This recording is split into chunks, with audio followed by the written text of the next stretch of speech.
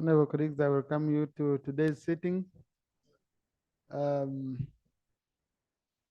Parliament of Uganda shall be hosting the President of the Union of European Football Association, UEFA, Mr. Alexander Seferin, is leading a team of 22 former international footballers for a 4 days visit to Uganda. During their stay, they will play a football match with the Parliament of Uganda team on Monday, 12th February 2024 at 2 p.m. at Kitende Stadium. All members, you are invited to attend. The delegation will also visit several sites in Uganda and look at our footballing facilities.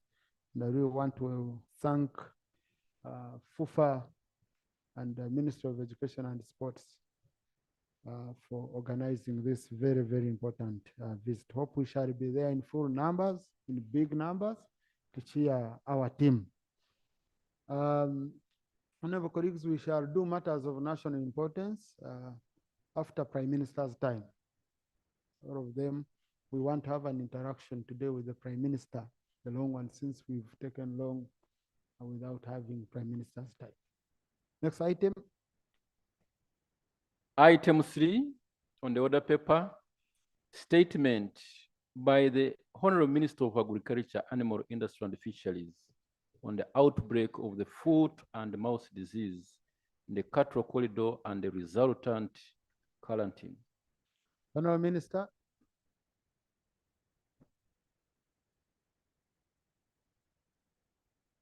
Procedure, Wakiso, the Honorable Lady from Wakiso. Thank you so much. Right, Honorable Speaker, last week when we raised matters concerning fisheries and the fishing community in Uganda, you gave an assignment that the minister should meet us, those of us who are coming from the fishing community, and we really deliberate and get back to the house. We're supposed to meet on Tuesday. Want it to be procedure right. Before we get this statement, we also get a reason why we are not met and called, and also get a commitment from the Minister of Fisheries as well, so that we are able to raise these matters away from Parliament, this plenary, because they are quite a mess. Thank you. Let me assign directly the Minister for Agriculture to spearhead this, okay? Honorable Minister for Agriculture, please meet the members of Parliament from the fishing communities. We have no one on the floor. Clarification is only applied when we have someone holding the floor. That's not provided for under our rules, Honorable. I'm sorry. Yeah. So, Honorable Minister, please, I don't know when you think you could meet them, but the matters seem to be very, very urgent. Thank you, Right Honorable. I always meet people and especially members of Parliament. Unfortunately, we never could get to connect. I did not know that we were supposed to be on Tuesday. On Tuesday, I was in Soroti, and I told Parliament here. So we can connect and meet, no problem. Yeah. I'll give you the date, and we can follow up after here. Procedure, Yeah. Thank you, Mr. Speaker. I never want to interfere in the minister's presentation. But, Mr. Speaker, I'm raising a procedural matter. This House has rules of procedure. And among them, there's a dress code. This House is changing slowly, but on a slow but sure dose on dress code. And when I come as a member of Parliament, and above all, Shadow Minister of Education, I dress smart, as you can see me here, Mr. Speaker. I would think, Mr. Speaker, something must happen, or whether to the procedure, okay, we amend the rules of Parliament and we remove those stringent demands of dress code on our rules. Otherwise, we are degenerating slowly by slowly. I don't want to mention anybody. Mr. Speaker, if we raise matters of, we raise points of order here, you might have about 10 members being sent out of the House. And indeed, it is within your powers to determine that. But the issue of dress code in this House is degenerating day by day. So wouldn't it be procedure, okay, Mr. Speaker, that you give a serious warning and ruling? Because my decency must be reflected on the other members on my side as well. Otherwise, I wouldn't like to mention because I'm a bit, I should end there. Mr. Thank Chief you. Whip, thank you, Mr. Speaker. Thank you. Honorable Sewungu, I register your concern seriously. What we will do next week, we shall meet the leader of opposition, the government chief whip, the whips, the chairman, committee on rules, the speaker, and I. We contemplate on this matter and we give proper guidance that is harmonized to members in as far as interpretation of the rules on dressing is concerned. Next week, we shall give that guidance. Honorable Minister. Right, Honorable Speaker, I beg your indulgence that he gives us a time, a date. Please, Honorable, the minister needs to go and look at his diary. I don't want to give a time which he will, this is a minister, okay? He needs to go and look at his diary. And I'm sure he will deliver on that. Yeah. Thank you, Right Honorable. I'll give you a call. Today I will take your number. Please prepare. Kindly prepare for me. I will give you a call. Thank you, Right Honorable Speaker and honorable colleagues. Right Honorable Speaker and colleagues, you will recall during the preliminary sitting of 1st February, I presented a comprehensive statement in response to issues raised by this House regarding FMD in Uganda.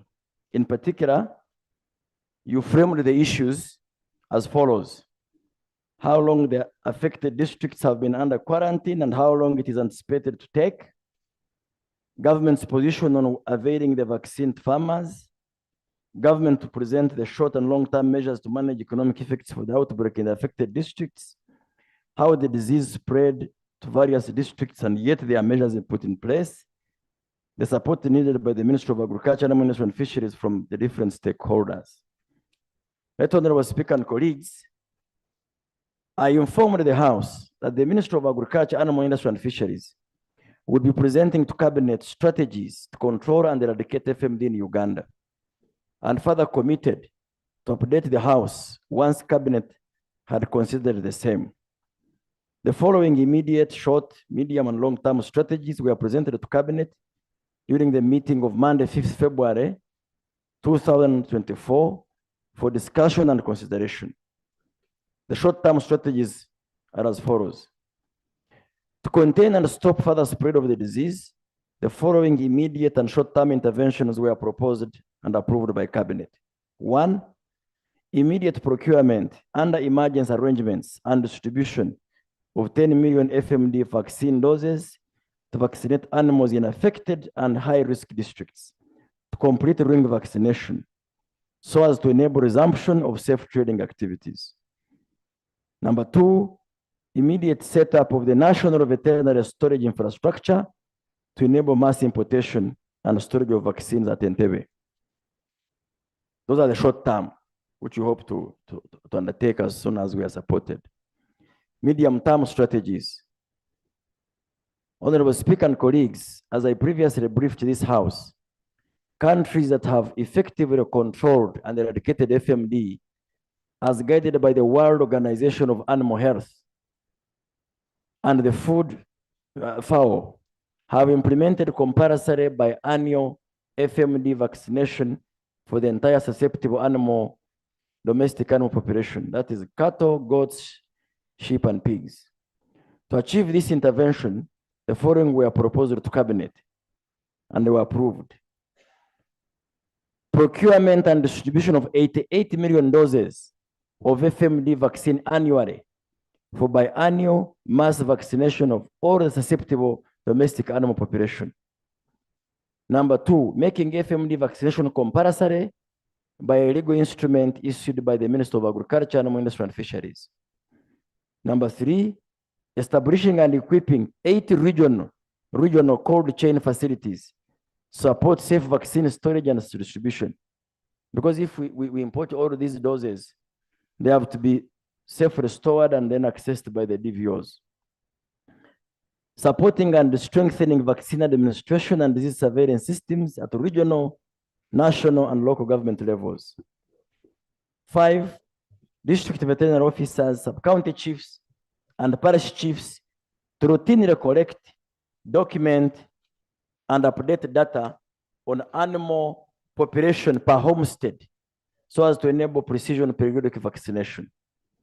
And the long-term strategy we presented is, under the long-term measures to control and eradicate FMD, MAIF proposal to Cabinet 2, number 1, develop and grow the culture of compulsory biannual FMD vaccination for all the susceptible domestic animals. Support narrow to fast-track FMD vaccine research and development. The narrow process is already ongoing.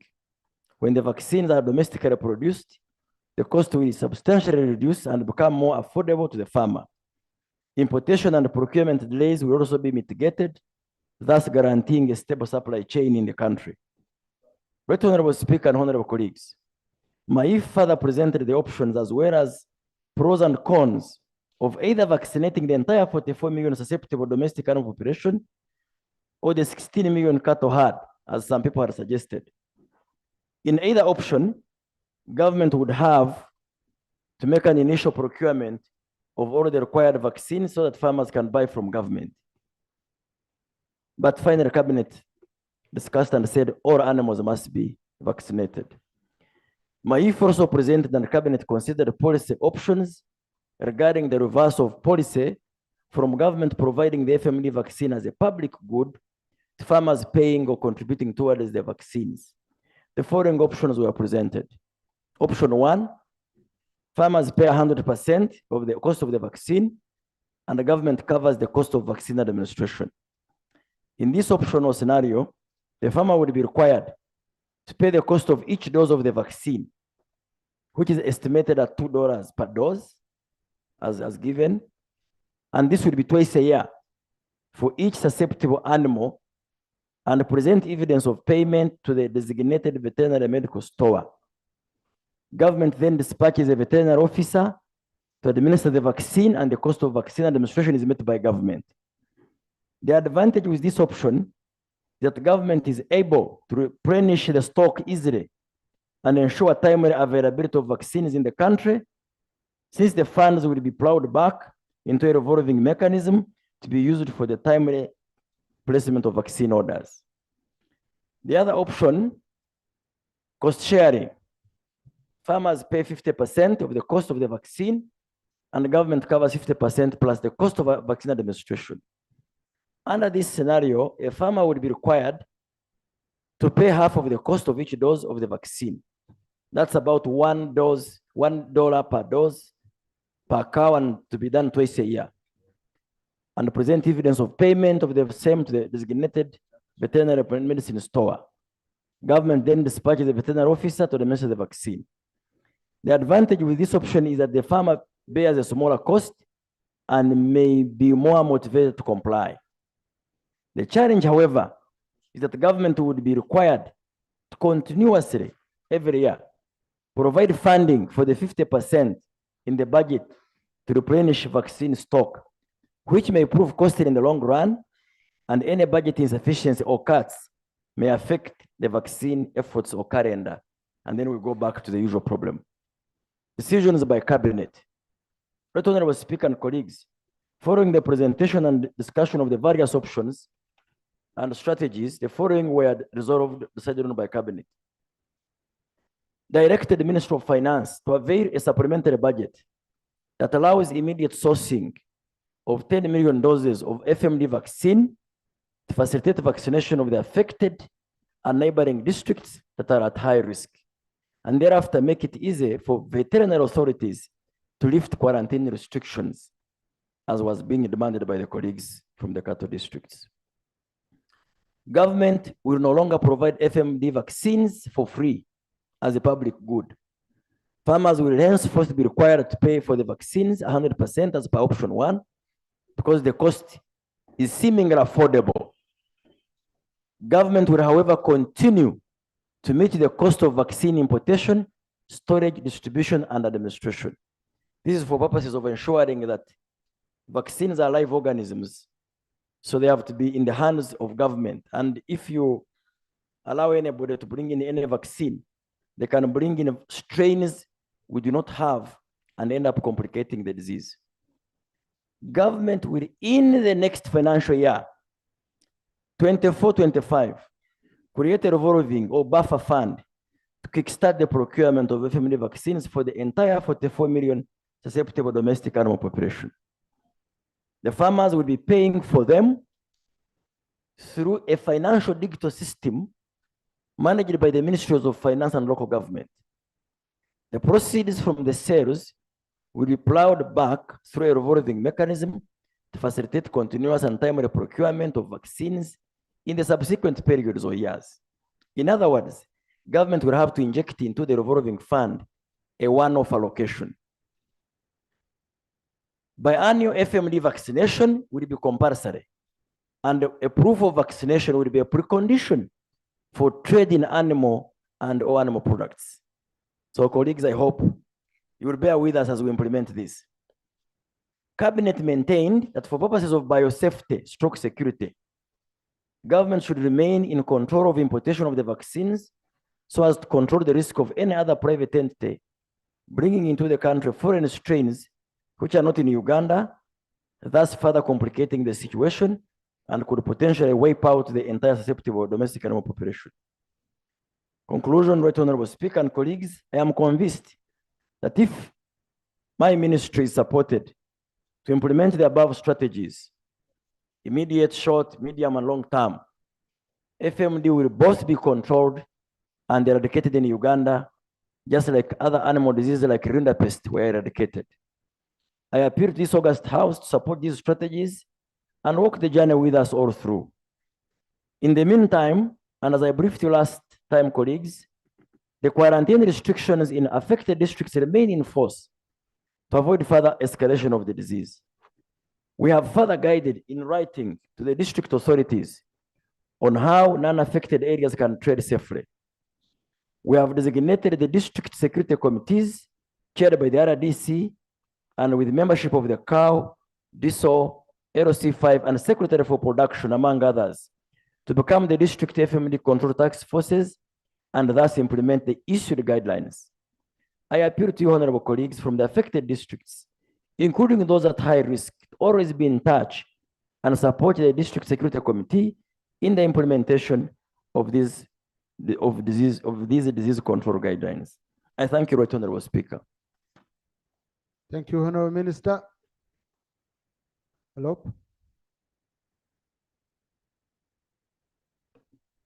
Thank you, Right Honorable Speaker, and I want to appreciate the Minister for his statement.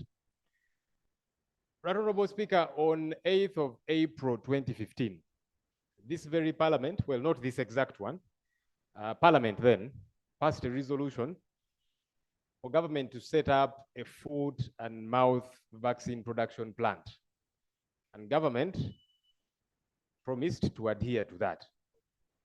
We are now being told by the minister as part of his long-term strategy that NARO should be supported for these vaccines to be produced locally. It is what makes sense. My challenge though is that we keep talking about it, we talk about it some more. There is no clarity on how this gets to be done. We have been promised these things before. We were promised a COVID vaccine and so on. We did not get to see the light of day. We shall never see, somebody say. We would like the minister to have a bit of specificity. When you promise us here that you are fast-tracking production, what exactly does that mean? Could you come to Parliament and say, here is a budget with specificities of what we need to do, so that if Parliament does not support you, tomorrow you blame Parliament that, look, I brought my budget, you did not support me. But there's nothing of the sort. So you're only promising, you know, we are working on making sure the vaccines are produced here, like was promised about 9 years ago. We want specificities, Honorable Minister. Honorable Minister, I wanted to respond to that for now, or that one, yeah, that one you can respond. Thank you, Right Honorable Speaker and Right Honorable Leader of Opposition. Congratulations on your new appointment. I had not seen you. NARO has started on the process of developing the FMD vaccine. And in my previous statement, I defined the stage, but they are not yet far. The support they got in the previous years, they were able to progress with the anti-tick vaccine. This House, through the Committee of Agriculture and Right Honorable Speaker, Deputy Speaker, you fully visited Naro. I am glad to inform you that so far Naro, out of 60 billion for the anti-tick vaccine, I think has received like 60%, and they are now completing the factory for mass rollout. It's really good news. On the anti-tick vaccine, the veterinary people like Honorable One can know that the burden of disease of tick-borne diseases is another huge monster for the farmers. So on FMD vaccine, to be very honest, the support has been minimal because of competing priorities from government. So cabinet agreed to support NARO. They require something close to 80 billion to be fully out. So I hope with your support and with the commitment of the Ministry of Finance, NARO will do us proud. Thank you. Thank you. Now, honorable colleagues, this has come at the right time when we are in the budgeting process. We've just passed the budget framework paper.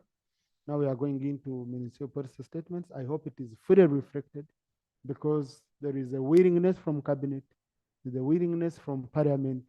So we should have a solution for this instead of all this money continuing to go out of the country. So I pick Honorable Komakech, Honorable Atsabe, Honorable Chotera. I'll go to Ik. I'll pick Gomba. I'll pick Ato Corridor here. And Azza. Honorable colleagues, I'm going to give you a chance. I keep picking, I want to pick from all. The disease is spread across the country, so that's how I'll be picking you. Right Honorable Speaker, thank you so much and thank you for the opportunity.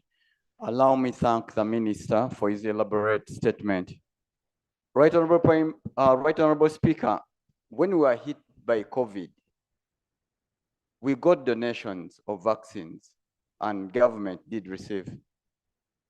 The president, the founder of one of this country, visited Algeria, and the minister did also visit Algeria. Algeria as a country gave donations of vaccine to Uganda. Honorable Minister, when we were on a field trip in Algeria, the ambassador ascertained to us that he had actually lobbied for vaccines worth 1 million euros to be given to Uganda. Why is it that your government, you the minister, you are so reluctant in getting this donation? Thank you so much. Thank you. No Watkins. Thank you very much, Mr. Speaker. And I want to thank the Minister for his submission. So far as I can recollect, before he joined the cabinet, the Minister was heading a research directorate in the State House, indicating that in this very house, the Minister should be among our colleagues here that are in a position to recognize the role of research in national development. And also we're glad to have our presiding officer, Right Honorable Speaker, as a member of top leader at Makerere University as far as administration is concerned. Mr. Speaker, sir, I have listened in from A to Z as it relates to the minister's submission.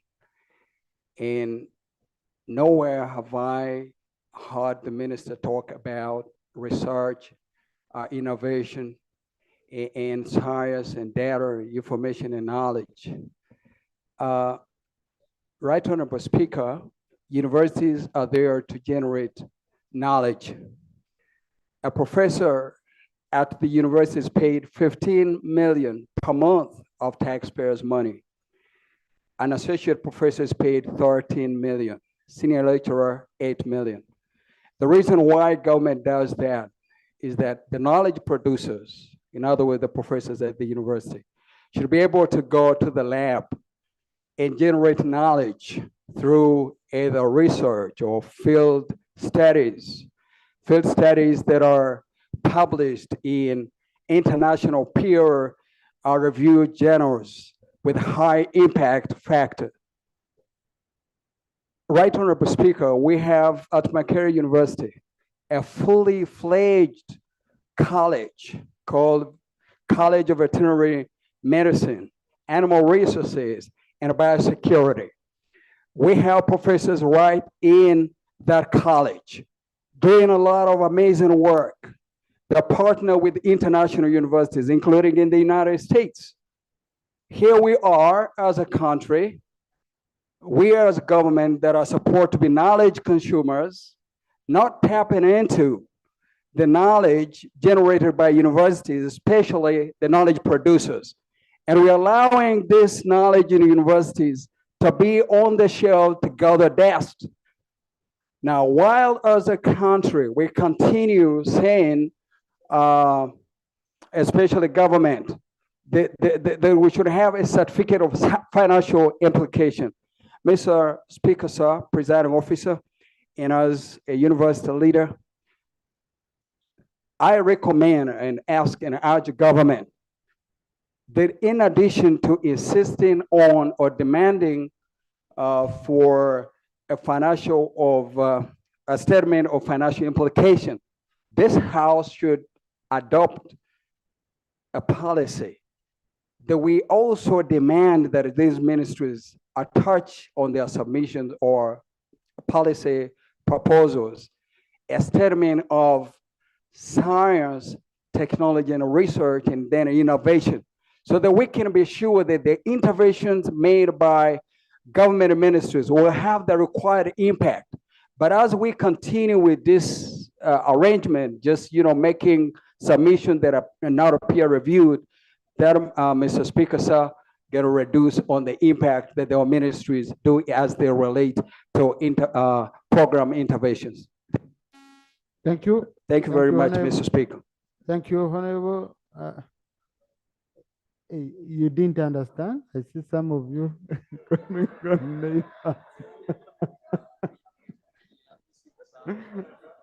Yeah. Honorable colleagues, it's a training for you.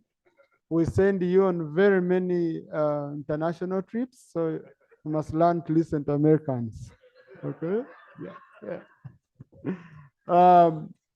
The public gallery, honorable colleagues, this afternoon we have students of the Guild of Soroti University from Soroti East, Soroti District, represented by Honorable Ariko Herbert Edmond and Honorable Anne Adeke Baju. They've come to observe proceedings of this House. Please join me in welcoming them. Thank you. Yes, Chotera, the Honorable lady from Chotera. Thank you, Right Honorable Speaker, and thank you, Honorable Minister, for your statement. First, tracking backwards, I request that before, Right Honorable Speaker, any quarantine is instituted, the ministry should first consult the local government officials, because in Chotera we faced a challenge where the people wanted to strike, requesting the local government to explain why the quarantine. The local government was not aware of any quarantine instituted, and that caused the crisis.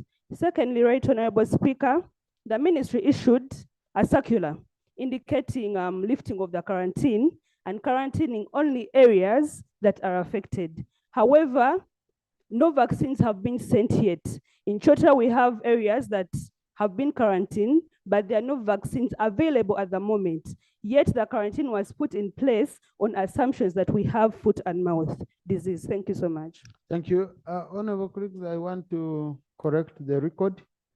I was reading what was sent to me here, but Soroti University is in Soroti City. And it is represented by the ever-present Honorable Joanna Alobo. Okay, yeah. And that's our pro-teach. When we have our athletics, she always delivers all kinds of medals. The honorable gentleman from IK.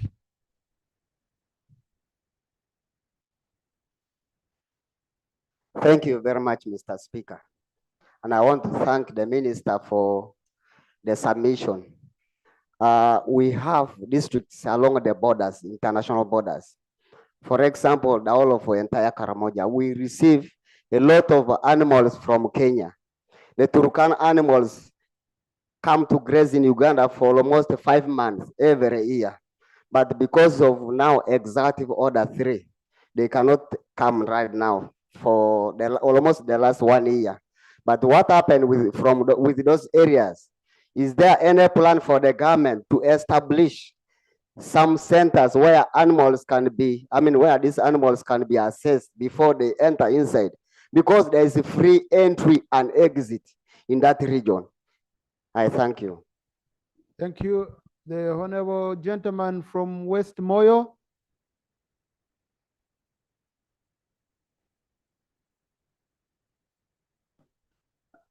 Thank you very much, Right Honorable Speaker and my dear colleagues.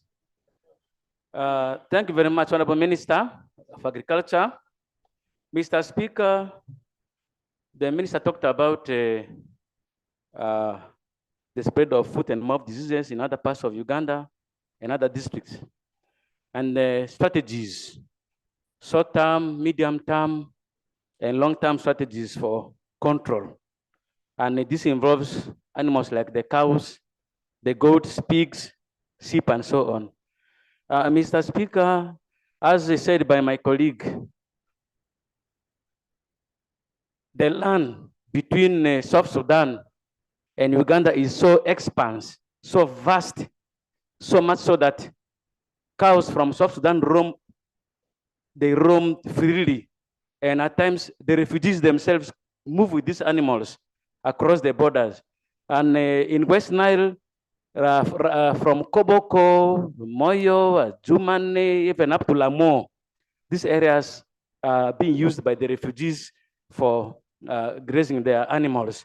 And my worry here is that, Mr. Speaker, sooner or later, there are going to be issues related to foot and mouth diseases in these areas if the government cannot come in to control the free movement of these animals in West Nile. Thank you very much. Thank you. The honorable lady representing women of Gomba.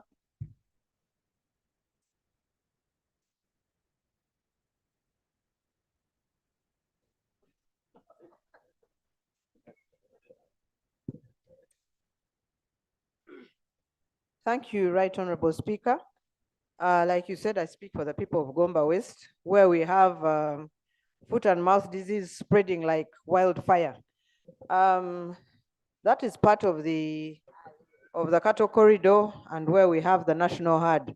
I was wondering, after the minister said that they're going to have storage facilities, are you going to look at the population of the cattle in the area to determine, because I think Gomba should be one of the districts that should have one, considering the number of cattle that we have. But secondly, I wanted to say that, honestly, we've really been putting in so much. Every time in the agriculture budget, provision comes for pesticides, things to do with fisheries, but animals are left out. So why do you want to sell us those vaccines in the short run? First, give them to us free. Then after that, we start. Yeah, you people can't believe it. I am entitled to speak for the people with cattle. And I myself am hurting. We can't sell cows, we can't sell milk. People are asking us for school fees. I thought some provision would be made in some of those schools at the beginning of this term, because honestly, people are seated at home. They are not going anywhere. And then they look up to us and they say, you MPs, you get cash.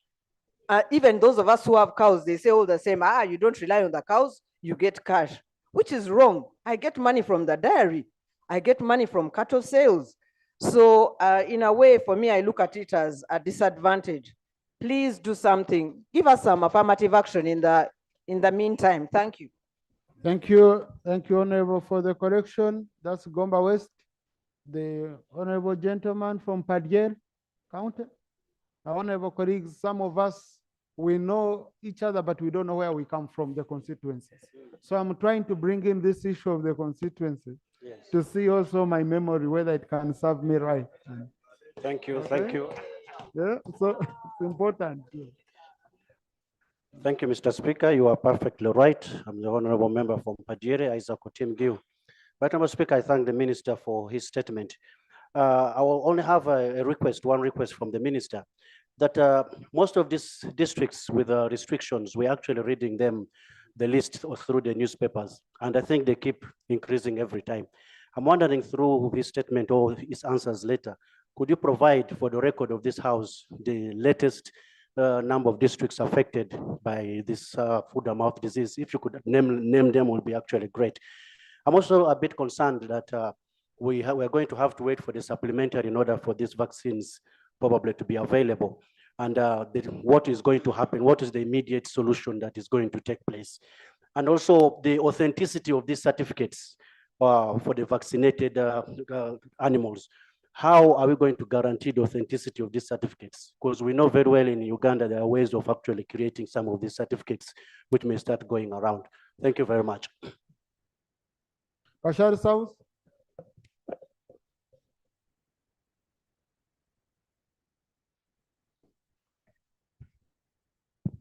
Thank you, Right Honorable Speaker and colleagues. Honorable Minister, I want to thank you for the statement. But Honorable Minister, as a person from the corridor Kato, I'm a bit disappointed. Kato corridor. Honorable Minister,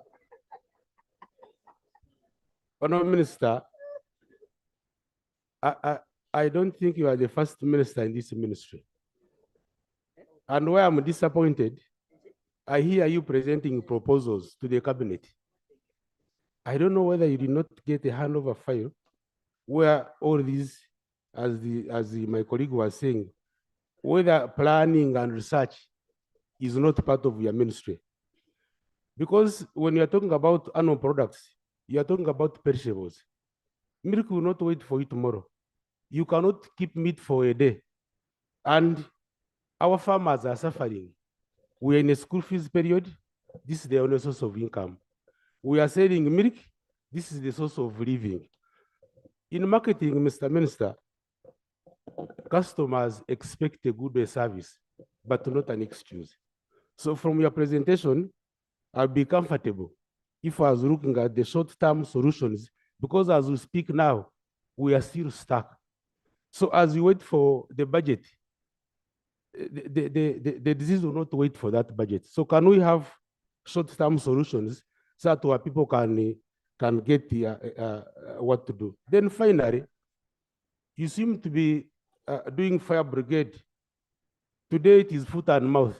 Tomorrow there could be another outbreak. And when there is an outbreak, these outbreaks kill animals in dozens and in seconds. They don't wait for a supplementary budget. So I think, Minister, you should give us short-term solutions because our people here are bad off. I want to thank you. You see, honorable colleagues, and I really feel for Honorable Gomba West, what she raised, and now what Honorable Tungo is raising, Kashai South. But I have met farmers, many, who have said, government, you have controlled the supply of these vaccines. You don't have capacity to supply them. Me, I have my money. My cows are dying. You cannot even allow me to buy these vaccines. What do you want me to do? Okay? So I think that's the biggest. I was in Kazo over the weekend, and I shared this with the people. Right? Whereas people might wait for, might say we give free, for free and all that. And really, I understand. It's a farmer, if we have been supporting other crops and all that, we could do that. But this business of us not having an option of people buying their own vaccines, and yet we can't allow them to, and their cows are dying. You would rather give them an option of saying the vaccines are available, but pay, okay?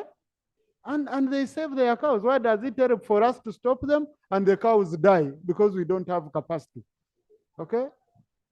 Bukanga. Thank you, Right Honorable Speaker.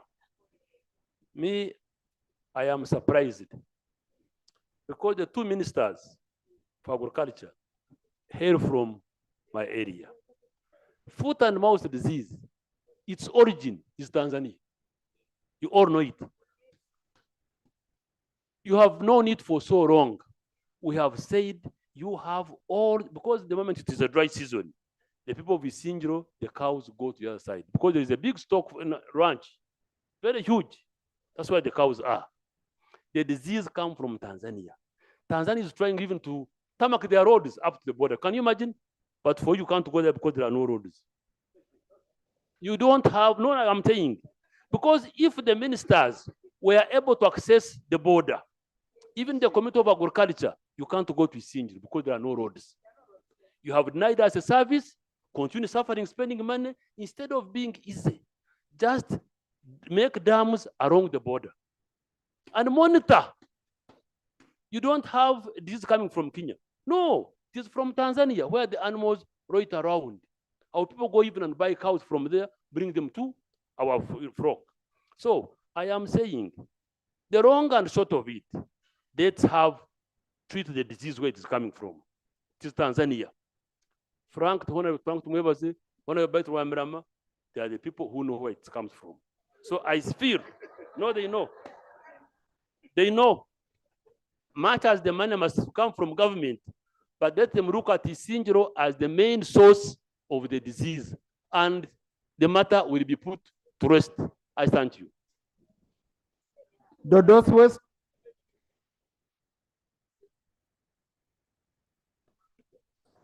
Followed by Ajumani. Thank you, Honorable Speaker. This is Napore West. I am Lokwang Phillips Ilukon. Thank you for the report of the minister. As a person with the cows, you have talked, uncoordinated information. You talked about 100% cost by the farmers, and you said 50 and 50 plus the administration. Can we get it clear? Then another bit is the administration of these vaccines. Is the ministry prepared with the people who must have certificates to come and administer these drugs to our animals? Because there isn't goats in Karamoja which have infiltrated disease in Karamoja. It was administered by people who claim to have been veterinary persons. And in Karamoja itself, there are very few people. What is going to be the case if it is not going to add more problems to Karamoja? Thank you. Thank you, Honorable Babiku.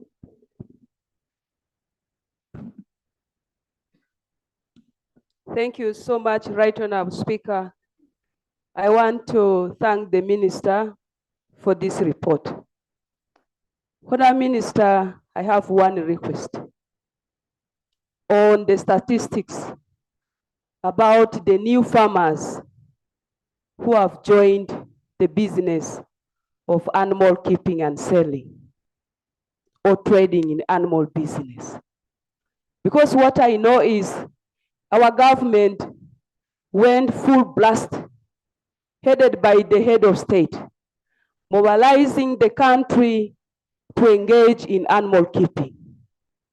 Therefore, as you concentrate, talking more on the traditional animal keepers, the new ones are seemingly left out. For example, West Nile, I myself is now in animal business. So you need to go and do your survey to establish the new statistics about the farmers who have entered this market. Less than that, some of us are going to get marginalized. Two, we are in a difficult situation. And we know how much these animals cost when we procure them or we buy them. Right Honorable Speaker and Honorable Minister, we need immediate solution. As we are seated here, the animals are dying. They are dying and we are losing. How are we going to contribute to this economy? You have talked about the short term, but also the process of getting the money through supplementary budget is a tedious process.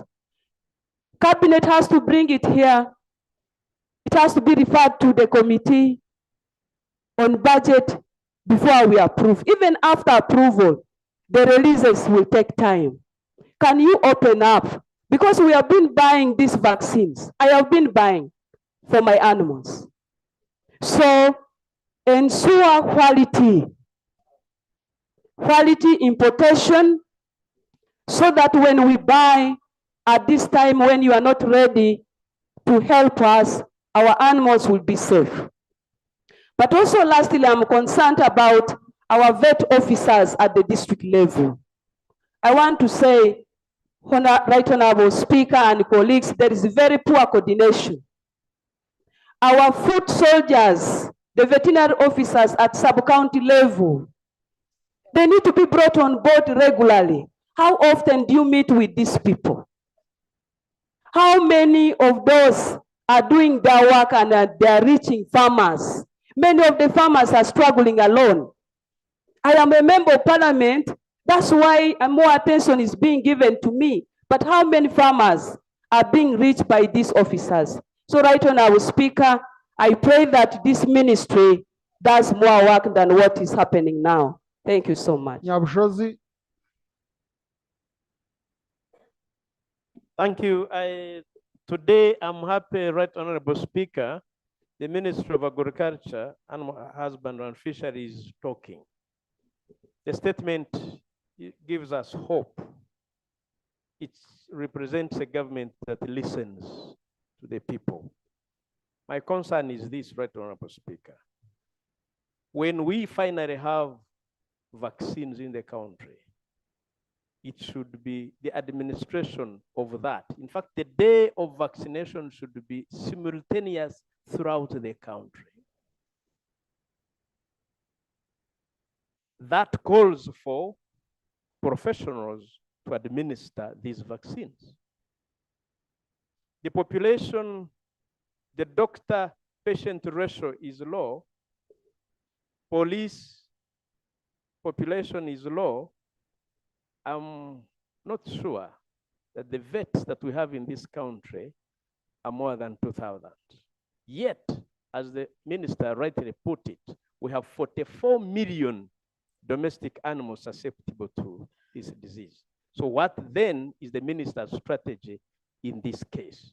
I propose, Right Honorable Speaker, that the Ministry of Agriculture quickly, through farmer cooperatives, carries out training to people to carry out vaccination, to administer these vaccines. I propose and I submit to the Honorable Speaker. Thank you, Honorable Minister.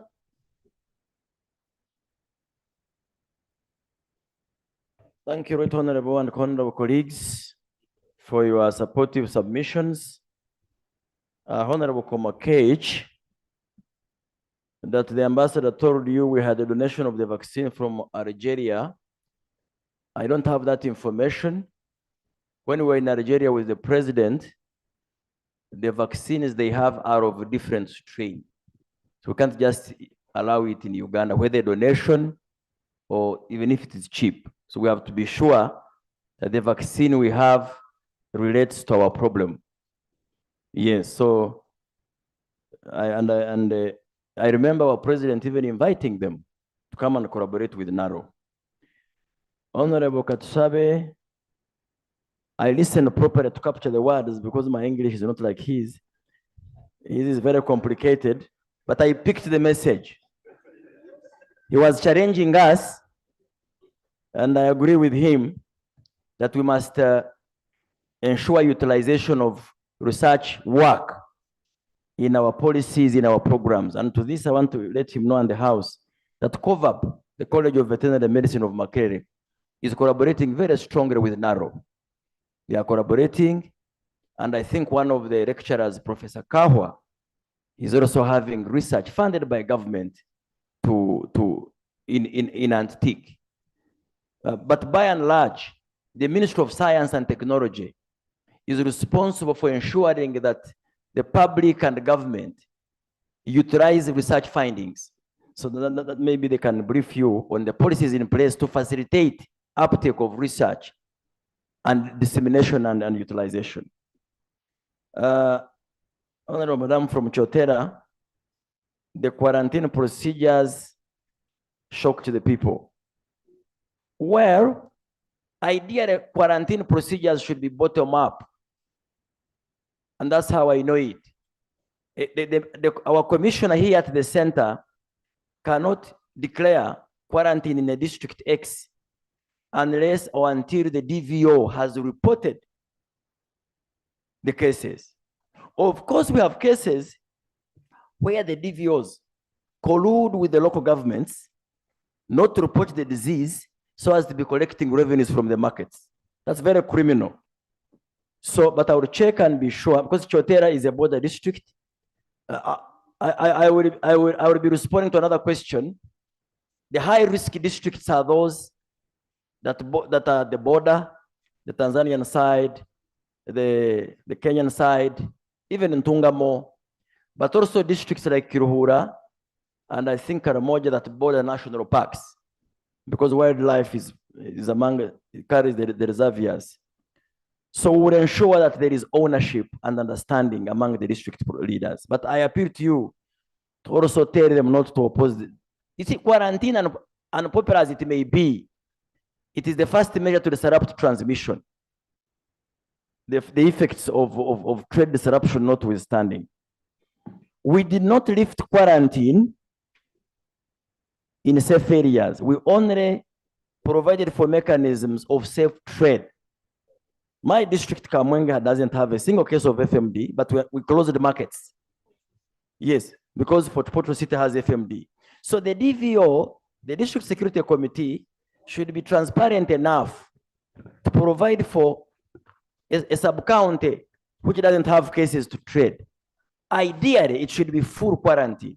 But because of listening to your advice and appeals from the people we represent, we put that mechanism. But there is a risk of abuse. So if we detect abuse, we close again. It is unfortunate as that. My friend Iki Lote, Honorable Lote, Lokwang, my apologies. Yes, your districts, the high districts will be given priority. You will get more doses when the high districts are, those are the borders and those bordering wildlife reserves. So you will get more doses. And Honorable Speaker, you approved a loan here called Climate Smart. Part of the infrastructure it will help us to build are what we call permanent border quarantine stations. You bring a cow from Tanzania, the security forces get you, it will be quarantined there to check if it is disease-free. If it is diseased, you take it back or we kill it there. If it is free, there will be diagnostic centers. And I think the side of Isingiro, Chotera, Rakai, and those bordering South Sudan, Ntungamo, Kasese, you will have quarantine stations permanently there. Honorable Azza, control of animals. I agree with you. The Animal Disease Act, which I think is being considered in the House, has stringent measures for illegal animal movement, and it will be enforced. Honorable Robina, just to give you comfort, Honorable Robina from Gomba West, the 10 million doses we shall get now, it will still be under the same policy arrangement of free distribution for now. The payment will come with a compulsory one, perhaps from July. We are aware of this. Honorable from Padir, I reported by last time 36 districts. I need to check with our dashboard if there are any more that have added on. But actually, this quarantine, this unpopular quarantine, is the solution to avoid further spread. I can tell you, if you are disciplined, one Colorado can be sick, and if you have biosafety and you control, you will not be sick. So I will check, but my prayer is that we don't get more. Honorable Tungo, where trade and disease control sometimes conflict, but it's as inevitable as that. You see, however much I plan, I cannot know that, however much I plan, if I don't have enough money, this compulsory biannual, I'm sure even Honorable Sempija, when he was minister, must have briefed this house that we needed to do it. So we never got the budgets. You know how there's so much scramble for money in the budget. So, but that's why we are now saying, let's enable the farmers to pay for the cost, which is at $5. Honorable Byanyima, yes, Isingiro, the border district, there is a problem there. You have a market there called Kamwema. Honorable colleagues, when we finish the issue of mass vaccination, we shall have to discuss cattle markets. Because cattle markets, you take a cow there, you don't sell it, which they say in our local dialect, so Kudiba. Kudiba means it has failed to be bought. Then you return it home. It's one of the leading causes of the spread of animal diseases. So can there be something to replace cattle markets? I know it is something unpopular with the local governments, but let's openly debate it. Let's openly debate it. So we will prioritize border districts with quarantine infrastructure to detect, to test the cows coming across and to detect illegal movement. And there are no roads to the border of Tanzania, I'm not sure. But I hope Honorable Byanyima knows how he will sort that with the Ministry of Works. Honorable Irikor, I confused you. I told you 100% cost and 50%. No, Honorable. I was explaining the two options I presented to the House. I presented to Cabinet. So we were proposing cost sharing, but Cabinet said no, let it be 100%.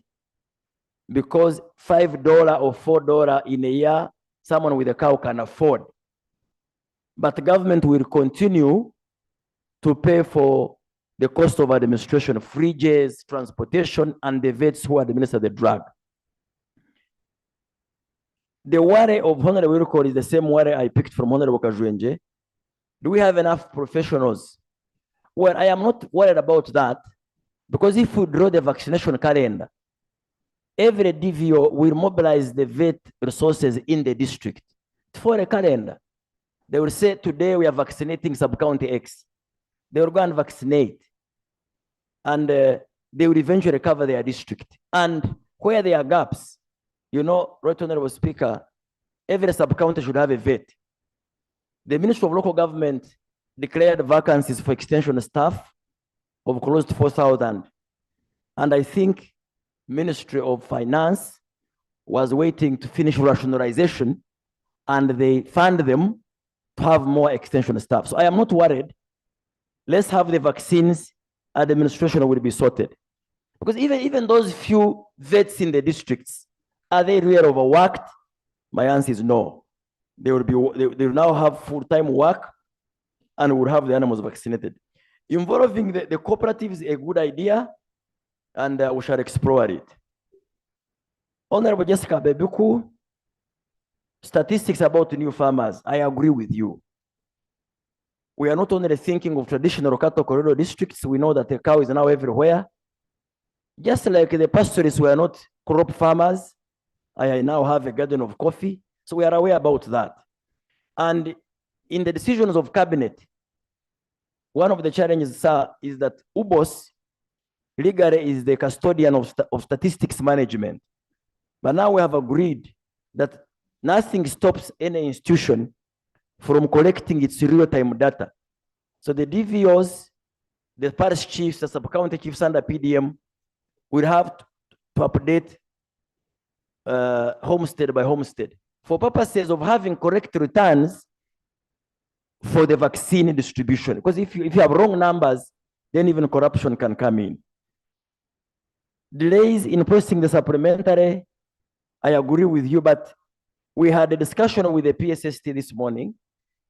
We are trying to agree on a methodology that will make this faster. First of all, HE, the president, has discussed with his counterpart of Botswana. They had the discussion during the NAM. And this morning, our ambassador from South Africa visited the president again. Their vaccine institute is coming here. We intend to have a G2G arrangement. That one will cut off the prolonged procurement delays. Also, since there is support from cabinet and this house, the PSST will give a letter of comfort to the PS of Agriculture to start procurement even before the funds are disbursed. I hope we shall try to be faster with your support. Thank you, Honorable Minister. Finally, I think I'm done. Thank you, sir. Thank you. Thank you, Honorable Minister. Please keep us updated. Next. Motion? Item. Thank you, Mr. Speaker. Mr. Speaker, I've listened carefully to the minister. He has made so many policy pronouncements that seems to be pointing in the new direction. I wanted to move a motion that his statement plus the pronouncement be referred to the committee so that it gives members. He has asked for the support of the House, but we cannot support him without interrogating the options he has given to us. Whereas us from Lango, Acholi and Teso, we are not so much into cattle ever since our cattle was. But we are preparing. We are preparing to resume and also participate in the cattle business. So I propose that the statement of the minister and the minister is referred to the Committee of Agriculture so that it is properly interrogated and the report can come back and we can support the shift which he has pronounced here, Mr. Speaker, sir.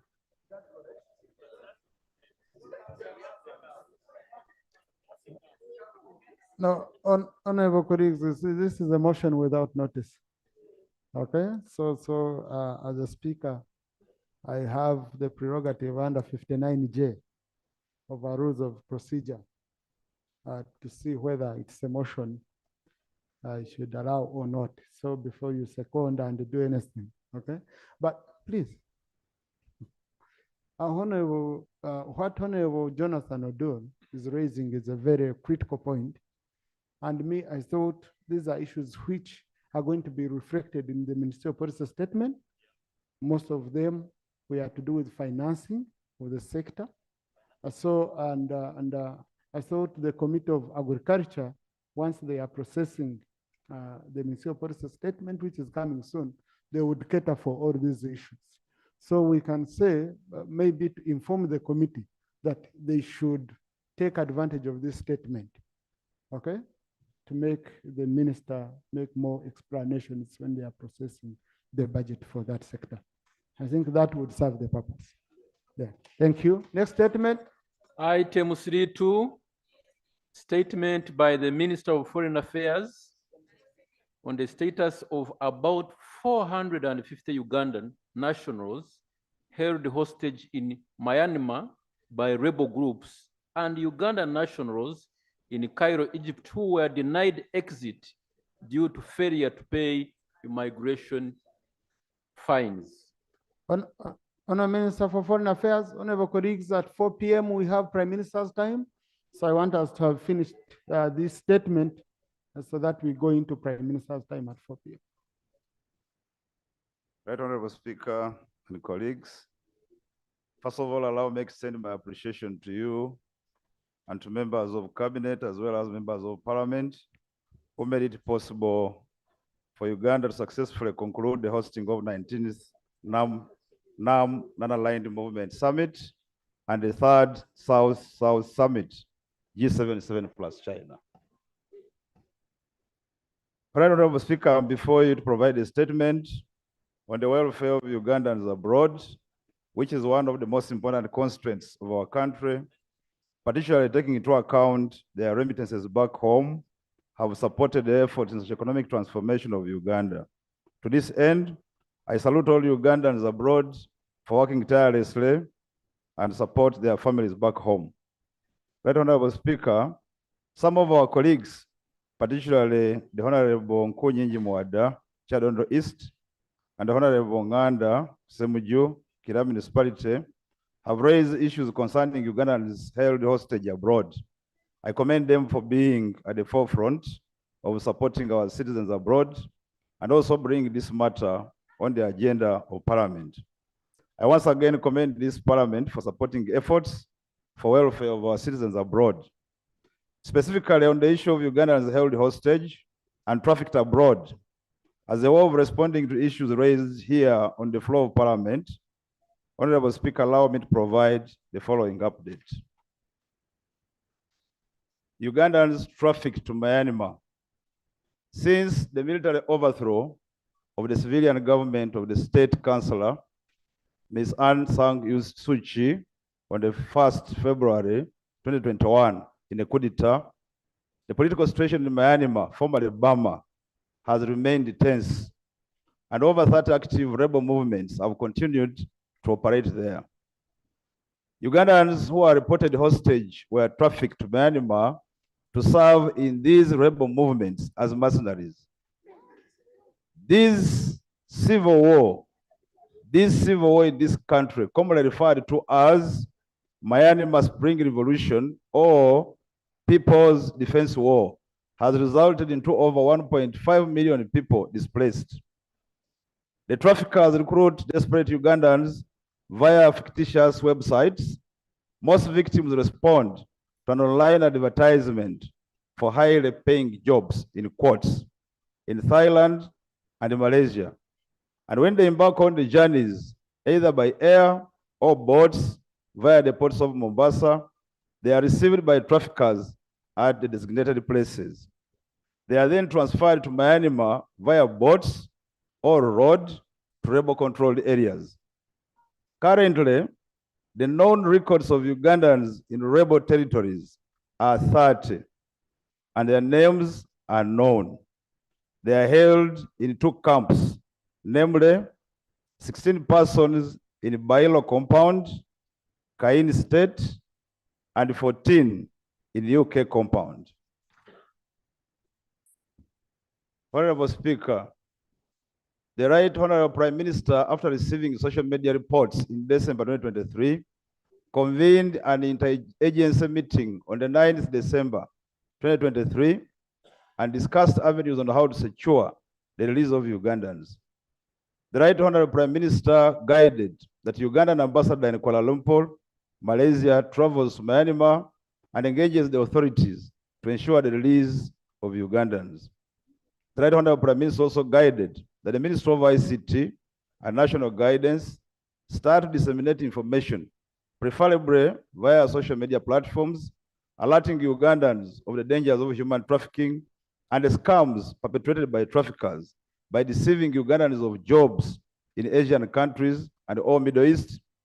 She also directed that the police undertakes investigations to identify traffickers and prosecute them accordingly.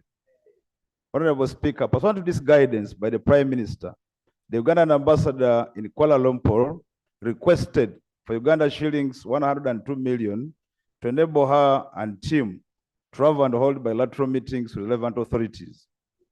The constraints of resources notwithstanding, myself and colleague ministers held multiple bilateral meetings on the sidelines of NAM Summit in Kampala. More specifically on the issue of Myanmar, I held bilateral meetings on 16th January 2024 with His Excellency Yu Than Su, Deputy Prime Minister and Minister and Union Minister of Foreign Affairs of Myanmar, and this matter was extensively discussed. It was agreed that Uganda and Myanmar establishes bilateral relations and create cooperation frameworks in immigration and anti-trafficking and anti-human trafficking, among others. The Myanmar Foreign Minister also undertook to waive any fine and criminal cases that would have been preferred against those Ugandans. Number 2, Ugandans in Egypt.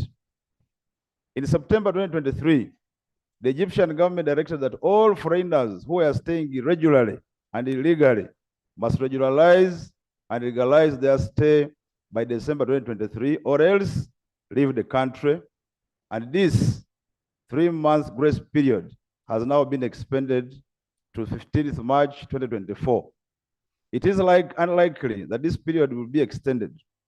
In order to regularize stay, each illegal or irregular migrant would be required to, 1, secure an Egyptian host, and 2, pay $1,000 as administrative fee. This administrative fee would cover for all fines for overstay and costs for processing a resident permit. Therefore, the reports purporting a fee of $500,000 are not accurate. The exact number of Ugandans staying in Egypt is unknown, mainly because Ugandans don't register their presence with the mission.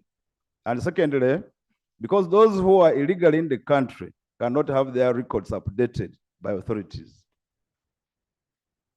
Some of the immigrant groups have already submitted approximately 60 Ugandans in need of evacuation and stating that they are unable to meet the conditions set forth by the Egyptian government. It should be recognized that every country takes measures to control illegal immigrants. Uganda too certainly has policies in place to regulate entry and stay of aliens. Ugandans who are in this dilemma should therefore endeavor to comply with the policies of the Egyptian government. As the deadline nears, it's unlikely that Ugandans without formal employment will be able to meet the two conditions as stated above. At the moment, there is no fund to support Ugandans abroad in distress conditions, and therefore, the responsibility to bring them back home rests with them or their families. It should also be made clear that Ugandans who are unable to regularize their stay will end up being charged for illegal stay, jailed for a period of time, and or being made to pay huge fines, which ranges between $16,000, approximately 16 million Uganda shillings, and $33,000, approximately Uganda shillings 126 million. In this case, my minister advises all Ugandans in Egypt to regularize their stay by 15th March 2024, or if they are unable, they should leave the country. Those willing to leave should register at the embassy in Cairo. Contacts will be uploaded on the ministry's website so that the embassy engages the authority with the view of processing their exit. Number 3, Ugandans in India. Current reports from the Ugandan High Commission in New Delhi indicate that they have up to 200 stranded Ugandan ladies, mostly victims of human trafficking, who want to return home but are unable due to lack of funds to purchase air tickets. The mission does not have adequate space to accommodate them. They were trafficked under the guise of jobs which are not there. Right Honorable Speaker, evacuating Ugandans by government either in Myanmar, Egypt, India, and any other location, wherever they are, will require funding. My ministry will be engaging with the Right Honorable Prime Minister on how to find resources to execute those noble endeavors. The funding of the consular function, which is so critical in protecting Ugandans abroad, needs to be looked into and supported. It is in this regard that we find the proposal by Honorable Uganda for establishing a migrant or consular protection fund appropriate. And this will enhance my ministry's capability and Ugandan missions abroad capacities in delivering timely consular protection. Lastly, Right Honorable Speaker, I wish to emphasize that our diplomatic missions are unable to provide financial support to Ugandans abroad who find themselves in serious difficulties, but they exert all efforts to locate and provide consular assistance. It is therefore imperative that in the next financial year budget, 2024-25, Parliament will appropriate adequate funds for supporting consular protection for her citizens abroad. I thank you, Honorable Speaker. Thank you, Honorable Nkunyinji.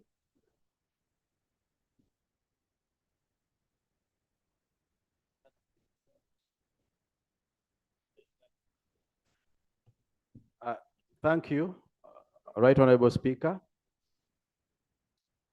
I want on the onset, Right Honorable Speaker and members,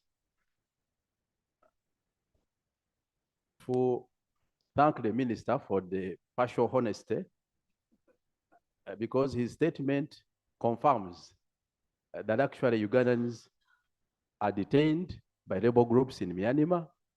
Secondly, that there are several Ugandans detained across the diaspora, mostly in the Middle East.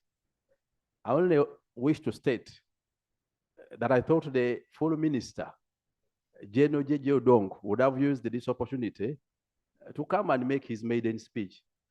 He may even be reshuffled before making a maiden speech on such a critical matter. He has not appeared for the last 2 years. Now on the statement, Right Honorable Speaker. Is there a reshuffle, Honorable? Are you planning a reshuffle? Right Honorable Speaker, good governance requires change of guards. Just proceed, Honorable. Right Honorable Speaker, responding to the report, one, on matters of NAM and G77 plus China, as mentioned by the minister in his preamble, I presuppose that may require a comprehensive statement to this House, not hiding it under the cover of this response. Thirdly, Right Honorable Speaker and colleagues, the statement purports to leave the role of giving travel advice to the Minister of ICT. Our embassies and the Ministry of Foreign Affairs cannot abandon this noble duty. Whereas there might be insecurity in different parts of the world, but the Ministry of Foreign Affairs and our embassies ought to give regular and timely travel advice to Ugandans. Equally, on the number of Ugandans detained by rebel groups in Myanmar, the minister has mentioned a figure of 30 without a methodology, but he was quick to add that actually there are several rebel groups. I want to state that several Ugandans are in different compounds, not only Bairo and UK compound. These rebels operate compounds as camps, and many Ugandans are distributed in various camps within Myanmar. We still sustain and retain that the number of Ugandans from our counting is 450, and they are likely to be more. We have the names, though we have not seen the annexed years, the minister alluded to of the names, but we equally have a number of those names. Also, in terms of the appropriate response and position, whereas the minister is alluding to a meeting by the Prime Minister. However, Right Honorable Speaker and members, the matter at hand is urgent.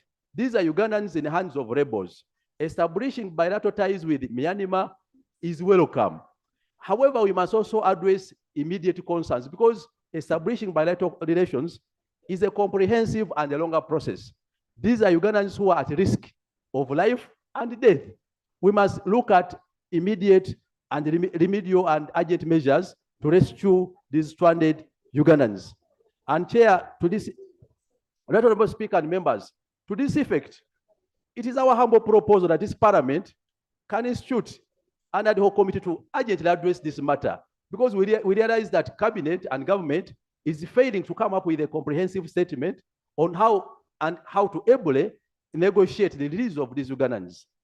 And the negotiating the release of these Ugandans may not only be with the government in Myanmar. These are Ugandans in the hands of rebel groups. We must also see some measures of reaching out to now these rebel groups, because they are hosting Ugandans, and it's a question of life and death. Lastly, second last, Right Honorable Speaker. Colleagues, let's listen to a honorable colleague. If you want to speak, you ask for permission. I'll give you a chance to go on the microphone and you go on record. Honorable. Thank you, Honorable Speaker. And actually, their minister spoke. Now I'm a shadow minister. This is our position as opposition, which I beg that you listen. It is for the interest of our country and Ugandans. On the number of Ugandans detained in India, the 200 who are stranded, we find the statement of the minister very shallow and very dishonest. You cannot say that Ugandans in India and those in Egypt are on their own and they should find the means of returning on their own. These are Ugandans under distress. Uganda has a national carrier, a Uganda airline. when it comes to repatriating Ugandan nationals who are stranded and distressed abroad, let's discuss it with the boldness and with honesty, not just focusing on just offering answers. These are Ugandans who are detained. We have a national carrier which does not even make profits. But at least we can utilize it to repatriate and support our stranded nationals. Lastly, Right Honorable Speaker and members, on Ugandans who are stranded and detained in Egypt, the minister was open that he cannot recollect the number. But I want to state so many Ugandans are in detentions in Egypt and in other parts of the Middle East. But nevertheless, when it comes to the policy measures, we talked about a fee of 500 that has been made compulsory for them to pay.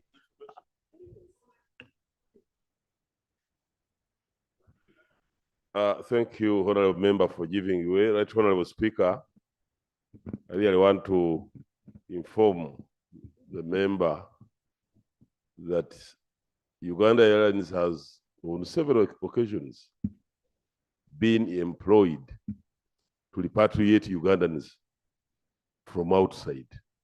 So it's not something that cannot be done, that has never been done, that cannot be done. Thank you. Thank you. Right Honorable Speaker and members, we have also had scenarios where it has supported even a single individual. So, and we're now talking about hundreds of Ugandans. Right Honorable Speaker and members, on Egypt alone, the minister mentioned fines which Ugandans are destined to pay of what, $16,000, that is 60 million, or $33,000, that is 126 million. These Ugandans are largely domestic workers. They can't pay this money. We are questioning ourselves for all this long. Where was the Minister of Foreign Affairs to either give advice to Ugandans or engage countries of the world, including Egypt, on better bilateral treatment and bilateral relations, especially labor-related treatment? We want to put it on record that Ugandans are more likely and will more likely fail to comply with the 15th March 2024 deadline. And in such a scenario, they may be required now to pay 126 million each. This is impossible and outrageous. The Minister of Foreign Affairs cannot say and cannot come and brief Parliament in an opening statement that they are on their own and their families. That is outrageous. We must have a honest position on how best the Ministry of Foreign Affairs and government is going to address this matter. Thank you, Honorable. Honorable, just wait a bit. You know, this is a very sensitive docket. This is a docket in most parliaments and in most countries, whereby there is constant communication between the shadow minister and the cabinet minister. Because most of these issues, when you open them up here in parliament, you might end up causing diplomatic issues between nations and all that. So to begin with, I want to encourage Honorable Murumba, always reach out to your colleague. Honorable Nkunyinji, always reach out to your colleague. Then we come on the floor on issues which we feel should come here, okay? Or one has refused to listen to another. Being a shadow minister is a very, very important post. And I hope we respect each other across, across the right. Number two, I think it should be a policy of, it is a policy of any government and even any parliament to encourage its citizens in foreign countries to respect the laws of those foreign countries, to respect the laws of hosting countries. If we risk here on the floor of parliament to insinuate and give sort of a picture that government of Egypt has said regularize, and for us we are saying, no, even if you don't regularize, we shall come in to help. People must know they have obligations where they are. Then once we find a situation, we can come in.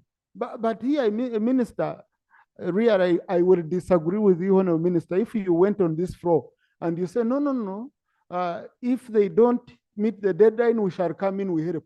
These are people who we shall be encouraging them indirectly. Let the time elapse, and then the minister will see how best they can handle. Otherwise, we might indirectly encourage people to remain. I was in Bahrain, and Ugandans knew I was in Bahrain. I didn't know there were even Ugandans. I voluntarily bought tickets for 28 of them as a person. Okay? As a person. Some of them, when I said I'm issuing tickets, pulled out. They said, we want money. But I think we met them with some MPs. Honorable colleagues, I have some of you who joined me. Honorable Mero, you're the one who called me from my hotel to come and meet Ugandans, and they told me they were stuck. I volunteered. Some of them, when I said I must give actual tickets, they said, we want money. So even these people are sharp. Even these people are sharp. We have to be. I'm trying, honorable colleagues, to be cautious with this. Finally, the issue of the annex which we are sharing here, I'm really cautious on this record here, Honorable Minister, listing the name of a person here publicly that he's a rebel held in Myanmar openly. I think that list shouldn't be it. You refer to the annex, you didn't put it, but you shouldn't. You can even share, you can always have a way of having that list. We confidentially handle it, you look at it, you compare, then you also share the one you have, but without putting people's names here. We might put them in trouble. Honorable Lop.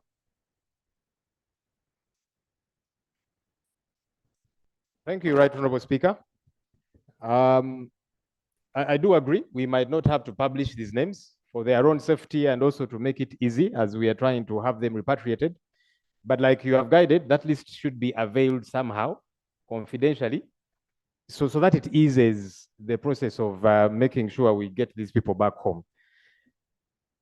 The Speaker can guide on who should be availed that list, but at least the list should be availed, because now as Parliament, we are getting involved, yeah?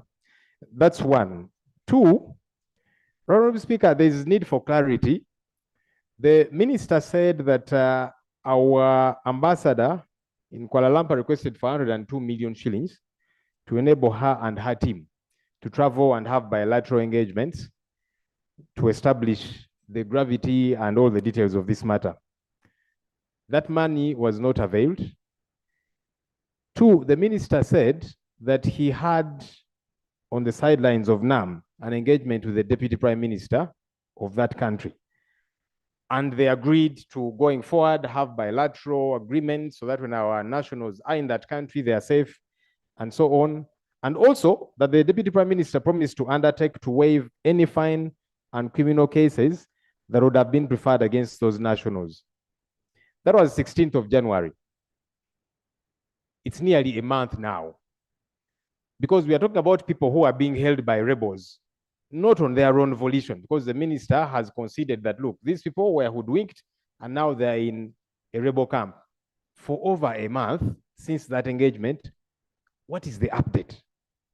I think the minister needs to clarify that. And finally, the Ugandans who are in Egypt. The minister in his statement firstly said at the moment there is no fund to support Ugandans abroad in distress conditions. 2 paragraphs down, he's saying those willing to leave should register at the Ugandan embassy in Cairo so that the embassy engages the authorities with a view of processing their exit. This is neither here nor there. Could you clarify exactly? Because these ones are in distress. They don't have money to get them back. They don't have money to legalize their stay because the money needed for that is a lot more. And should they stay beyond the period agreed, they're going to pay a lot more money. So they want to return. You're saying you don't have money, but you're saying come, we'll process. What does that mean? They need to know how to follow up. Thank you. Honourable Minister, next time you're bringing a statement, a requisition of a ticket and allowances the amounts to be in a statement of plenary. That is, these are details we don't handle here. Ambassador requested for 5,000 for a ticket. These are not the details we handle in plenary. Prime Minister?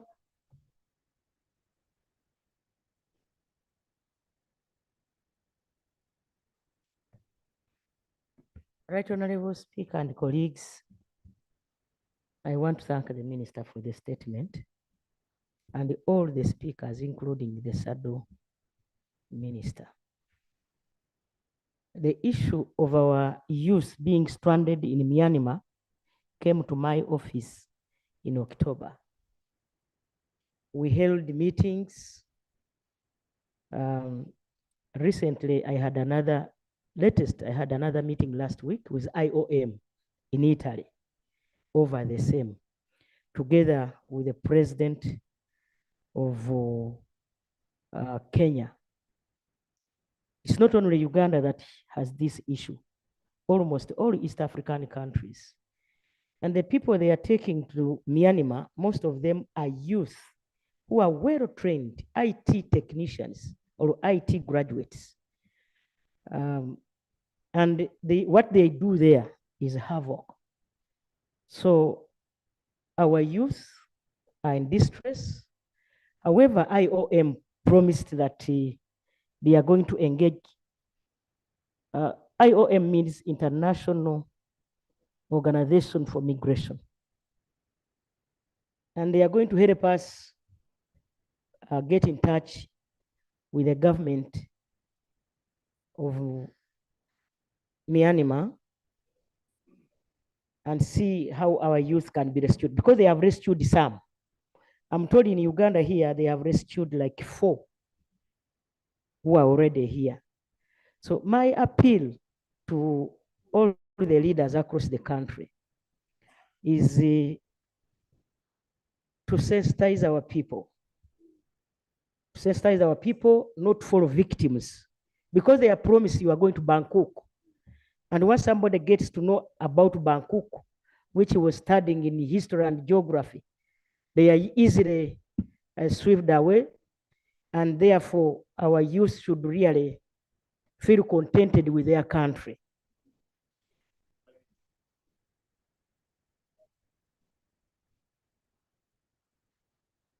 Thank you, Right Honorable Prime Minister, for allowing that I seek this clarification. You know, we should not be in abeyance. The minister's statement, which is on the record, is saying, number one, our ambassador has to go. She has not been facilitated to go. The minister says he met the deputy minister, prime minister of the country, and they agreed on how to process this matter. Prime Minister, you're saying you are going to engage IOM. No, I already engaged. But your statement was that you're going to engage. Okay, so it's important that we have harmony, and that's the clarification I'm seeking. What should we bank on? Are we banking on IOM? Are we banking on the Deputy Prime Minister? But also specificity in terms of time. Because these are people who are held in a rebel camp. Even one day could be very dangerous. So we want very timely update on what's happening. Right Honorable Speaker, I cannot commit in terms of time because IOM is an independent international organization. Secondly, honorable colleagues, I organized a meeting here in the country with the ambassador our ambassador in Kuala Lumpur. All these suggestions the minister is bringing came up under my chair. Honorable Speaker, I want all of us to note that our children are before rebel groups. They are in captive.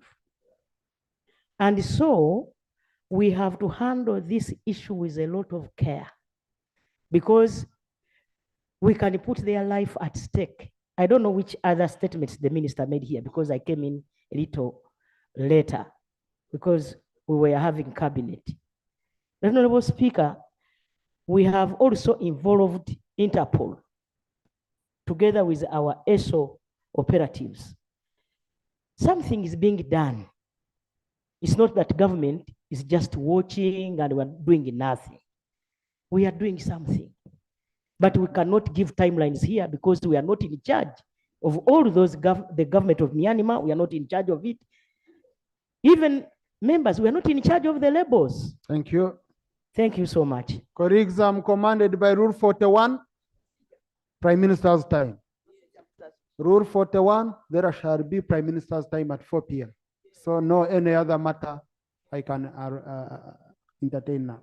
Item 6 on the order paper, statement by the Right Honorable Prime Minister on government business for the succeeding week. Thank you. Honorable colleagues, after the command of Rule 41, I will allow procedure and all that. But Rule 41 is commanding clearly. Honorable Speaker and colleagues, I move under Rule 28 of our rules of procedure that requires me as lead of government business to make a statement in this house regarding the business of the succeeding week. Honorable Speaker, I therefore submit the following businesses for the coming week, that is 13th to 15th February this year.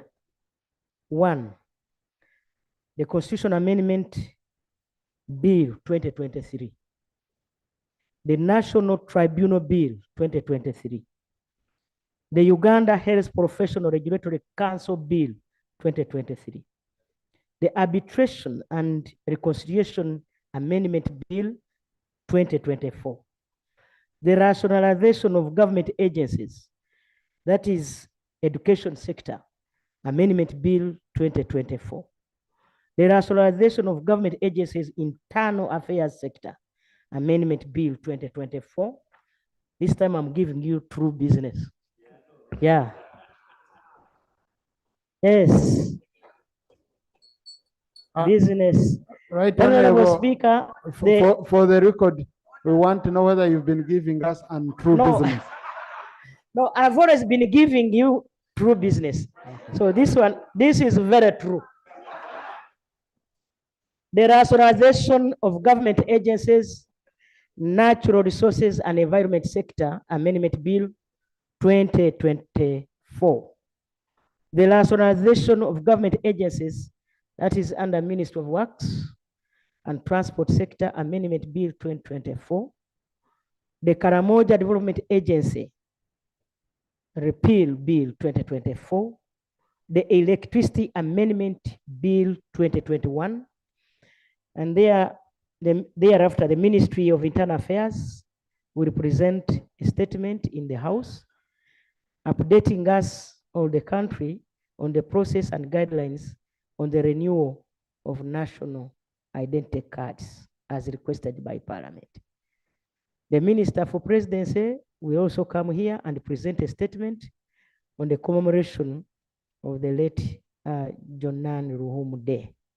I beg to submit that, Honorable Speaker. Thank you. Next. Item 7, Prime Minister's time. Right, Honorable Prime Minister.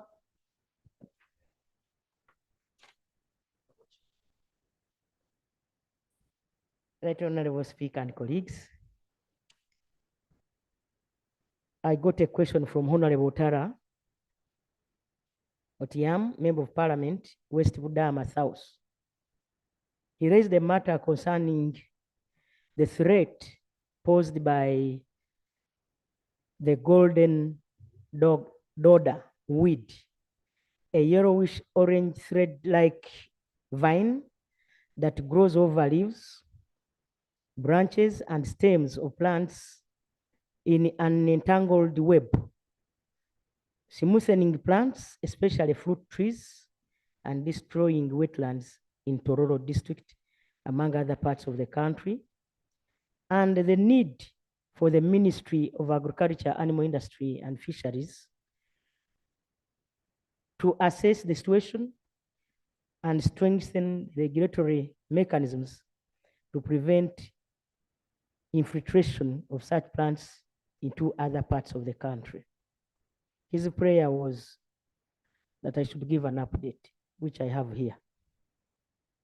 That Honorable Speaker and colleagues, there has been a gradual multiplication of the parasitic weed known as golden dodder in West Budama South and the other parts of the country, which has raised concern.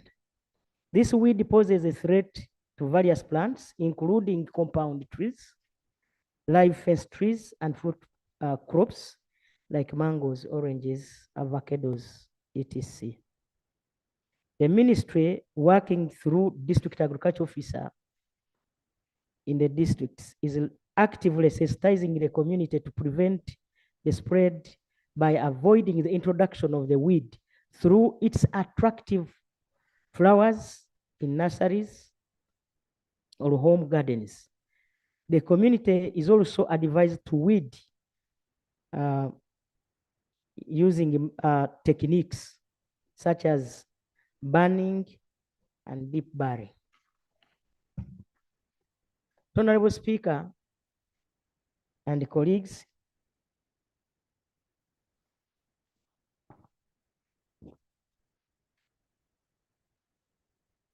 Honorable Rugumayo Edison, Member of Parliament representing the youth, raised the matter concerning Miss Kemigisa Agnes, who was recruited by GoPro Uganda Limited for employment in Saudi Arabia on a tourist visa, but ended up being imprisoned on 16th August 2023 on allegations of fraud, and that she has not received any necessary intervention to enable her get justice. His prayer is in need of an update. Honorable Speaker and honorable colleagues, in 2005, this is my response. The government, through the Ministry of Gender, Labor and Social Development, initiated the externalization of labor program with two objectives. One, to create a safe, formal, and regular pathway for Ugandans who choose to seek employment abroad. The other objective is to establish a short-term window for addressing the unemployment challenge in Uganda. The externalization of labor program is regulated by the Employment Act and the Employment Recruitment of Uganda Migrant Workers, Regulation 2021. Under the said regulations, workers may travel abroad for work through the following channels. One, a licensed recruitment company. Two, individual initiatives. Here, the worker sources for the job as an individual. Honorable Speaker and colleagues, the migrant workers are mostly deployed in the Middle East countries of Saudi Arabia, United Arab Emirates, Bahrain, Iraq, Somalia, Kuwait, and Qatar. Honorable colleagues, as I speak, the Kingdom of Saudi Arabia is a key destination for Ugandan migrant workers, estimated to be more than 150,000 workers in different categories across the expansive terrain. That Honorable Speaker, Ms. Kemigisa was cleared by the Ministry of Gender, Labor and Social Development on 5th April 2023 as a domestic worker under GoPro Uganda Limited on a worker visa. She arrived in the Kingdom of Saudi Arabia on 25th April 2023. And that was subsequently deployed to her employer, known as Nora Abdallah bin Fahad Al Sahari. Honorable Speaker and colleagues, it is not true that Ms. Kemigisa Agnes traveled on a tourist visa, as the USMP for Western Uganda alleges. All Ugandan migrant workers to the Kingdom of Saudi Arabia are issued 90 days visas and subsequently issued with the ICAMAS,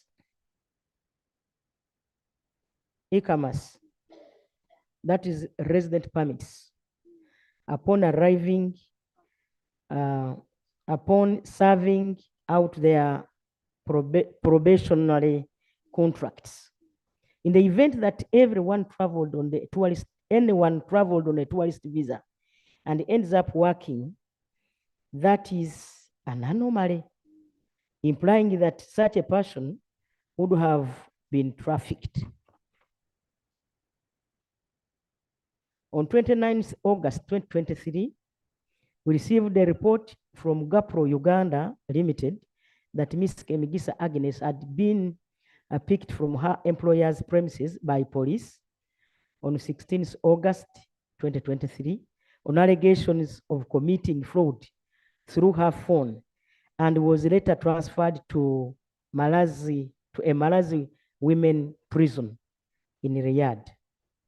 On 7th September, we formally contacted the embassy of Uganda through the Ministry of Foreign Affairs to follow up on the plight of Ms. Kemigisa Agnes and offer the necessary consular support.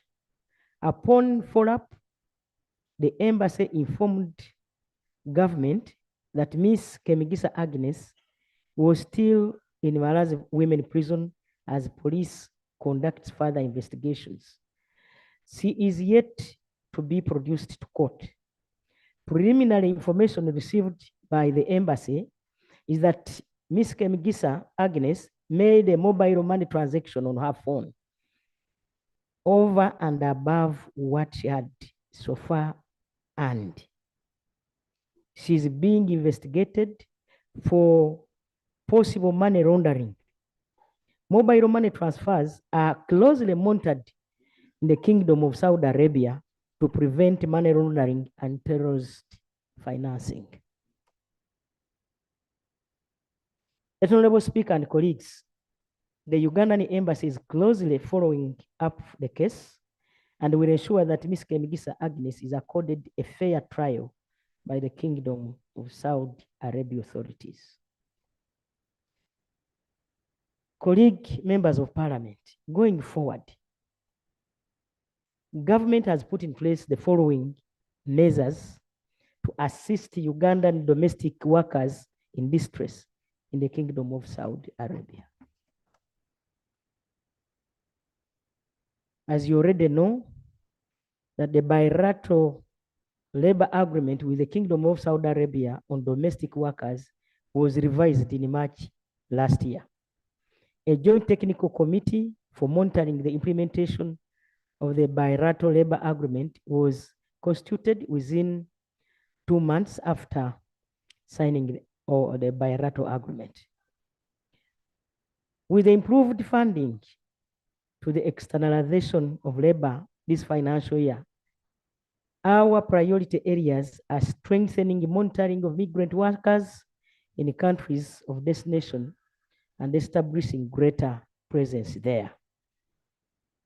We are also deploying now labor attaches, and the attendance support personnel will also be recruited locally in the Kingdom of Saudi Arabia. Among the local personnel, there shall be a Sharia lawyer who will provide legal aid to the migrant workers and also represent them in courts of tribunals. The ministry intends to set up a robust rapid response system for monitoring mechanism, which will grant migrant workers access to an online platform, reporting complaints and receiving feedback on a 24-hour basis. The online system will be linked to a call center housed at the Ministry of Gender, Labor, and Social Development. Honorable Speaker and colleagues, government, through the Ministry of Gender, Labor, and Social Development, is committed to attainment of safe and orderly and decent migration for all Ugandans destined to the Kingdom of Saudi Arabia and all other destinations. Honorable Achayo Juliet, Member of Parliament Ngora. She raised the matter concerning the drastic drop of vanilla prices since 2016 to date, from 250,000 Uganda shillings to 5,000 per kilogram. Her prayer is, can the Prime Minister update the House on the matter? And here is my response, Right Honorable Speaker. The drastic decline in vanilla is attributed to a global increase in vanilla stocks, resulting from reduced consumer demand and stockpiling by global buyers, anticipating a crop failure in Madagascar. The government acknowledges the decline of prices of vanilla and recently tea, and expresses commitment to sustaining quality gains through collaboration with farmers, district local governments, processors, and key promoters. Honorable Kamugo Pamela Nasio of Dhaka. She raised a matter concerning the major rice growing districts in North Bukedi being left out in distribution of fertilizers to rice growers. And her prayer is, can I update the House on the matter? Honorable Speaker and colleagues, the fertilizer distribution mentioned above was carried out under the Agricultural Cluster Development Project within the project districts. Unfortunately, some districts like Uganda were outside the project coverage and thus did not benefit. I wish to, however, note that districts in the Bukedi sub-region will continue to benefit from other ministry initiatives, including the upcoming Climate Smart Agriculture Transformation Project. This nationwide project aims to promote the adoption and the upscaling of climate smart technologies, greenhouse gas mitigation, and improvement in agricultural productivity and incomes. Government assures that these districts will be covered by the project, emphasizing its objectives of enhancing climate smart practices and improving market access for the farmers. Honorable Fiona Namutoro, National Female Youth. That government has contracted Lagan Limited Company to construct roads, drainage systems, and fiber optics in the Kampala Industrial and Business Park at Namave. However, the company's work is not progressing, and it is blaming government entities for not playing their part. For example, designing markings, hence delaying their works. That can I inform the House how government has failed to support the contractor, yet the loan got for the project is being serviced. My Right Honorable Speaker and colleagues, in 2019, this is my response. Government acquired a loan of 249 million pounds, which is about 1 trillion Uganda shillings from UK Export Finance to develop the industrial park for 4 years, ending 2023. The contractor, Lagan Limited, is a joint venture established between the UK contractors Lagan Group Limited and Dot Services Limited of Uganda, and given the contract to develop the infrastructure stated above. However, the works have delayed to be complete, and the government has extended the period for completion by 2 years. The purported delays result from the floods in the area beyond us and statutory procedures that must be followed when implementing such multi-billion project, which cannot be bypassed but followed. So far, the contractor has completed 28%, 28 kilometers out of the 44 kilometers, and government is as well concerned. We are working closely with the contractor to ensure that they work hard and deliver the project as required without compromising quality. The access roads have been done, power station is in place, and what is remaining is connectivity.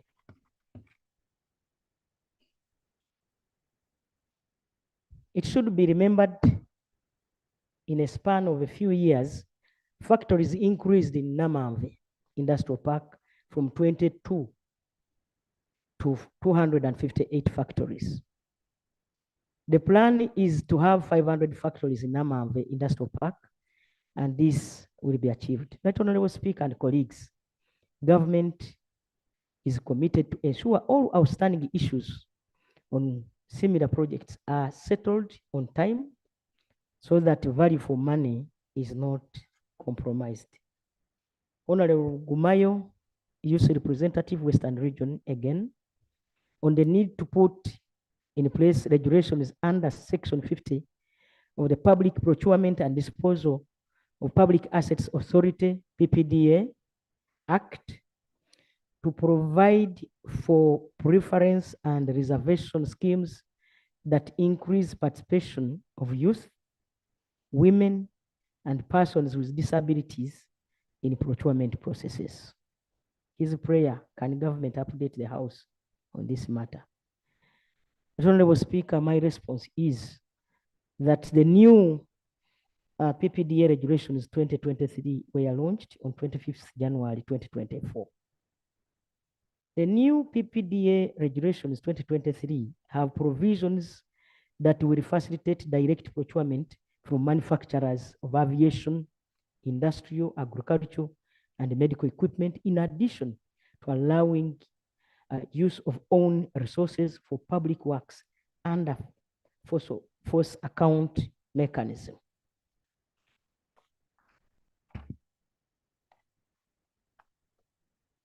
Honorable Speaker and honorable colleagues, the PPDA regulations 2023 mark a crucial milestone in the ongoing efforts to public sector reforms to enable transparency, accountability, and efficiency in public procurement and disposal processes. Adhering to the PPDA regulations will instill confidence in the public that their hard-earned money is being utilized efficiently and effectively. The success of these regulations lies in the effective implementation and compliance by all stakeholders involved in the procurement and disposal chain.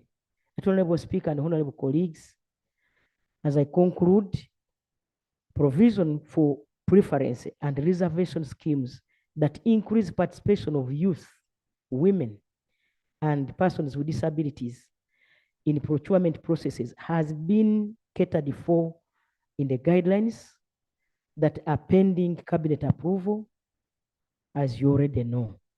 Part 1 of the regulations covers promotion of participation of women, youth, and persons with disabilities in public procurement. Right, Honorable Speaker, I beg to move. Thank you, Right Honorable Prime Minister. Honorable colleagues, we are going to pick those questions for oral answer to the Prime Minister. And I'll start with Honorable Tima, Honorable Opendi, Honorable Ruhunda, Honorable Court, Honorable Namboze. Then I pick Honorable Chris.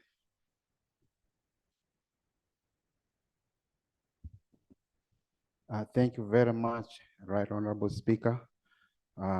I rise here to raise a matter that is of extortion of monies of fish traders and transporters by a Lieutenant George Ntunga, a UPDF officer deployed to the UPDF Fisheries Protection Unit at a Legu border from 17th January 2024. This officer extorts 3 million per truck of 30 tons to 50 tons of fish from South Sudan traders on claims that the trucks are foreign number plates and the fish that is being brought are of small size, yet not verified. Right, Honorable Speaker, this officer asked these fish traders to pay this money in his mobile phone number, which I have here, and part of the money he received it as cash. I have evidence of him receiving this money on his mobile number 078. Honorable, please don't read the person's number here. Okay. You will pass it on to. The phone number is here and the name on it is here. He has so far received over 4,900,000 Ugandan shillings from the traders, each truck paying 3 million. Right, Honorable Speaker, as I talk now, 4 trucks of fish are under his custody. 4 trucks of fish are under his custody at a Legu border, demanding for 12 million, each truck paying 3 million in order for him to release them. 5 trucks are still in South Sudan. They have feared this extortion now. They don't want to come to the border, trying to see what will happen to those 4 trucks. Right, Honorable Speaker, this UPDF officer has denied office space for the previous fisheries officer who was there. He has removed the office equipments away from him, the stamp and the rest. So he is now using that officer alone to achieve his extortion. The second officer, Right Honorable Speaker, is at Pakwach Bridge. And this officer is called Second Lieutenant Simon Tibajuka, Commander FPU, who is extorting 2 million per truck of fish that comes from either Legu or Panyamuru. As I talk now, Right Honorable Speaker, 1 truck that came from a Legu that paid 3 million to the other officer there is being demanded 2 million again. 2 trucks from Panyamuru are all at the police station parked. I received numerous calls from the RDC of Pakwach and the LC5. This officer cannot listen to those leaders in that place. Right Honorable Speaker, this officer at Pakwach has gone to the extent of now picking 100,000 shillings from bus operators. Any bus that comes from West Nile to Kampala, he picks 100,000. Any bus that returns 100,000. I've received calls from bus operators. My prayers. Before I go to my prayers, Right Honorable Speaker, this act of these officers affect not only the fish traders and transporters, but also affects the government in terms of revenue loss, because those trucks which are now kept in South Sudan and these people who are now faring, we are losing a lot of revenue. These monies he is asking finds when these traders have cleared URA 25 million per truck. So how much money are we losing if he is chasing away traders who are paying taxes to the government? My prayers. No, Honorable, here we don't have prayers. I think it should be just a very simple question. Okay. Can the Prime Minister intervene? Okay. Can I ask the questions, Right Honorable Speaker? Yeah. Yes, 1, can the Minister of Agriculture, Animal Industry and Fisheries... We are in Prime Minister's time. Now it's the Prime Minister. Okay. Can government, through Prime Minister, streamline on the process of managing the trade in fish to be rational so that people are not robbed? 2, can Prime Minister, through Minister of Defense, investigate, prosecute such officers for extortion and causing revenue loss to this government? Number 3, can those 2 officers be withdrawn immediately? Number 3. Number 4, can those trucks which are under his custody be released? Right Honorable Speaker, this morning, over 700 traders in Arua Central Market walked to the office of the RCC Arua. I tried to call your number to give you the scenario on ground. The situation was bad, but I promised them that you gave me opportunity, I will raise this matter and action will be taken. Thank you very much, Right Honorable Speaker. I beg to submit. Thank you. Now, honorable colleagues, you can see the kind of, you have to bend the rules to accommodate all this information for the Prime Minister to get the true picture of what is on the ground and for the member to really substantiate on the issues that are happening on the ground. There's a related question. I don't know, from Honorable Koti Bitek, very, very close. Maybe you can handle them at once, right, Honorable Prime Minister. But Honorable Batima wanted to lay on table some document. Thank you very much again, Right Honorable Speaker. I beg to lay on table a complaint with evidence of mobile money transaction between the traders and the officers on table so that it can help the government to investigate. I beg to lay. Thank you. Honorable Okot.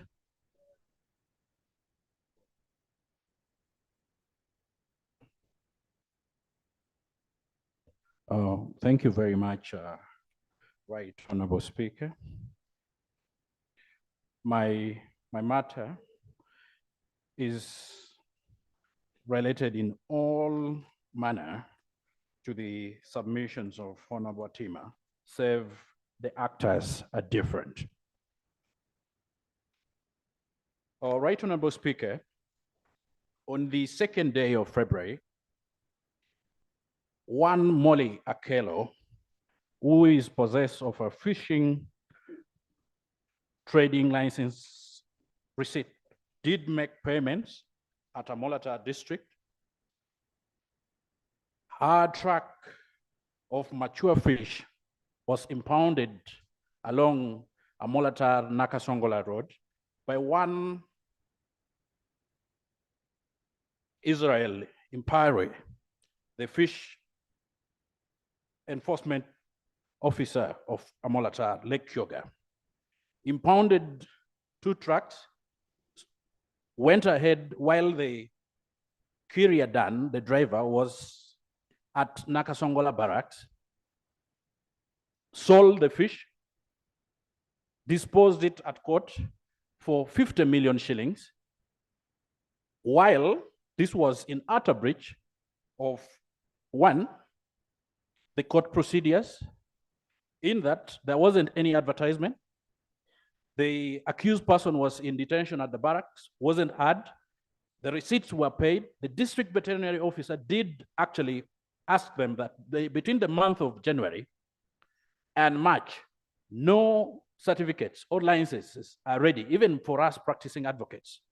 He ignored the same, went and auctioned the fish for 50 million shillings. One Molly Akelo is a pauper of Ochora Beno village. She borrowed the money from Post Bank. And I believe that if the proceeds of this auction is given, forfeited to one empire and government, Molly would go bankrupt, and the community that she has borrowed or picked fish from will hold her hostage. The situation is no different from other 50+ trucks that are being held at Nakasongola Fish Protection Unit, where the license, persons have paid for licenses, but the process of processing between the month of January and March is still undergoing, and it's not on them. So my plea to the Prime Minister, one, the law in which these officers are acting is the law we did pass here, but has not been operationalized because of the lack of regulations. But persons are being charged under the same legal regime, which at the time is not operational. Two, persons who are enforcing in the lake, which we actually stressed under Section 14 of the said law, that the UPDF itself should be moved away from the lake, and they're the ones doing this. So it brings the feud and the fury from the community that we do lead. So my plea is that one, Imperial Hillary, Israel, should forfeit the proceeds of 50 million shillings that he did receive from one Kiryadan in the sale of the fish worth 60 million that he did auction. Two, the enforcement of the Fish and Aquatic Act that we did pass without the regulations be stopped henceforth until the regulations have been legalized or put forth on the floor. Thirdly, the punitive measures be taken on the high level of connivance between the magistrate grade 1 and Hillary, who sat and entertained the matter ex parte while the accused was being detained at the military barracks. I so pray. Right, Honorable Prime Minister.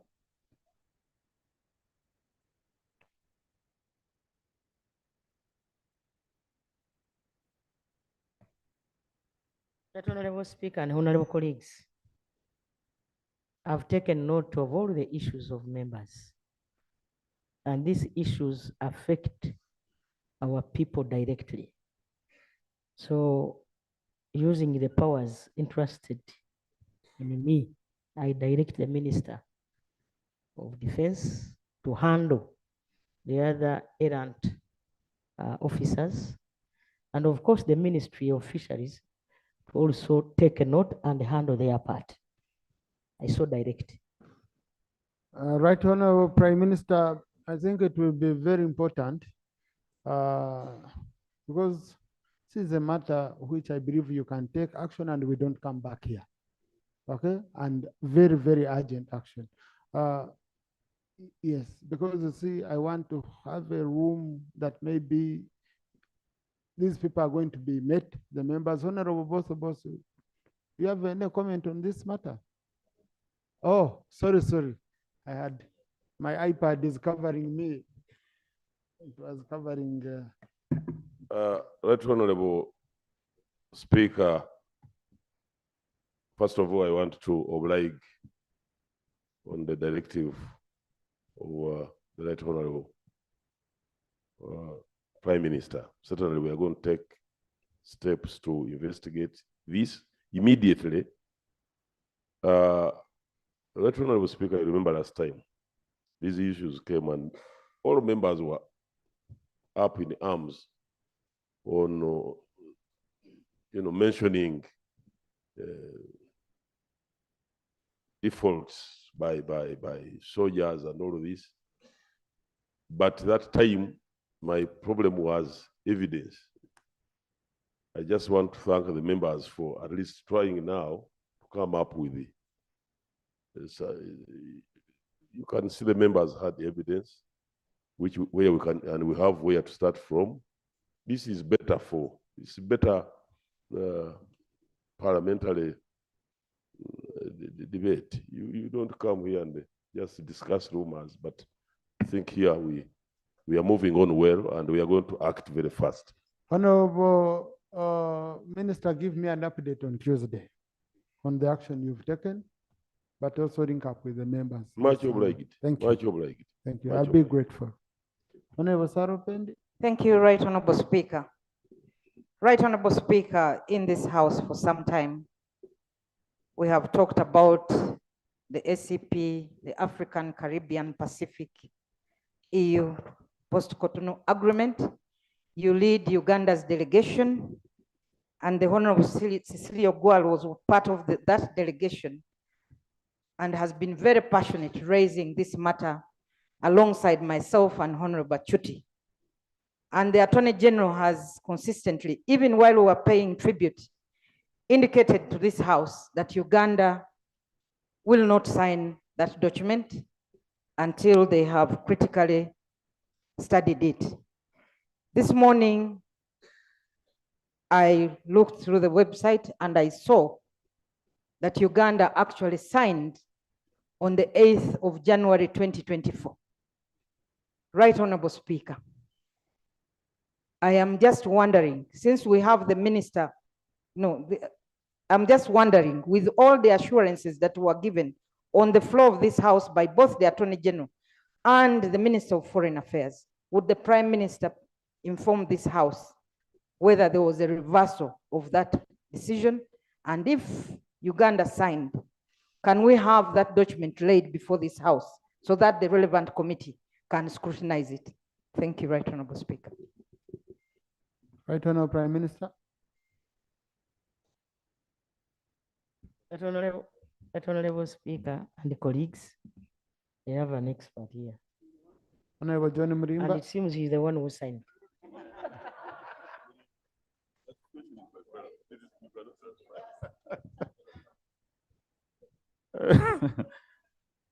Thank you very much, Right Honorable Speaker. Right Honorable Speaker, Minister of Foreign Affairs did play her part. And of course, you know, by our constitution, the President of the Republic is the chief diplomat. We did express our reservations, although the post-Cotonou agreement required ratification without reservation. We did advise His Excellency the President that for us as Uganda, we must ratify with reservation. Reservation to the attendant provisions for which we thought, and rightly so, were offensive in terms of our values, in terms of our constitution. And Uganda was, His Excellency the President directed our permanent representative in Geneva to ratify with reservations. And Uganda is not the only country which has ratified with reservation. Government of United Republic of Tanzania has done so. Government of Federal Republic of Ethiopia has done so. That's the update, Right Honorable Speaker. Thank you. Honorable Chut. Yeah, Right Honorable Speaker, the minister stated that the ratification was done with reservation. But the information that appears on this EU website states Uganda signed without reservation. The column for reservation is blank, meaning that it signed without reservation. So we really want clarity on this matter, whether it's the EU website that is giving us wrong information or we are not understanding each other on this. Honorable Minister, you can lay on table the ratification, the signing instrument. Mr. Speaker, when we do ratification, we do by instrument. We don't sign on the real document. Because all protocols, all treaties, which are by resolution of international agencies, are not simply signed by signing a document. It is by instrument from Minister of Foreign Affairs, depositing to the implementing entity. So therefore, for you to say you have a column where somebody is purporting to do or to know better than we did, I think that is simply erroneous publicity. What we did and what I'm telling you is the right thing. And the instrument that we send clearly stipulates as such. Thank you. Now, honorable colleagues, Honorable Murimba, I have a very strong interest in this. Honorable John Murimba, I have very strong interest in this matter as the head of delegation to the OSCPS EU Joint Parliamentary Assembly. And we are going to Rwanda, Angola next weekend for a joint parliamentary assembly on the same, and we shall be under the same arrangement of Samoa agreement. Now, I think it will be very imperative for you on Tuesday to lay on table your signing instrument, because from the information I have, only Ethiopia signed with reservations. Only Ethiopia. That's from the information I have, and I have been in touch with very many other countries. So you can help us so that we get those issues settled. Number two, our push is on implementation. Now, our focus is shifting to implementation. And this is where we are going to engage strongly when we are in our joint parliamentary assembly with the European Parliament on these issues. But also, I think the way we are handling most of these issues, maybe we need more updates from the Minister of Foreign Affairs. Minister of Foreign Affairs, and until we ask a question, we never receive anything from you. We don't know why you don't consider Parliament a serious stakeholder to keep updating. Until a question comes from a member or the speaker is asking for something, that's when you hear a statement from foreign. Other ministries always update us with a statement. So it's always good because these MPs are always traveling. They go to various countries as ambassadors of the country, engaging other parliamentarians. And we find they are struggling for this information. But once we share, it really, really helps us. So I'll be grateful. Also, the issue of the EPA, Economic Partnership Agreement, that we were discussing, we were negotiating on with the European Union under the East African Community Arrangement. Then the European Union opted to sign with only Kenya. Okay, so these are issues we want all of them brought here so that we can engage and we see what best we can get for our country. And whenever we reach abroad on these issues, I never see voices of saying, I belong here, I belong here. We all belong to Uganda. That's the approach we take. That's why we want you to always help us. So on Tuesday, on table, Honorable Minister. Right Honorable Speaker, you know, ratification of treaties, especially this one, which is very contentious, like I've told you, Minister of Foreign Affairs did her due diligence and wrote a report to the head of state, who is the chief diplomat. And the chief diplomat, who is head of state, instructed our PR in Geneva. So she is the one who deposited the instrument. This time around, not Minister of Foreign Affairs. So it will be expecting too much from me, Right Honorable Speaker, to lay on Tuesday. On Tuesday. And I want to repeat, what I can pledge to do, Right Honorable, to the minister. is to follow with our peer in Geneva, but I can't give timelines, neither can I commit on Tuesday. Thank you. Thank you. Honorable Minister, an ambassador under you, because this ambassador doesn't belong to any ministry. How do you tell me an ambassador can go, submit this, and does not report to you? And an ambassador is just keeping it because she's a permanent representative to Geneva. How are we running a government? Right, Honorable Prime Minister, will I seek your intervention on this? Because I'm surprised the minister saying can't get a document from an ambassador. I now direct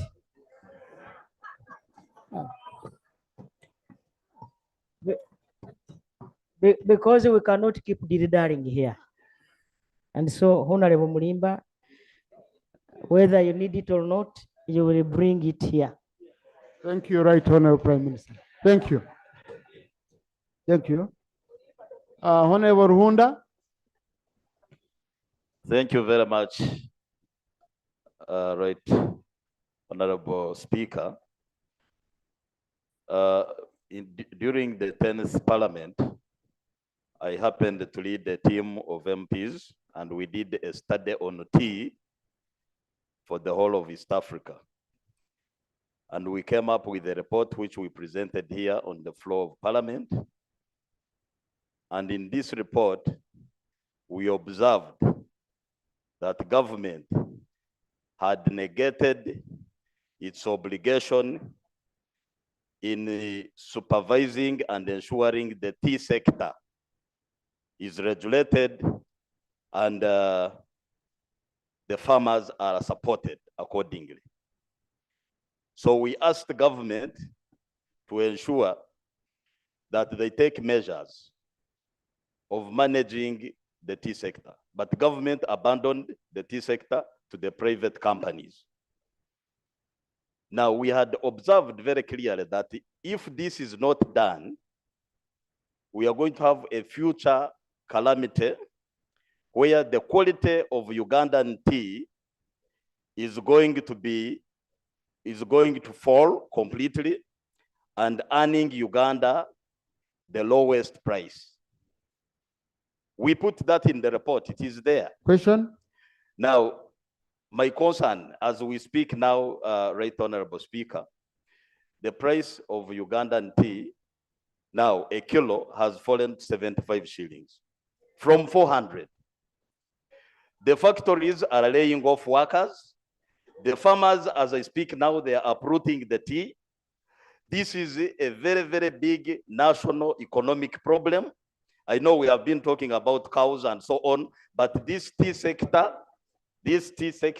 is one of the historical biggest sector for the economy. I would like I would like to ask the Prime Minister, why did you not take into consideration our recommendations to regulate the tea sector and now wait for this tea to go up to the lowest level where now we have unemployment levels going high, people cannot take children to school, everyone people are unemployed. What type of this is? This is really terrible. Can you really? Thank you, Right Honourable Prime Minister. Honourable colleague, that's a problem of trying to divert and you want to quarrel. So when you decide to quarrel, you... Honorable Speaker and colleagues,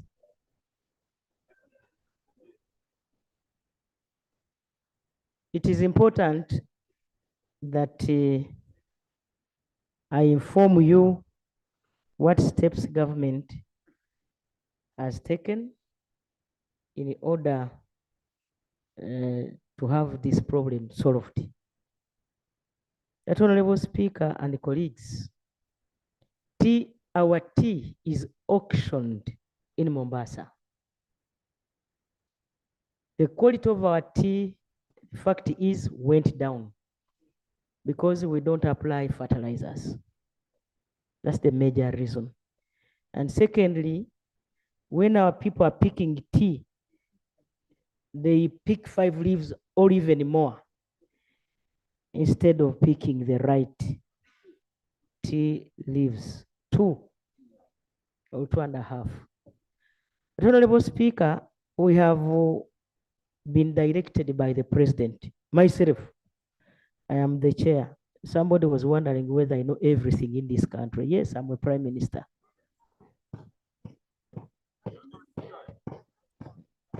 And the Prime Minister who is in charge.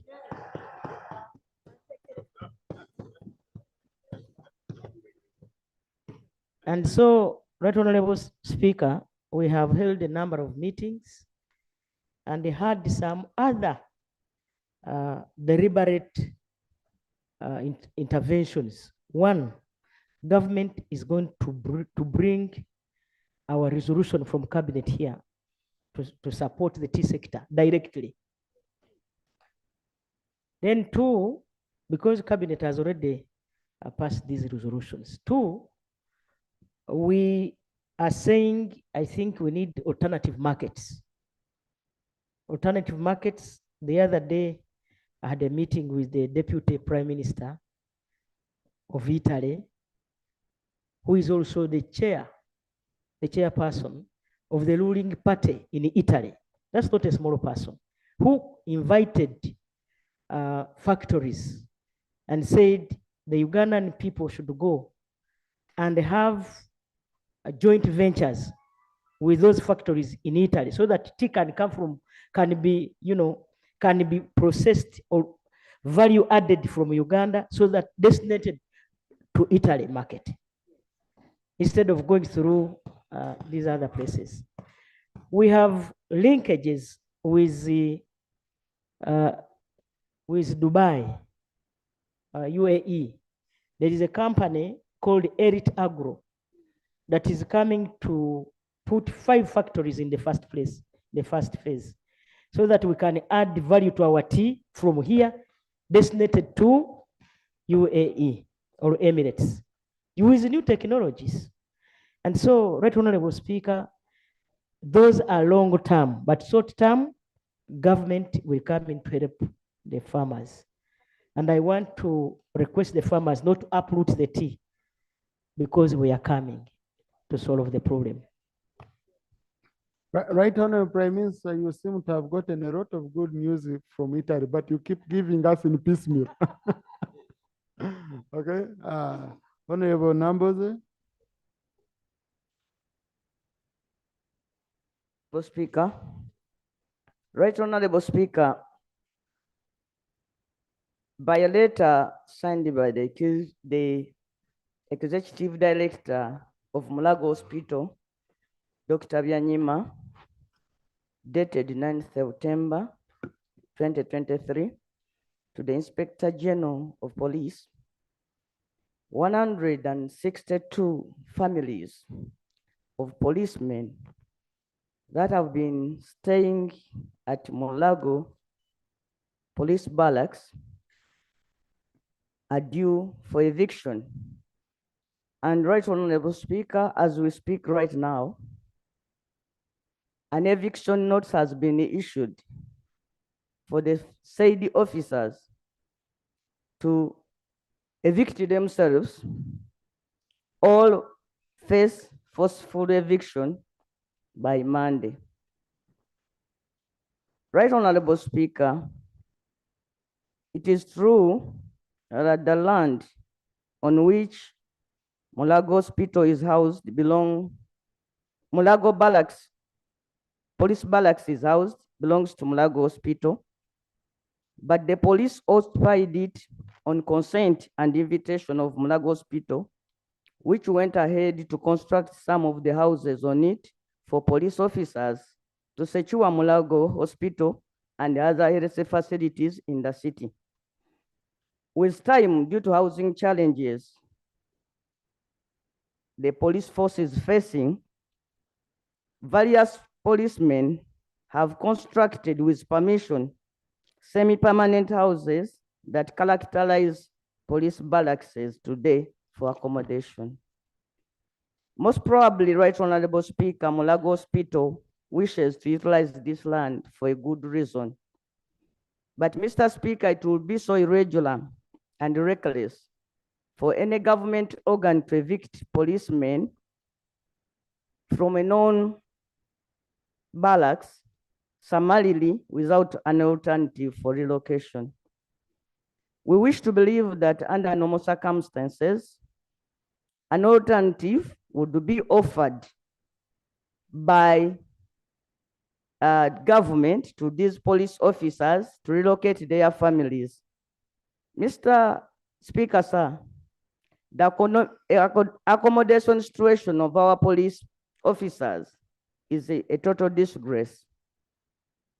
Yesterday, Right Honorable Speaker, I heard the Minister of Internal Affairs, whom I have the honor to shadow, telling the general public that the bad situation under which our police officers are accommodated is due to the oversize of this house. That money is diverted to facilitate us, Right Honorable Speaker, instead of constructing houses for policemen. Right Honorable Speaker, these words border on incitement, and the consequences of inciting security officers against the politicians, Mr. Speaker, are known. I fear the day our policemen will lose patience over the accommodation situation they face, Mr. Speaker. And for this reason, Right Honorable Speaker, I want to use this Prime Minister's time to ask the Prime Minister whether she's aware that 162 police families are being evicted from Mulago, and what alternatives government has for the barracks. Thank you. And whether it wouldn't be prudent for now to stay the eviction until an alternative for these families is found. And lastly, Mr. Speaker, that last year in November, the IGP promised at a pass out of police officers that government was going to construct 53,000 housing units for police officers with immediate effect, that it was a directive of the president. I would like to know how far this has reached. And lastly, Mr. Speaker, as a way of appeal, I appeal that for now, there is a stay to the eviction as an alternative place is found for the officers who are sleeping at Mulago Police Barracks at the moment. I do so pray, Right Honorable Speaker. Thank you. Right Honorable Prime Minister.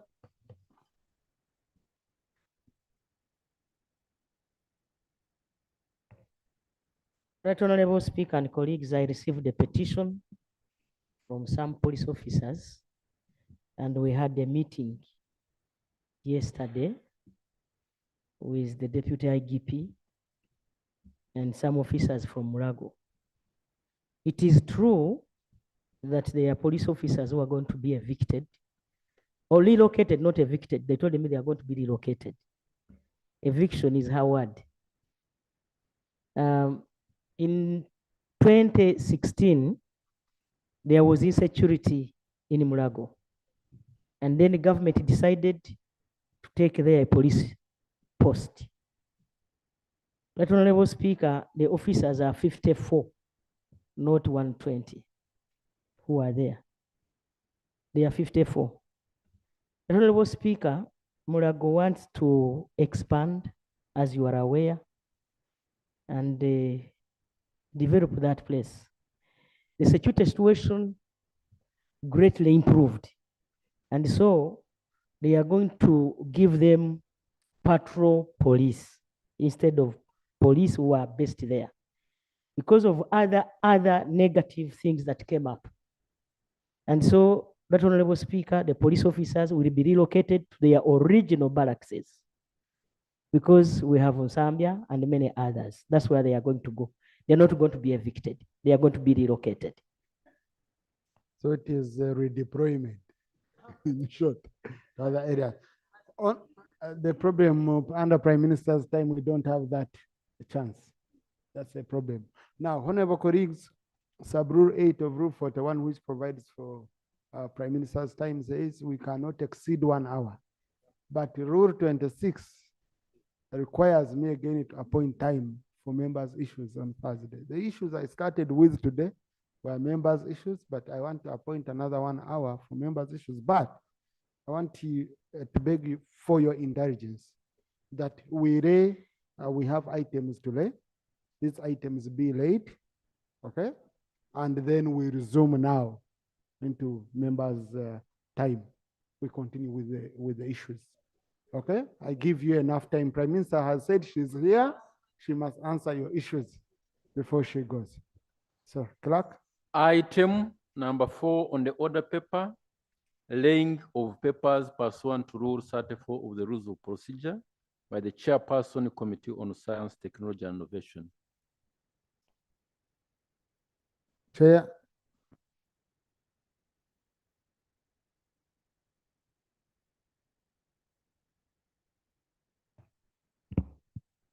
Thank you, Right Honorable Speaker.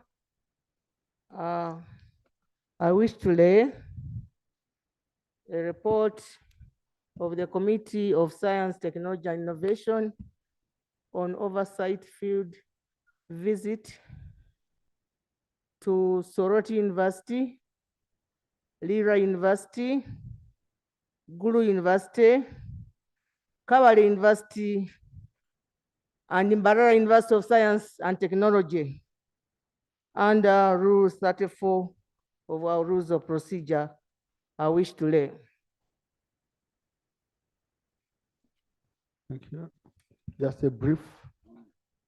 Right Honorable Speaker, the Committee of Science, Technology and Innovation took an oversight visit to these universities and made a number of observations and recommendations.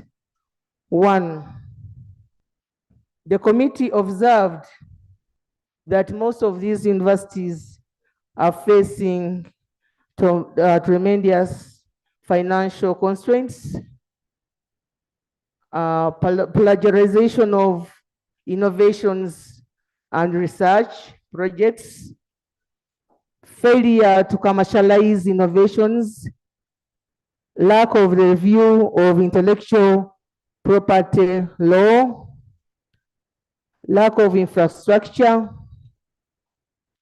understaffing due to, remember the public service put a law that we should not recruit, and therefore members cannot even be promoted. I brought it out the other day. Unclear criteria of grants under the Innovation Fund, and sustainability of these innovation projects, because some of them take over time, and therefore when money is given in bits, some of these researches are never completed.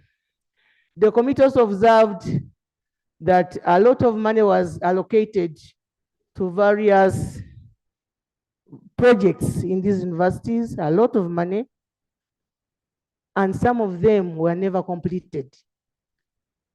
Science is not a one-off activity. Research takes a lot of time, and when money is given in bits, some of the researchers actually collapse, and some of the results make no meaning because the project is not completed. Another observation was there are no technology parks within the proximity of these science-based institutions to enable information sharing among academicians, innovators, and the industrial sector. Notwithstanding that the private sector is not on board to commercialize these new innovations to foster socio-economic development, which is the key objective of under Rule 34, my right honorable speaker, I think I'm right to read it. Yeah. I'm supposed to summarize, and it's up to the speaker even actually accept to debate for 45 minutes. Correct. So I'm just summarizing. Honorable member, just to make it easier for you. When you look, I gave her 10 minutes because under Rule 34 too, she is supposed to give us highlights, and then I will appoint time for debate. This is unique for field committee reports. So thank you for that guidance. So I'm just summarizing what we observed, and these are very important issues, and which we need to debate at a particular time, because our innovation fund was a lot of money, and some of the research actually were never completed. So I hope, right honorable speaker, you give us time to debate this sector seriously, because if you are looking at this the development of this country under science, if we don't take science seriously, we shall continue being in the analog. Another observation is that institutions, under these institutions, these innovators were given money under preside. Remember that saga of preside. A number of projects were taken under preside, and some of them are still under investigations. And some of these reports, for example, sericulture has never been debated, and a lot of gardens are out there rotting, and a number of farmers actually are affected. So that's another project that we need to discuss seriously. I remember, right honorable speaker, you had planned to have a meeting between Attorney General, yourself, the chair, and the minister. That is a very important report. And a number of colleagues here have those projects, the Maribag projects on under agriculture. Hopefully, we shall get time to discuss that agriculture project. Recommendations. Government should work up measures and guidelines on how universities and industries can work together so as to share research ideas and translate them into production for commercialization. There should be development of one-stop center for scientific innovations with relevant technologies to facilitate research. This will assist upcoming innovators, individuals, and small and medium enterprises to ease research and innovation. Government should expedite the process of establishing more hubs in regions where they do not exist. The existing innovation hubs should be upgraded to accommodate researchers and innovators in the regions where they are situated.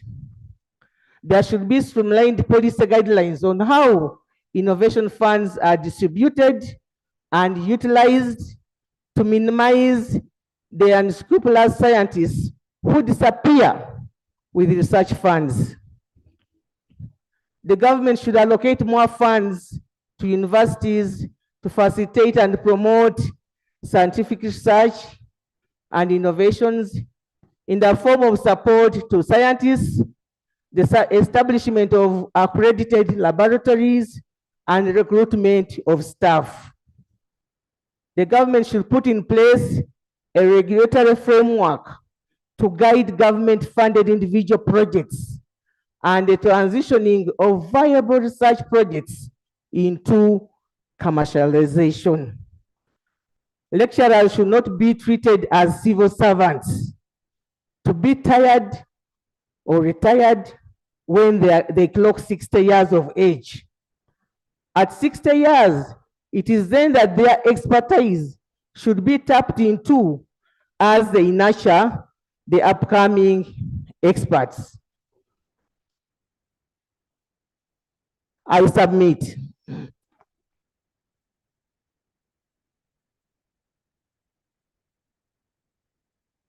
Thank you. Next. Item 5. Item 5, 1, 2, 3, and 4. Honorable colleagues, the member started by laying on table and then after brought in, gave us the highlight. I'll be appointing time for debate, most likely next week. Okay. Item 5, laying of action taken reports pursuant to Rule 220 of the Rules of Procedure by the Minister of Foreign Affairs, 5, 1, 2, 3, and 4. Minister for Foreign Affairs. Thank you, Right Honorable Speaker. In accordance with Rule 220 of the Parliamentary Rules of Procedure, I beg to lay action taken reports of Minister of Foreign Affairs on 1, oversight visit to Uganda's mission in Kinshasa. I beg to lay. 2, on oversight visit to Katuna border to assess the status of economic and commercial diplomacy. Beg to lay. 3, on oversight visit to Uganda's High Commission in London, United Kingdom. I beg to lay. And finally, on ministerial policy statement and budget estimates for the Ministry of Foreign Affairs for the year 2022-2023. I beg to lay. Thank you so much. Thank you, Honorable Minister. The reports are referred to the committee on foreign affairs. Let it use these reports when they are processing the ministerial policy statement and budget estimates. Item 5.5 by the Minister of Water and Environment. Minister for Water. I think, right, Item 5.6. if since it is only laying, clerk and the minister can help. Even the prime minister is here, if you have the copies here, because we should be having copies.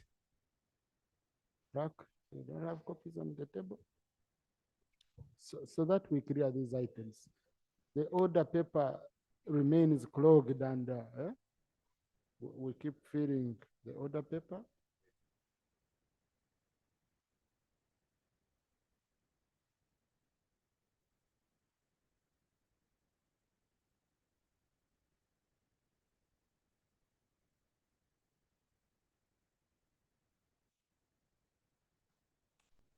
No, Minister. Yeah, it's just laying and on behalf of your colleague.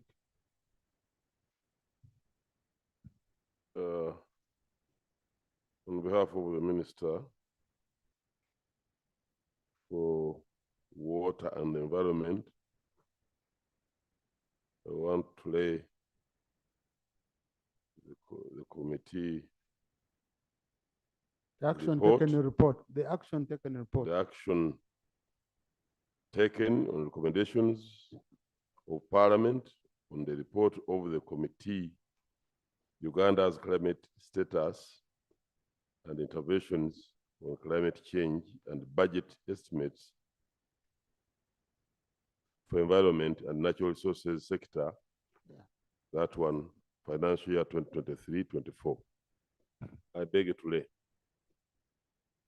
Thank you, Honorable Minister. Refer to the Committee for Natural Resources for consideration during the budget. Item 5.6 by the Minister of Security.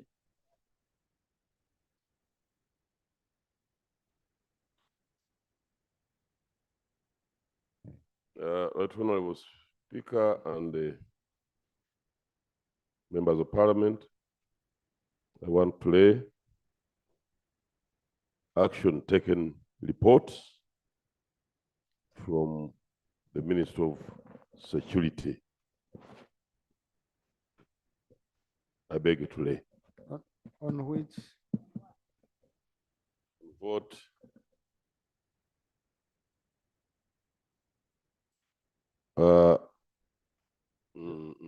They didn't put it there. Let me help you, Honorable Minister. You can use my copy. Honorable Minister, use my copy. I think so. Yeah. Because I have copies of all those reports.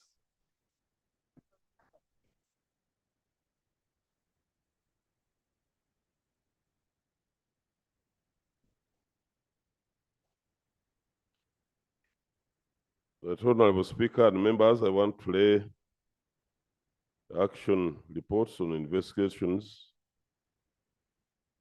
on the implementation of the intelligence monitoring system of MS Joint Stock Company Global Security. I beg you to lay. Thank you, Honorable Minister. It's referred to the Committee on Presidential Affairs. Thank you.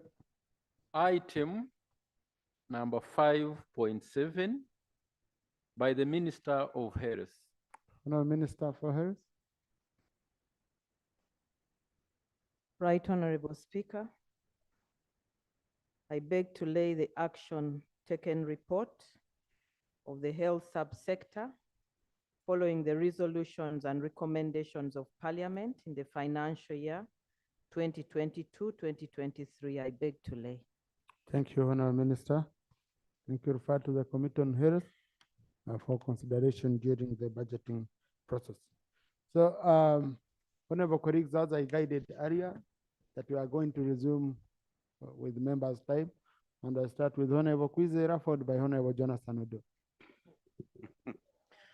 Right, Honorable Speaker, thank you very much. I am raising an issue where the Right Honorable Prime Minister is a witness and the Deputy Speaker is a witness to the state of the roads in Uchimbiri County. The state of the roads in Uchimbiri County are so bad that they are denying Uganda the income that would be there if the roads were good. Honorable members, we have 72 kilometers from Chisoro to Nkulingo, Rubugula, and Muko. Government of Uganda identified a company, dot service, but this company, which they have been telling us, comes when there were no provision for budget and studies. We would want the government to tell us how they identified the company that they were telling us would undertake that load when they had not completed their financials. Second is that we have a road which is 10 kilometers, 10.8, connecting Chisoro and Kanungu from Teko to Buhoma. Because Buchimbiri County is like, it is landlocked. There is no exit, as the Right Honorable knows, the Prime Minister. When the community decided to mobilize its own resources to open up that road, 10.8 kilometers from Nkulingo to Buhoma, the government stopped the community from making the road because they had said they don't have money. And we have been waiting for Minister of Works. I am happy Honorable Chori is here. Our prayer is that, can the government allow the people of Buchimbiri mobilize its own resources and make that 10-kilometer road from Nkulingo to Buhoma as they plan their own resources? Lastly, I want to emphasize that all of the international guests who come here, a number of them who visit the government, meaning the head of state, they are sent to Buchimbiri to go and visit. Even when they go by helicopter, they at times wonder, is this really a resource? Because this Buchimbiri is one of the counties where you find that accommodation is about $1,000 a night. So if accommodation is $1,000 a night in a hotel, we have about 5 hotels which charge $1,000 a night, meaning that there is a relationship between the hotel rates and the income to the country. So can't the government look at this one as a very, very important issue? Recently, we had all the ambassadors. Thank you. Right Honorable Prime Minister. Oh, yes. Right Honorable Speaker and colleagues, like the member has been telling you, I have been to Bukimbiri. I know those areas of Rubuguri and many others. Working on roads in Bukimbiri is a priority by government. We call them tourism roads. Now that the Minister of Works is here, I would request that he comes here. But before he comes, yesterday I wanted to inform Honorable Speaker, like I told you yesterday, that the internet cable is going to be taken to those tourist areas because we already have money by the Ministry of ICT. We have the money and we are going to work on that. It's in the process. In fact, yesterday after here, I called the NITAU ED and told him, why are we delaying? Those people must have internet when they come to our hotels in the Bukimbiri and the Rubuguri areas. So, Minister of Works, I request that you come and give concrete answers.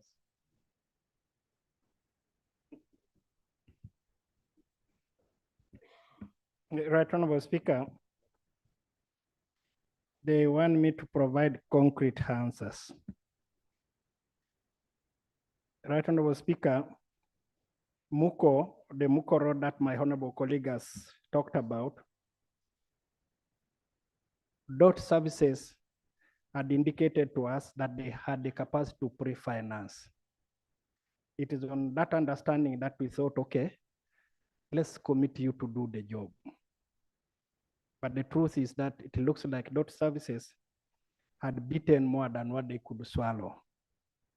They have been found to be unable to do the job. What has now happened is it is back to our drawing board to identify a company which is competent. Either we mobilize resources within ourselves, that's our consideration, since it is going to be part of the tourism roads. But DOT services promised us they were going to do the job, but they were found wanting. That was the unfortunate bit. Secondly, Right Honorable, the Bukimbiri Road, why did anybody stop the local people who wanted to do the road? The thinking was, yes, we know how desperate the situation is, but we also are a government. There is no way we can just say, you people, we are unable, you can now do this. It will set a very bad precedent. What we have decided to do is to put into place all what we call tourism roads in that area. And we are coming those, I am sure, as we now conclude the process of budgeting, it will be reflected, it's being reflected. My only challenge is, and I am saying this with sometimes a heavy heart, my friends of finance who sit next to me here sometimes, because we agree on so many things. And once we agree, then sometimes the releases don't match the kind of agreements that we make. Finally, Right Honorable, we have agreed with the Right Honorable Prime Minister that we meet on Tuesday, because I know members are going to raise a number of issues. In the last quarter, there was zero release. Even for maintaining the already bad roads that we really urgently need to make interventions on. So we have agreed that we meet with the team of finance under the chair of the Prime Minister on Tuesday, so that we'll come to this house and explain precisely the state of affairs and why we are not seen to be doing what we are supposed to be doing. Thank you. Thank you. The Minister for Finance was here last week and he told us that this February they are going to add you money. Minister of Works, yeah, committed on the floor. So I hope they do. Honorable Minister, the problem with that road, you see, the tourists who are buying gorilla permits, gorilla tracking permits, are tourists of a certain level who do not want really that kind of discomfort. That it's so valuable. You remember the former Attorney General of Kenya, Honorable Njojo, had to be thrown, put on a stretcher at 100 years. He celebrated 100 years tracking gorillas in Bwindi. It's to that extent people who want it, because he said, I want to die after I've done this. And a few months after, may his soul rest in eternal peace, he died. But you can see the kind of people he threw in. They brought in a special stretcher, carried him until they got to gorillas. And he said, now I have peace at 100 years. So the kind of people you are hosting in that area are people who can accommodate, who can manage the budget of being charged by our neighbors that is near ×3 for our permits. And I think the reason as to why we are even charging less is because we are not providing services. That's why we are providing extreme discounts. Others are charging over 1,500. We are charging around 600. Okay, because we don't have facilities, and other counties, they have facilities going to that road. So when you look at money coming from that area, it's like really milking a cow you don't want it feed. Whatever milk you get out, you go, you dispose of in other places, and you don't want to feed that cow. So I understand your dilemma. I hope Tuesday you'll get a solution to this. I want to thank you. Now, Right Honorable Prime Minister, you will allow me, since we ended the Prime Minister's time, we are members.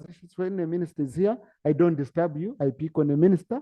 Then when you want to add on, you always have that right away. Honorable Jonathan Odur. Thank you, Mr. Speaker. My question to the Prime Minister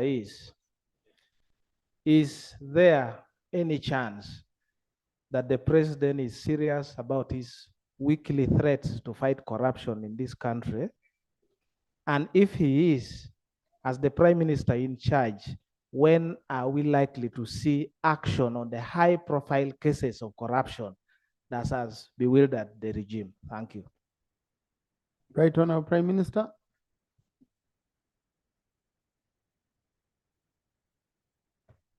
Right Honorable Speaker and colleagues, it is the NRM government that put in place all these agencies that fight corruption. For example, IGG, the State House Anti-Corruption Unit, and many others.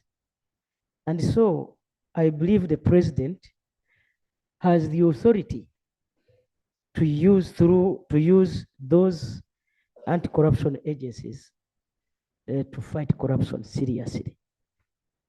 He's not just issuing threats, he's serious. And you will see, like he.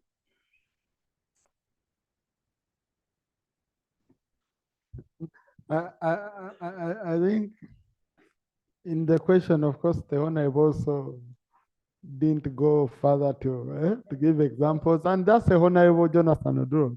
He's always cautious before making that statement. But Honorable Prime Minister, I hope you picked the point seriously. Yes.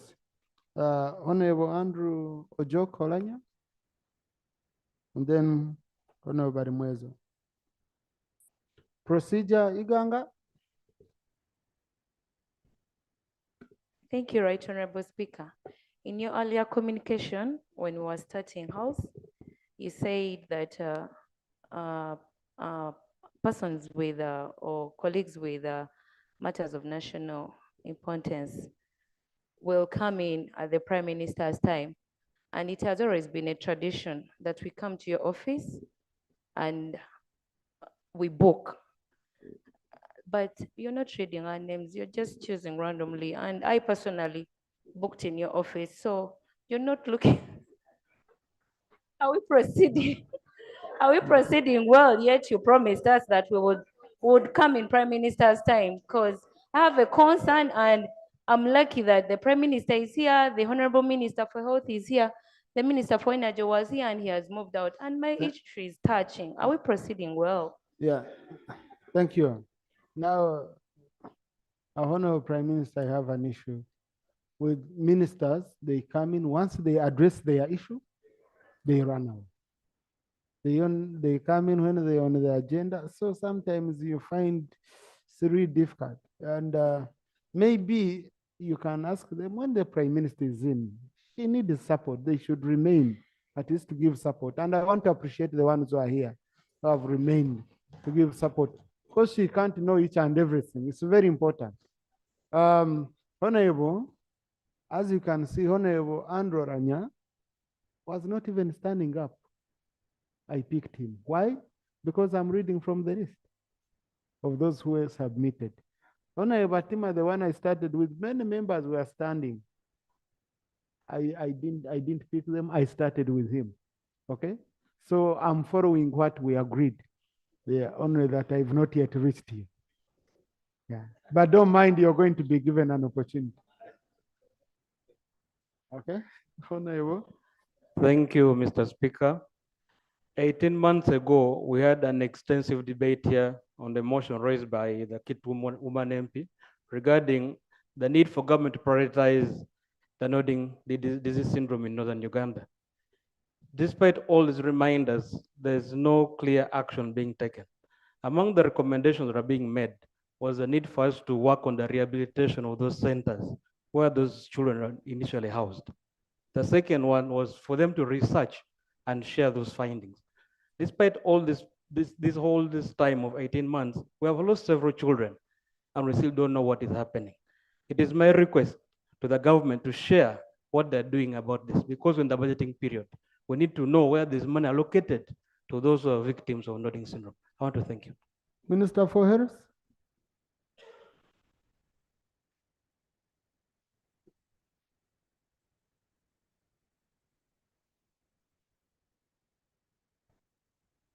Right Honorable.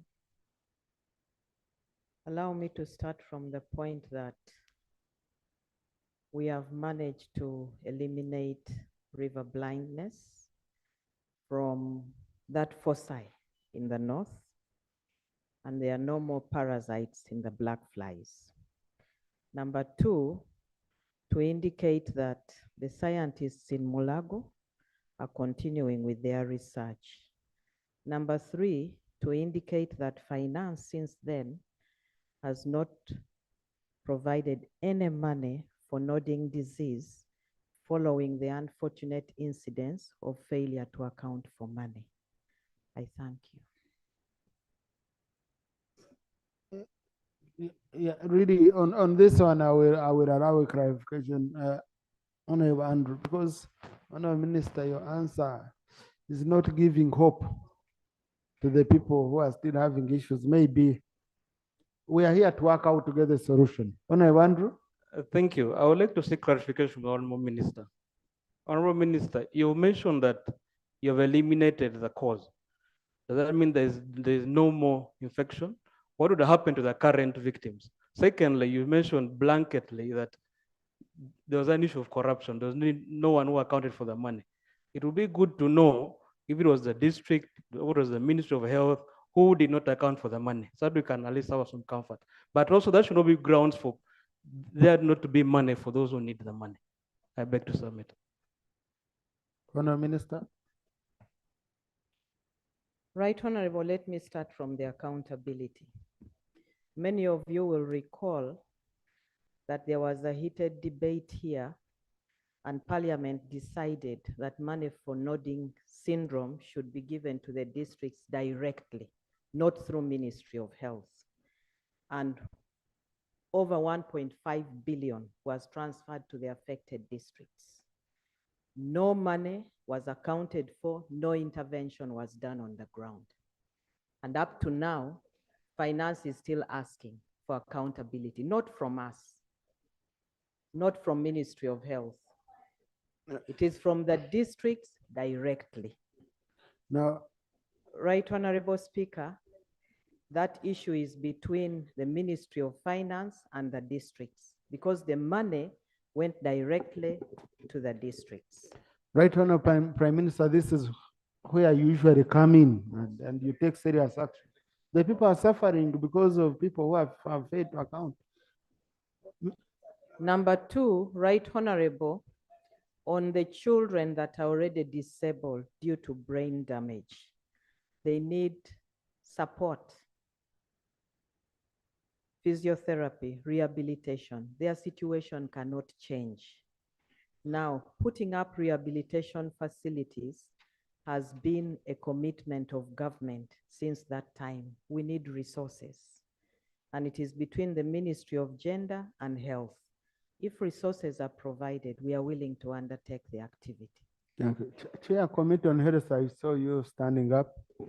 Chair Committee on Health. Thank you, Right Honorable.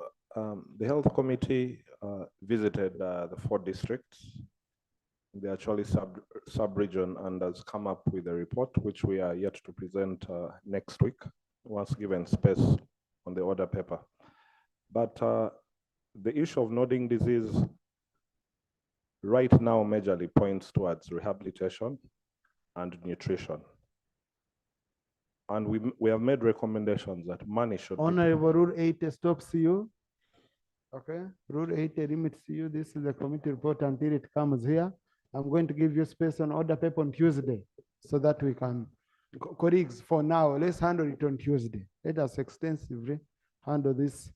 Honorable Minister, Tuesday or Wednesday? Which day do you think? I usually need you here. And I know some days where you have serious obligations. As per note. Can I do Wednesday? This is an urgent issue. Yeah, thank you. Wednesday, please, please, please, please. When I guide, I've guided, and I know why. These are issues we shall discuss after receiving a report that has more details. Now we are discussing prematurely as a report, okay? So on Wednesday, that's when we shall hand. I request you, Honorable Communicate, okay? Thank you. Honorable Valimwezo.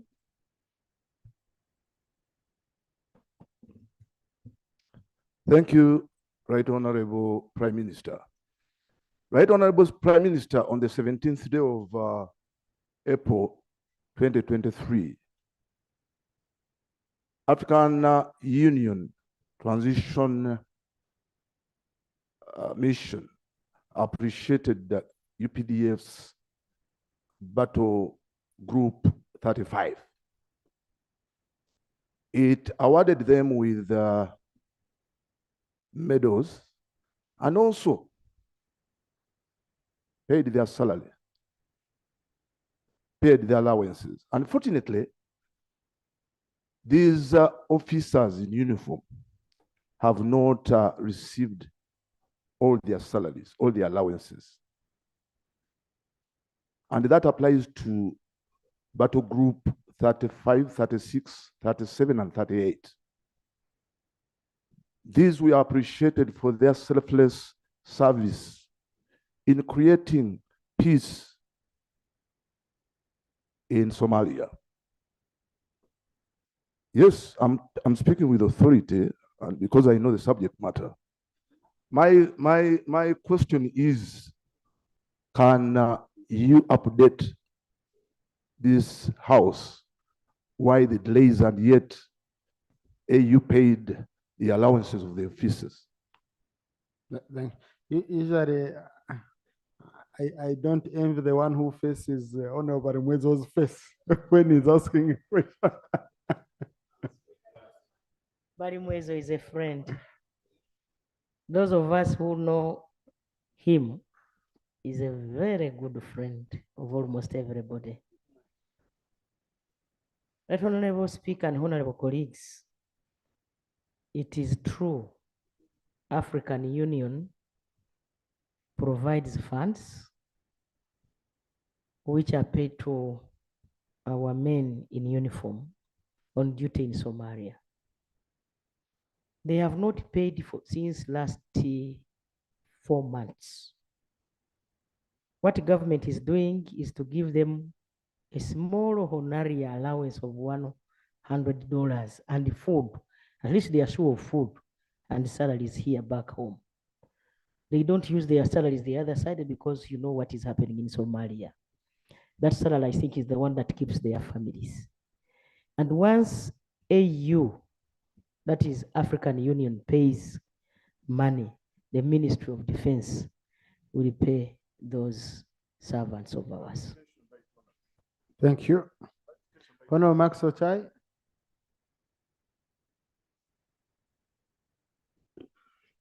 Thank you very much, Right Honorable Speaker, for this opportunity.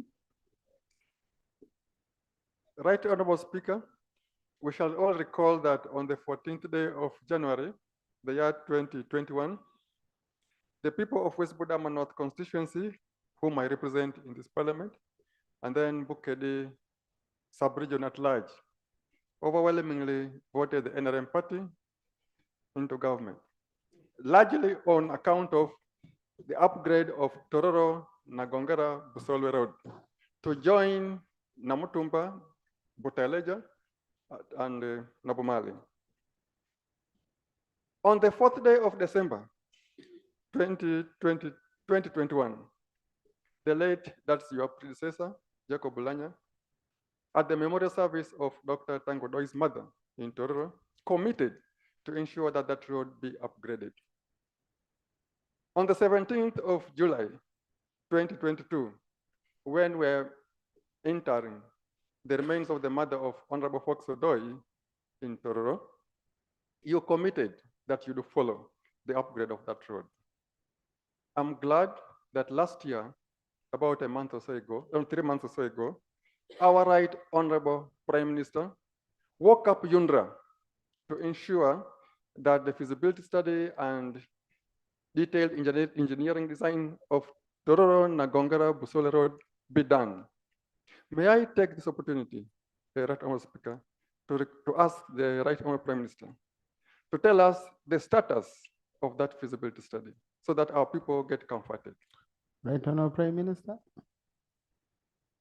Oh, there's a minister here, Honorable Mose Cheri. Yes.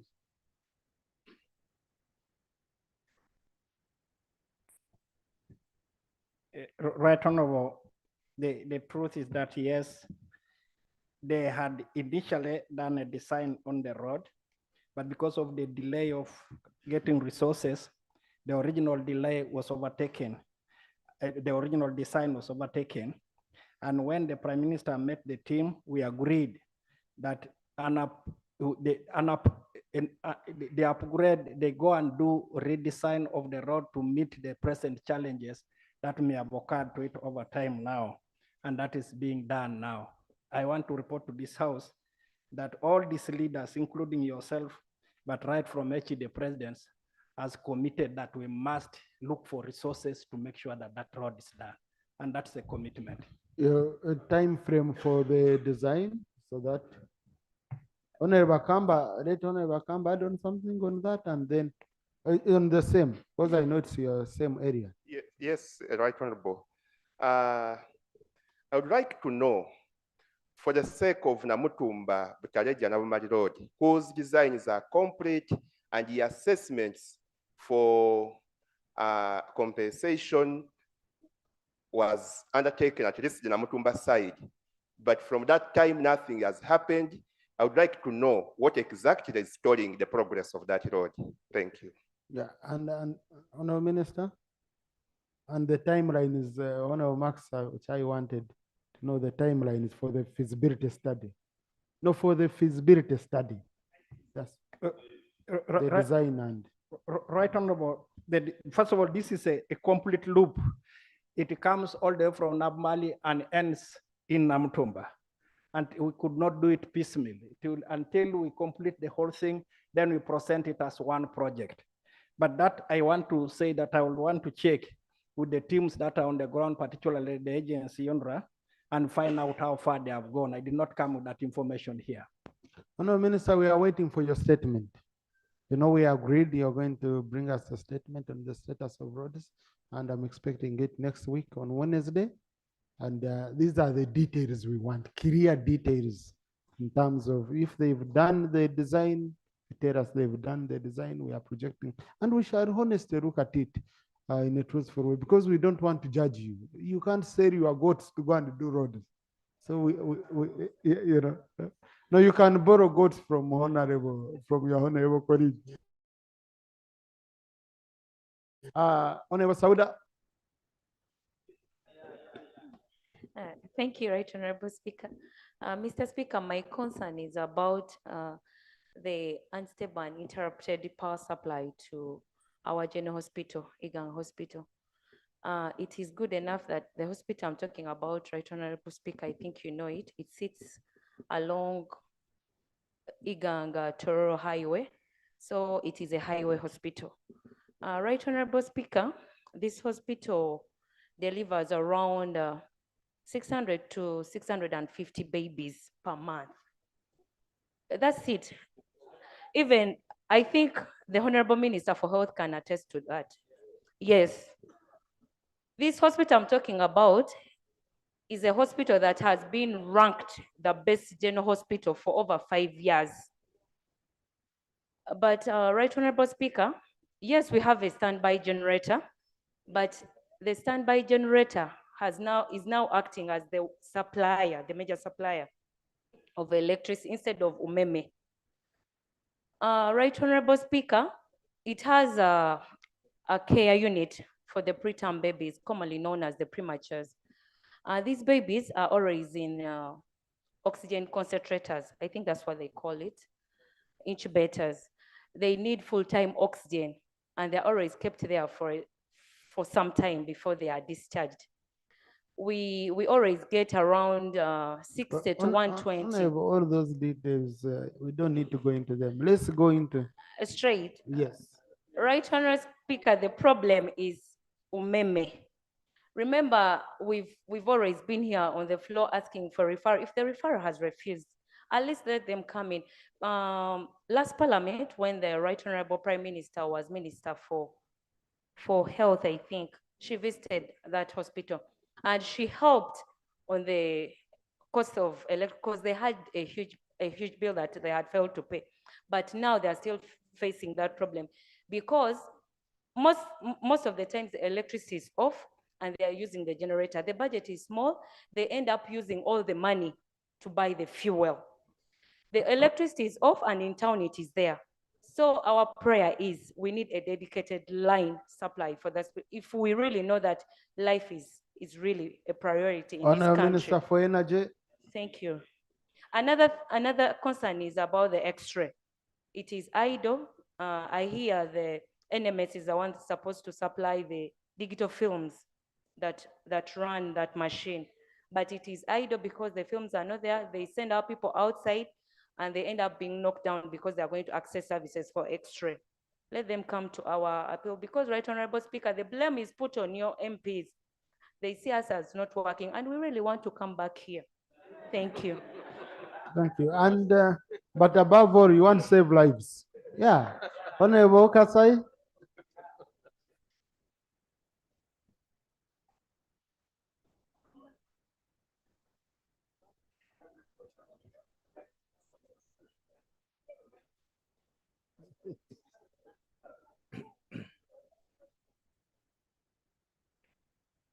Right Honorable Speaker, we are aware about the constraint in hospitals, and we're working with the Ministry of Health to upgrade electricity supply to the general hospitals under the guidance of regional referral hospitals.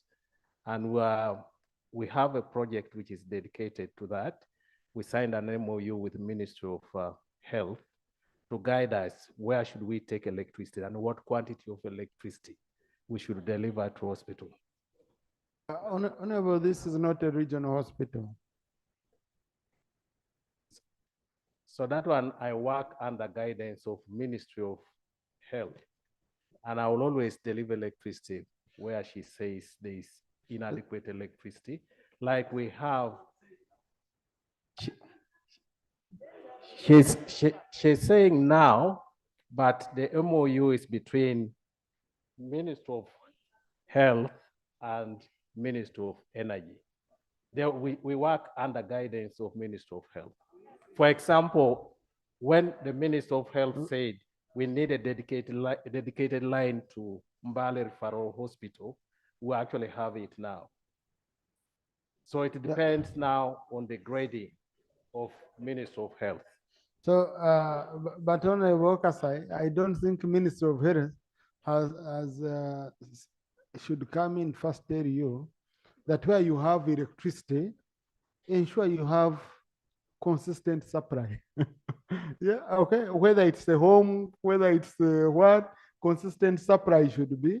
So, because the Minister of Health is coming to you on these big ones, which need special attention. So the other ones, like district hospitals, should be up to you to ensure this is the hospital. What can we do? But the Right Honorable Prime Minister wanted it supplement on this. Let me clarify this. For all hospitals, we are putting 3 phase. And for this type of hospital, we shall actually have a 3 phase. And then the other hospitals, which have heavier equipment, will actually have a dedicated line. Okay. Okay, Right Honorable said that's what she wanted. We can save time. Honorable members, I've been to Uganda like 5 times. The issue is that we have been giving them little money. That's why they have been clamoring to be upgraded to a referral so that the budget can go up. The same applies to Mitiana. The same applies to Gombe and many other hospitals. The machines that we give them consume a lot of power. And so the money we give them is not enough.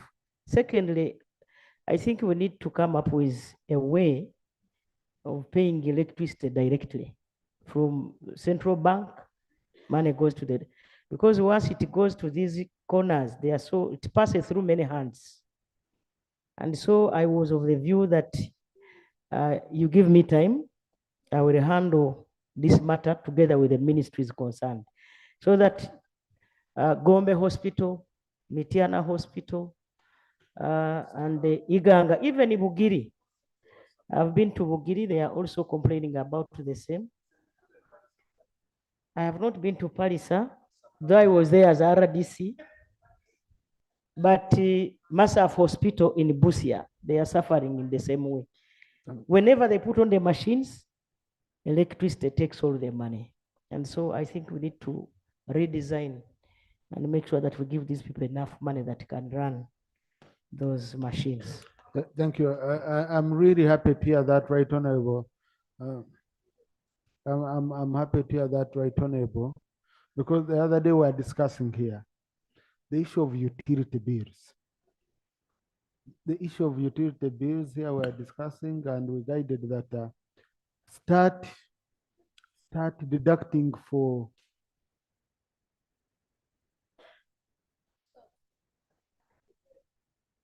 Right Honorable Prime Minister, I needed your attention.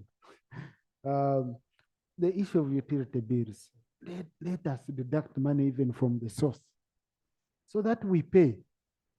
Because you see, when you look at like the water supply companies, when they get this money, right away they go to do water projects.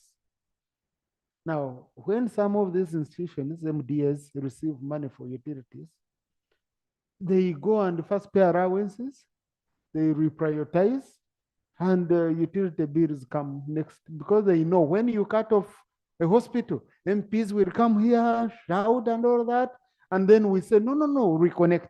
When you cut off a police, there's no way you can go and cut off a barracks. With whose security, under whose security? Okay, under whose security to come and cut them off. So it's very important, like how you did for internet. You no longer hear issues of internet. Deduct the money at the center, give to utility service companies, and then you will find that you even get good discount. Looking to issues of the budgets, because I think here in Parliament, money which you have been putting for utilities, we have been giving it. When we are passing a budget here, we've never reduced the money for utilities. Okay, so it is on the side of the executive, like the Prime Minister has said, study it, revise, get adequate budgets, and then we'll be able to support from here. Then you deduct at the center, you give to your utility companies, Right Honorable Prime Minister. Honorable Mariam Naigaga. Thank you. The Right issue of the Honorable Speaker.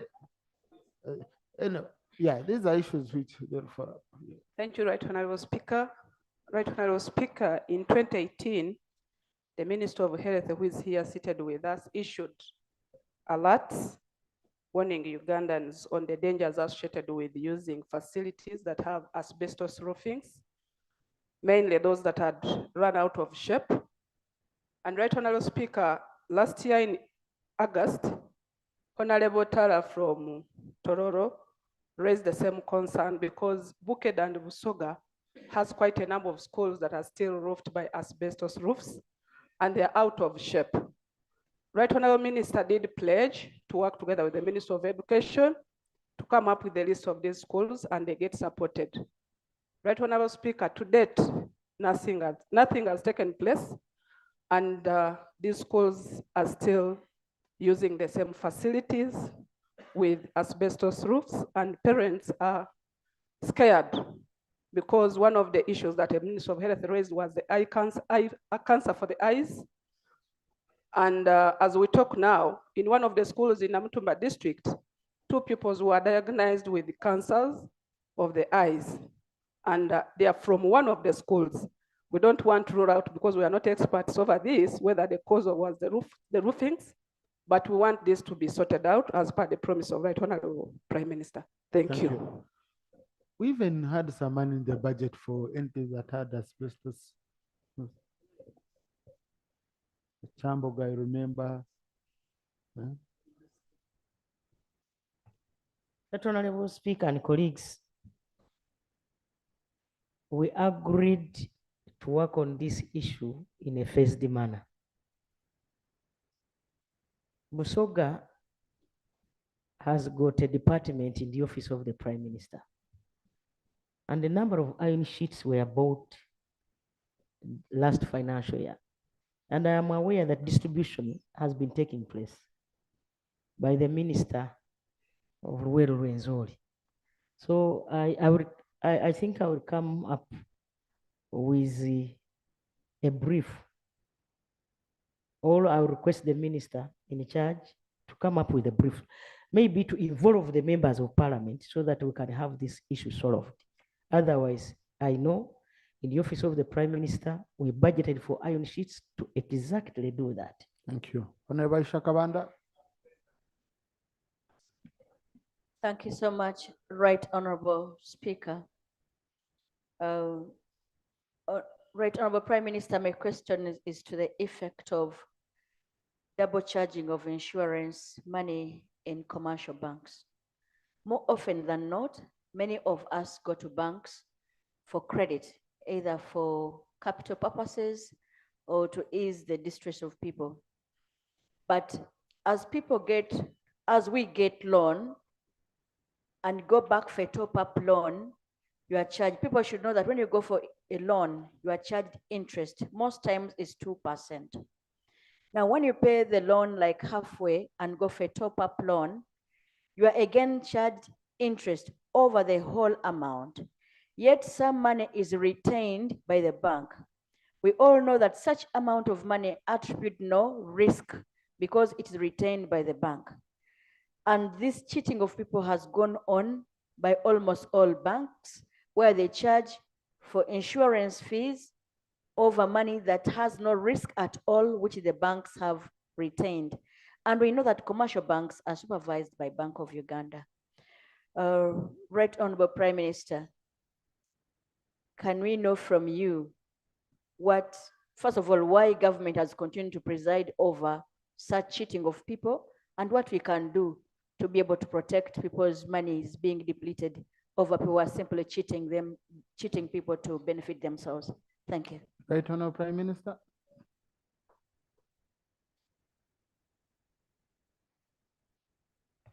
Right Honorable Speaker and colleagues, I cannot give a definite answer now. I request the member to put this in writing so that I can get the answer next Thursday. Right Honorable Prime Minister, that you have officers here, they have captured it. Let them include it as part of, she has done her part, okay? Yes, so let it be answered next Thursday. Honorable Enos. Thank you, Right Honorable Speaker.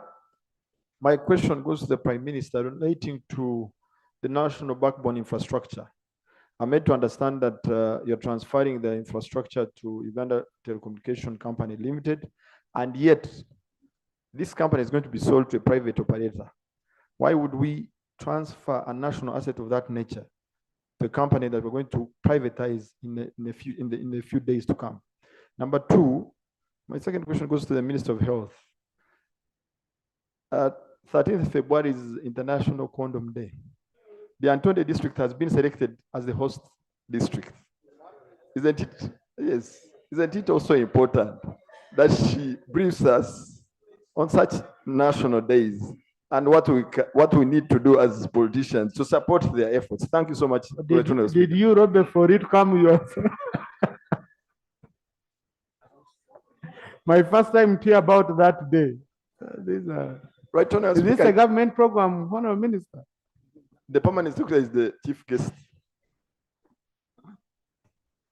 You chose the right, should we say you chose the right district host? Right Honorable Prime Minister, the honorable member is right. And the National Condom Day is commemorated annually. Yes, because it is true that people know about condoms, but many don't actually use it for protection. So it is held as an advocacy to remind people to use condoms for protection. The member is requesting that we bring a paper on that issue here. Right Honorable, I will leave that to your discretion to decide. I thank you. No, since it's a national day, now on a very, very serious note, protection is one of the preventive measures promoted by government, honorable colleagues. So I don't know what we are laughing about, and only that it's a day I've never heard of being celebrated, but I think Parliament is a platform which we use to inform the public and educate the public about these issues. So, Honorable Minister, please bring a statement on this. And or government drops it as one of the policies it promotes. Yeah, yeah. And I know, honorable colleagues, you use condoms.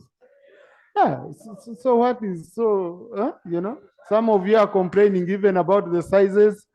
Some of you are, so it's, maybe it would be the time we can highlight it to the public that this is very critical in the fight against HIV, AIDS, okay?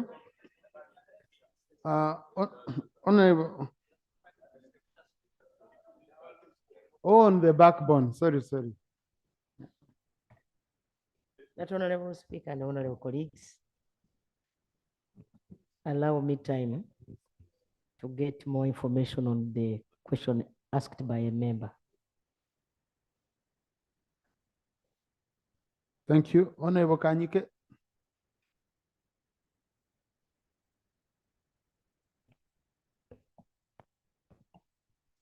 Thank you, Right Honorable Speaker. The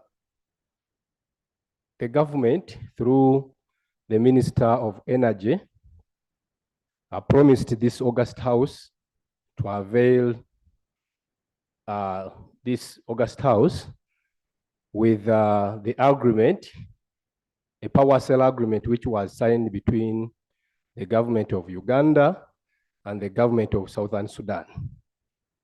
As the Shadow Minister for Energy and Mineral Development, I'm very concerned, and the Ugandans, to know the update, because we did not receive that agreement in the House, and we want to know the way about and the fate of that agreement. I thank you.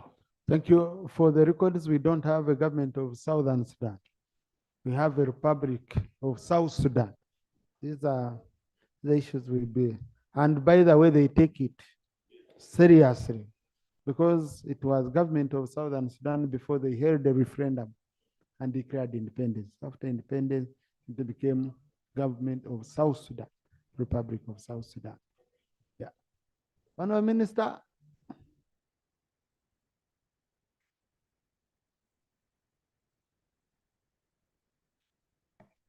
Right, Honorable Speaker. I've just come back from South Sudan, where we're discussing that same agreement which you are talking about. There are two agreements. There's one for distribution of electricity within the neighboring communities at the border post. Now, the principal agreement of bulk selling of electricity to South Sudan, we're actually negotiating it now. I can bring and lay on the table the distribution agreement that was signed late last year, next week. Thank you. Nakasongola, woman MP. Thank you, Right Honorable Speaker. Right Honorable Speaker, Nakasongola district has got two constituencies, that is Budiebo and Nakasongola constituency. Right Honorable Speaker, Nakasongola district has got only one functional health center 4, which serves as a district hospital. And this is a health facility which handles over 500 mothers for antenatal care, 100 mothers for delivery, and 35 mothers for cesarean sections. Right Honorable Speaker, sometimes mothers are admitted on the floor, others are discharged before time. The newly born babies end up being infected in the way of being admitted on the floor. Right Honorable Speaker, we have written to different offices. We have kept on following up with different offices and the responsible office, but all in vain. Right Honorable Speaker, through you to the Right Honorable Prime Minister, may I know when government is constructing a standard maternity ward at Nakasongola Health Center 4 and a well-equipped one so that they can really it can really serve the available population. The other information I want to give Right Honorable Speaker. In The interest information, of time. this maternity ward was called. Minister for Health.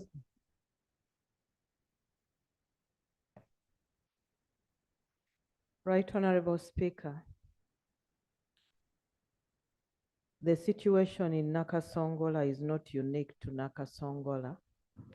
All the honorable members here have similar problems in their constituencies. And we have discussed this issue severally here in this parliament. All we need are resources. My humble appeal is that resources are mobilized so that we can address the issue once and for all.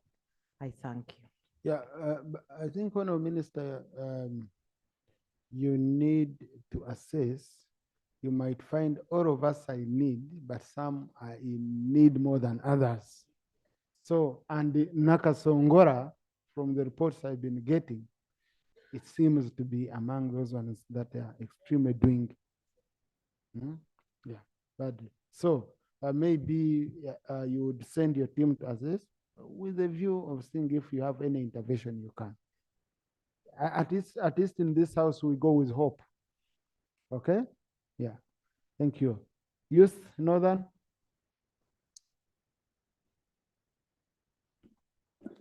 Thank you, Right Honorable Speaker. Right Honorable Prime Minister, I'm concerned about the plight of most youth farmer cooperatives all over the country, but more specifically the ones in Bala, Ayer, and Akalo that are in Kole that received support under the Agricultural Cluster Development Program. And they had machines for value addition installed since 2019. But up to now, there is no electricity extension, no water access, and most of the machines have wrong specifications. Right Honorable Prime Minister, when will these project sites of Aye, Bala, and Akalo and others across the country get connected to electricity and other critical utilities for agro-industrialization? Honorable Minister for Energy.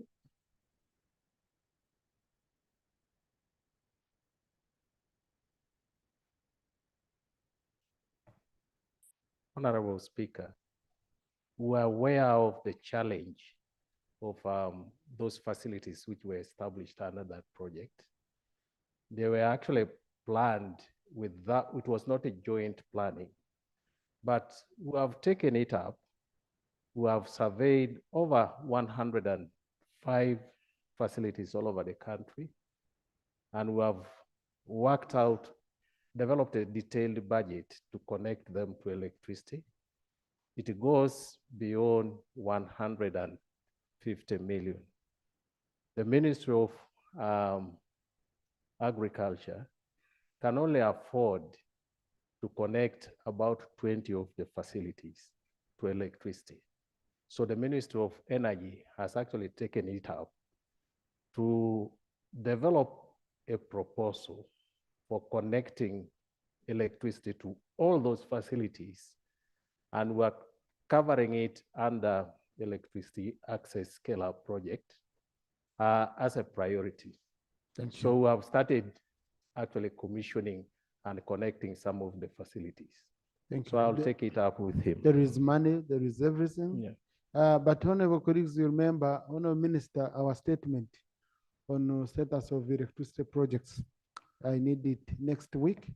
I think we shall have it on order paper on Tuesday next week, so that we extensively discuss this sector. That Honorable Speaker and colleagues, ministries have been planning in isolation. They have been working in silos. And so we came up with a program approach, which is under my chair. And so the ministries of health, ministries of water, because there are some water points that were connected and they don't have electricity, so they cannot pump water. And much money has been spent. So the president directed that we use a program approach where many ministers and ministries come together and we plan for a project as a program. Thank you. Honorable Isaac.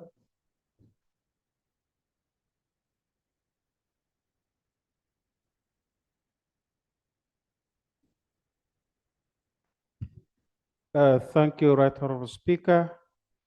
Right Honorable Prime Minister, in 2011, 5 people drowned in the River Ora. 2 men who were carrying a mother across the river to be delivered in Oima Health Center 3 all fell in the river. The 2 men died, and the woman who was carried on the bed also died. And that same year, 2 children, school pupils, also died. Cumulatively, we lost 15 lives. Last year, we also lost about 13 pupils in the primary school on that River Ora. And just as the schools opened on Monday, a P1 pupil of the primary school also drowned. In the morning, they were taken by the parents, but at lunchtime when they were going back home, one of the younger pupils, 7 years, also fell in water and drowned to death. Right Honorable Prime Minister, when the 5 people died in 2011, I brought it to the attention of the Ministry of Works, and the ministry sent Engineer Odongo Richard to carry comprehensive inspection of all the bridges in Upper Madi, because cumulatively in 2021, we lost about 56 people in various spots on that river. And even earlier than that, I brought it to the attention of the president. Right Honorable Speaker, you guided that before we bring some of these issues, we should exhaust it with the line ministries. And I did it with the office of the Minister for Works. I approached the permanent secretary.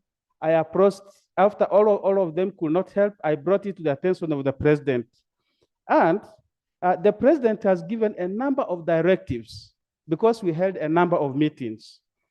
On 6th August 2021, the president, in a letter signed by Dr. Kenneth Omona, directed of course it was addressed to the Minister for Works, on the state of roads and bridges, and this never worked.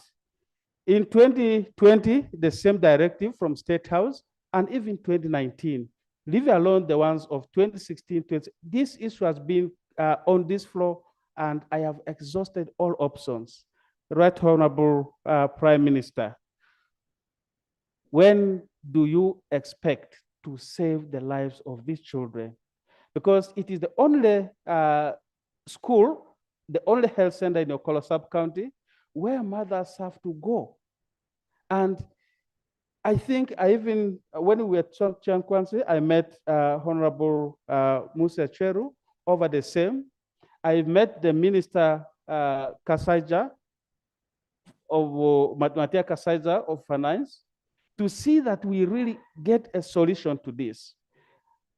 Right Honorable Prime Minister, I beg to lay a number of documents for which this thing has told all this.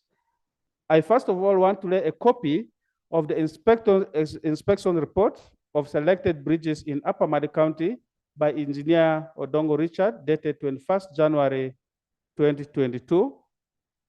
I also wish to lay a presidential directive in a letter dated 6th August 2021, addressed to the Minister of Works and Transport. I beg to lay. Right Honorable Speaker, I beg to lay another presidential directive in a letter addressed to, among others, the Minister of Works and Transport, dated 8th July 2020, on submission of key issues in Upper Madi County. One of it was the issue of the Ora 3 bridge. I also beg to lay a letter dated 8th November on the state of roads and bridges in Upper Madi County.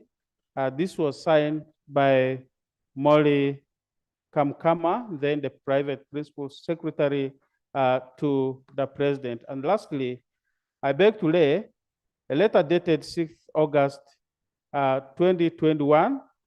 This was signed by Dr. Kenneth Omona on the state of roads and bridges in Upper Madi County, Madiokoro District. Honorable Minister for Works. No, please, it's very clear.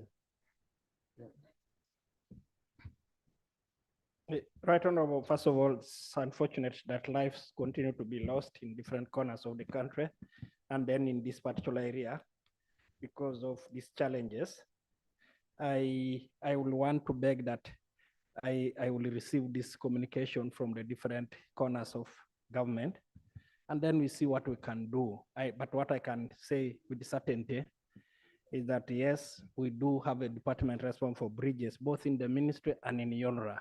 But sometimes they have constraints that I've already indicated to you, but we'll go and look at what can be done so that we can see how to intervene. Honorable Prime Minister, I want to supplement.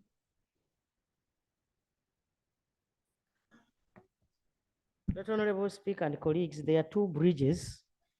There is Ola 1. Ola 1 has a steel bridge, which is a bit old, that has outlived its usefulness. Is that what you are talking about? There is another bridge called Ola 2. The designs are complete.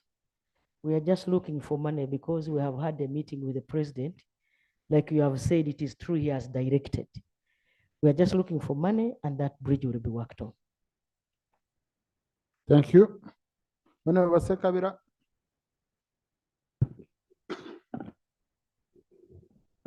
Thank you very much, Right Honorable Speaker.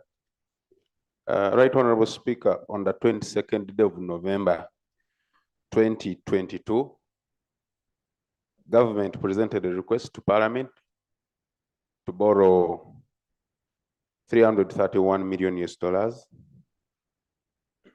That would come with a grant of 276.5 million US dollars as a grant from World Bank to help in the distribution or connection of power in the different parts of the country. I personally supported the loan because I thought Katikamu North would benefit from the same. May I know the status of that loan, if that loan really came true? Honorable Minister.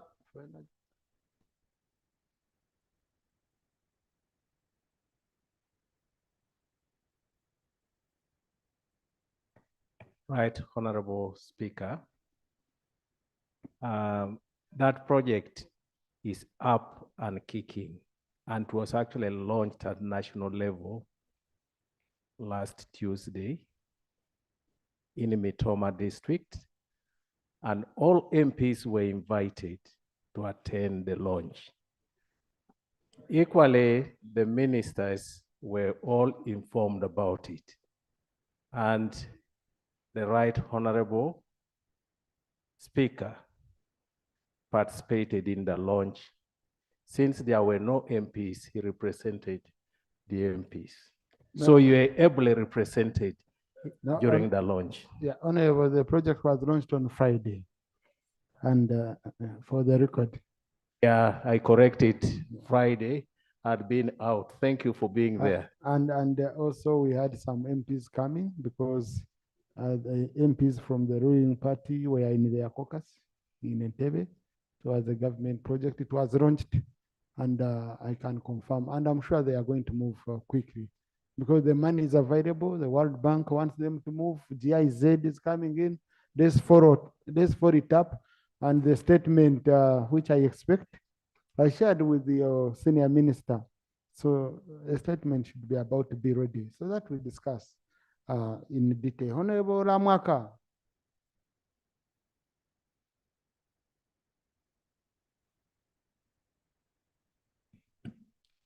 Thank you, Right Honorable Speaker, for the opportunity. Right Honorable Speaker, on the 5th of this month, 40 South Sudanese gunmen came and attacked a village called Lokore in Chua, in Ukuri Parish, Chua East, where they raided goats, and in the process, the soldiers and the locals were to follow them. Unfortunately, they shot one man, a civilian, and he died at the spot. I want to applaud the UPDF for rescuing the rest and making sure that all the goats which were raided were recovered. Right Honorable Speaker, we have lost so many people, and every now and then we keep on losing our people to our neighbor, the South Sudan. And we sat last year with Prime Minister and all members of Parliament who borders Karamoja and Sudan, and we agreed on many things. Among others were security roads, which up to now there is nothing and there is even no sign.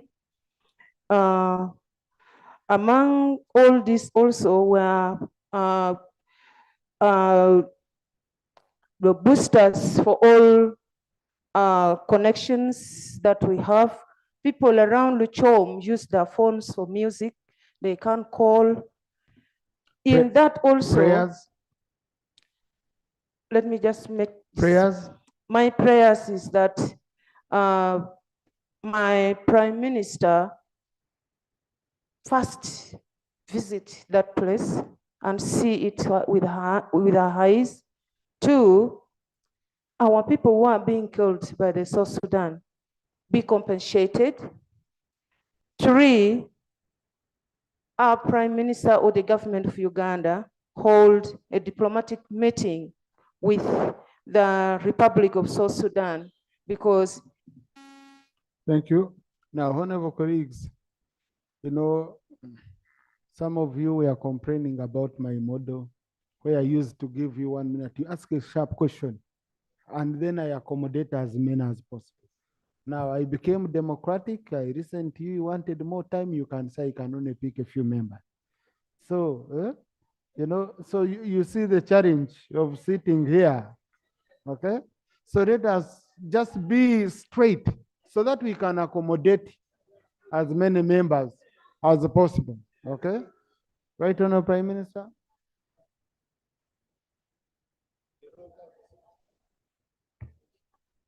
Honorable Speaker and colleagues, it is true we had a meeting with the members of Parliament and the district leaders. We also went on site some time back with the Minister of Defense, the Minister of Tourism, and many others. We came up with resolutions. And these resolutions are being implemented, except that they started from the other side. And I request Honorable Cheru to tell us how far they have gone. But the districts neighboring Karamoja will be served with security roads so that our troops can curb these criminals effectively. We also agreed that some of these private people who have, like MTN, like Airtel, can help us to put their masks. They started from, I think, other districts. I will make sure that I cause another meeting again to remind them that we still need to cover your area. Thank you. Honorable Stella. Oh, Honorable Sempija. But Honorable Speaker, it is not really true that since that meeting, government has not done anything.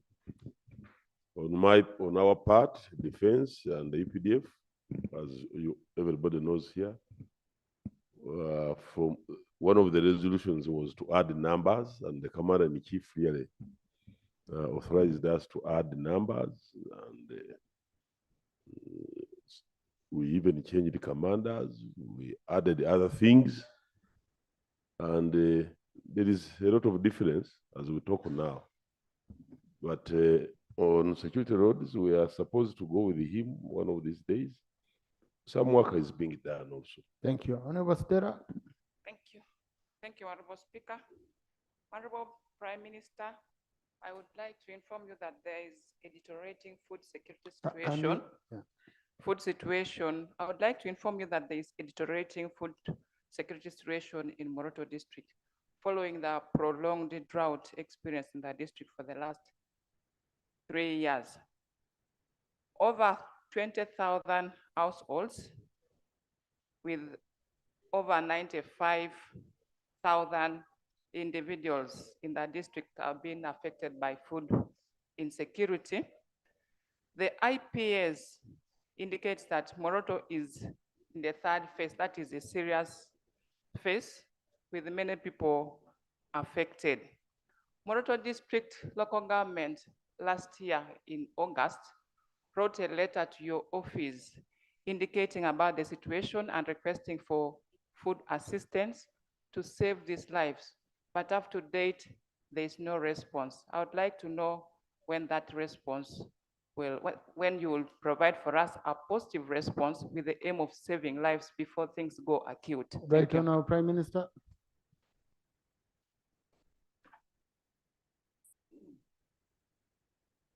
That Honorable Speaker and colleagues, what I know is that we have been supplying food under the office of the Prime Minister to Karamoja, including Moroto. I cannot have the numbers of kilograms that we have given because I know even in January, there were trucks going to that side. And remember, after supplying you with the iron sheets, the second consignment was for food. So let me come back. I can give you, maybe we can, you and me can meet so that we see how to arrest the situation. We cannot allow Ugandans to die. Thank you. Mbare. Mbale District. Yeah. Thank you so much, Right Honorable Speaker. I beg your pardon, because honorable members, all the time supplying food by government to Karamoja is not sustainable. So what has government done? The Ministry of Agriculture, Animal Industry and Fisheries has come up with fast maturing seeds for that area. And two, because of the drought, like she has said, we are coming up with a big dam which can accommodate billions of liters in that area. She knows that I'm forgetting the names of the dams we are currently undertaking. But in your area, there is Lakonyen in your area and many others. And so that we can collect all this water that comes when it rains and it is just washed away. We shall collect it, put it in dams, and also protect the dams because I'm told that dams are silted by animals. Thank you. Mbare. Right Honorable Speaker, 2 weeks ago, a truck that had 4 people and 3 boarders fell off the bridge of Nambale, that is on Mbale Tororo Highway. Those people didn't die, but they sustained injuries simply because that bridge has no rails. UNRWA has worked on it, but left the bridge bare. They put some stones to guard people who pass on that road. But recently, because of the rains, those stones fell off, and that's why those people fell in. This is a very busy road. We know it passes many trucks that go to Sudan, so many road users on that road, including women and children. Prayers. And it is posing a very high threat to the people of the district. I request our Prime Minister and the Minister to update us on when that road or the guardrails will be put on that road to save the people in Mbale district? Honorable Minister for Works. Please, Honorable. Please, I have been seated here since 2 p.m. Okay? Just wait. Settle. You're not from Mbari, Honorable Sechans. You're not from Mbari. These are issues of Mbari. Okay? I will give you your own chance. Right, Honorable. Honorable Minister, please. Honorable colleagues, I don't like it when you start putting me on pressure from making signs. And most of you, I give a chance. After speaking, you leave me here. Okay? Huh? Some just enter and start causing chaos of making signs to me. Okay? So these ministers have been here since 2 p.m. So when you start putting me on pressure for you want to speak and go, and you leave me here. Okay? So please allow me, I know when to pick you. Okay, please. Yeah. Okay? Yeah, so Honorable Chero. Right, Honorable, first of all, I am very happy that the colleague has indicated that the bridge was fixed, except the guardrails. I want to let this house know that I'm going to direct the team that is working on it to quickly put the guardrail. That should not need a big budget. Thank you. PWDs, Honorable Mpindi.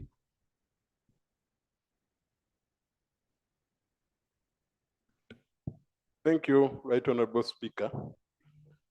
Right Honorable Speaker, the Right Honorable Prime Minister endeavored to respond on the issue of the police officers that are being allocated or evicted from Mulago, but she did not comment on the issue of compensation. Right Honorable Speaker, I was a resident of Tafne Drive in Mulago, and I still have my property there.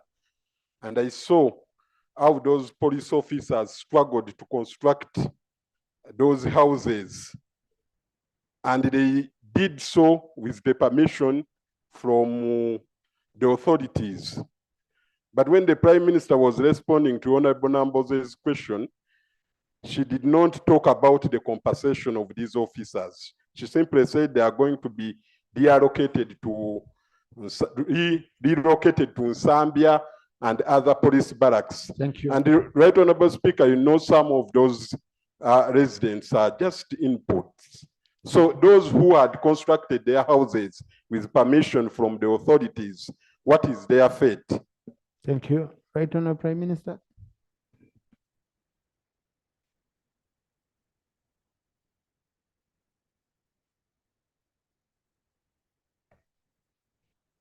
Right Honorable Prime Minister, when a police post was opened in Mulago, at that time we had requested for not more than 15 officers.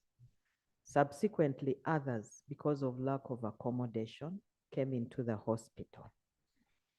And they were allowed to construct temporary units. Temporary. It was very clear. This is not your place of abode. We can accommodate you temporarily. When time comes, you will go. And that was the agreement. The IGP is aware that the agreement has come to an end. We need that place so we can put up our water tanks to supply the hospital. Thank you. How do we start compensating people whom we just helped? I thank you. Kasanda. Thank you, Right Honorable Speaker. My question to the Right Honorable Prime Minister is about the status of the procurement of the road units for Kasanda District.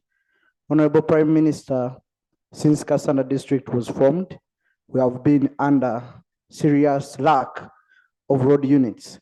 We used to borrow from Mubende, they no longer assist us. We used to borrow from Mitiana, we can no longer access due to the need countrywide due to the heavy rains. And we are soon heading back. So we needed to know about the status so that we can update our people about the status of the procurement of the road units in Kasanda. Right Honorable. Right Honorable Speaker and colleagues, the 16 new districts, There are machines which are already in the country. And we are only going to commission them after bringing others because they are not a complete unit. And the Minister of Works can testify to this. Be patient, Cassandra is going to be handled.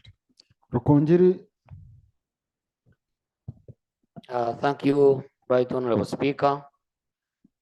My question to the Right Honorable Prime Minister is on decentralization and specifically on the recruitment of secondary school head teachers and teachers. Right Honorable Speaker, today if you went to the Ministry of Education on the first floor where human resource is, it is flooded with the people from up countries. There are so many people. The other day I was there. You could find ladies with the babies seated on the floor, breastfeeding with cakes and the like. And the issue comes in because recruitment of secondary school teachers was never decentralized, and I wonder why it is so. When you look at the other departments in the districts, agriculture, health, all are recruited from the district. So my question to the Prime Minister is, why is it that the Minister of Education is holding on to the recruitment of head teachers and teachers for secondary schools? I Honourable thank you. Minister for Education.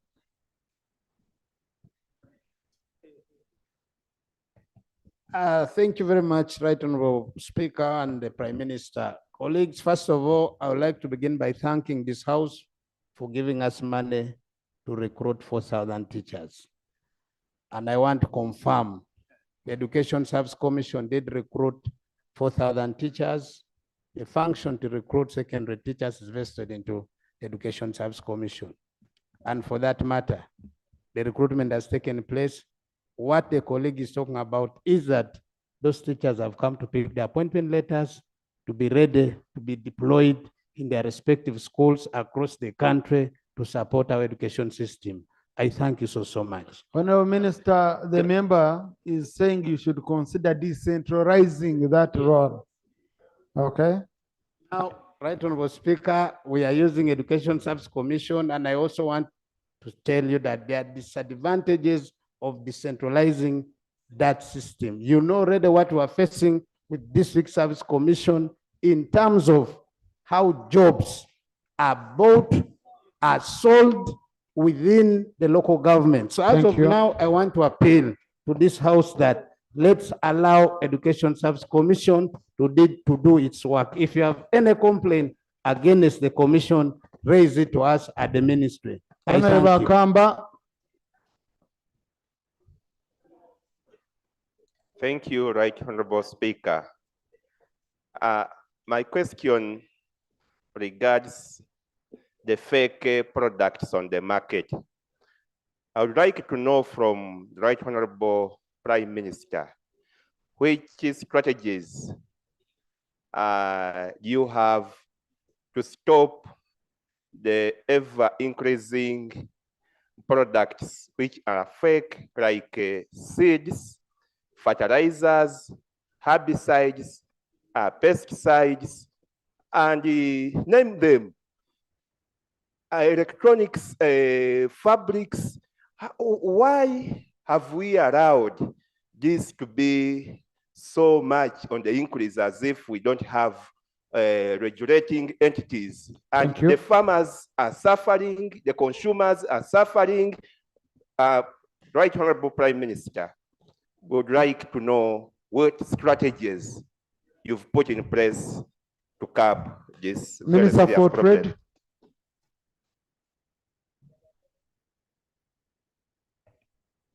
Thank you so much, Right Honorable. I want to thank my colleague for that question. It's a very critical situation that was reported to Cabinet, and the Right Honorable is here, Cabinet has taken a decision because of the pesticides and all those agricultural chemicals that UNBS could not take care of. A unit is going to be created under the Ministry of Agriculture to purposely take care of the medicines related to agriculture, so that we get a fully fledged, like we have NDA taking care of the medicines in the hospital. We have a unit taking care of acaricides and all those sites in the Ministry of Agriculture. Narrate the Committee for Trade follow up on this So the matter, Committee for Trade because will it's, follow up. it's beyond agricultural products. All right. Thank you. Most Honorable obliged. Kabusu, Moses. Mr. Speaker, I want to ask the minister, the Prime Minister, whether she's aware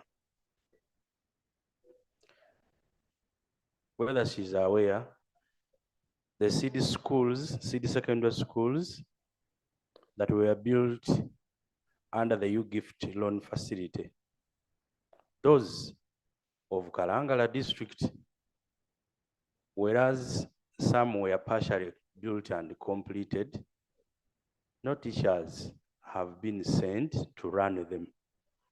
And for the few where teachers have been deployed by the ministry, they just get to know it is in Kalangala and you cross using a wooden boat and they don't report there. What is the government going to do such that our children who should study in those city secondary schools also get to study? Minister for Education. Thank you very much, Honorable Speakers. I want to thank my colleague for the question. First of all, it's true we are aware that we have had to reach districts in this country, and Kalangala is one of them. There are case-by-case areas where we discuss on how specific teachers can be recruited in that specific area. But still, it is the Education Service Commission who does the work, not the District Service Commission.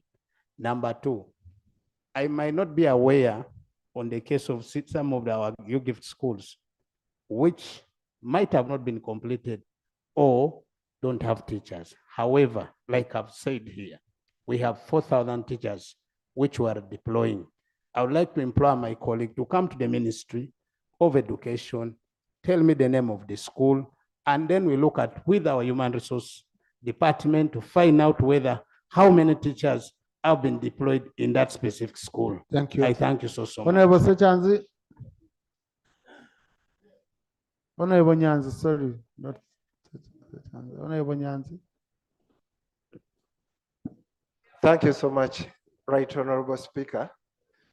Right Honorable Prime Minister.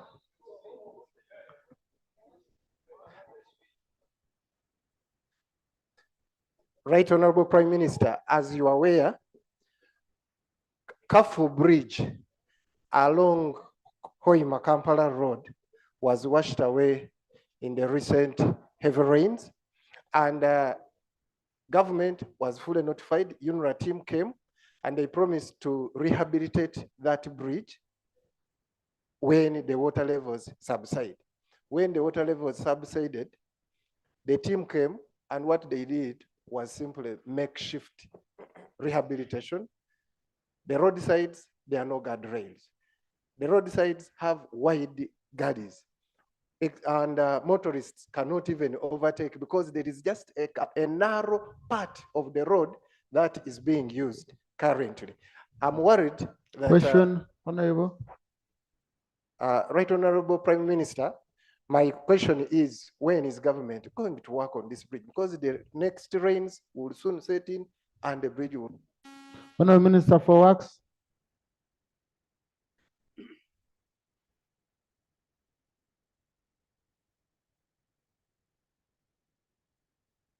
Right Honorable, Kafu, like Katonga, and all these other bridges suffered these hydrological challenges that we witnessed in the country recently.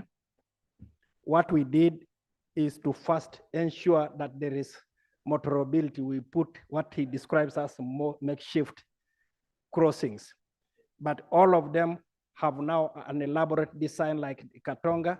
We now can move, but we are preparing to do a permanent bridge. The same applies to Kafu. Honorable Naomi Chibaju.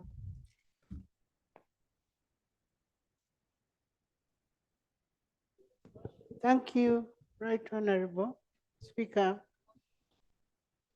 My question to the Right Honorable Prime Minister is about my constituency where a hill, a range of hills which passes from Uhweju through Shema to Igara, and these hills supply stones as building materials.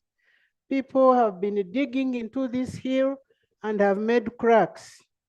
Recently, the rains which have been heavy have exacerbated the problem because now there is a very big hill on a village called Chizogoma, and there is a very big crack both in the hill and on the ground, and water is gushing out. The district of Shema sat down and put together a committee which wrote to your office, Right Honorable Prime Minister, and nothing has been done. My question is, when is something going to be done before a catastrophe occurs? Thank Right you. Honorable.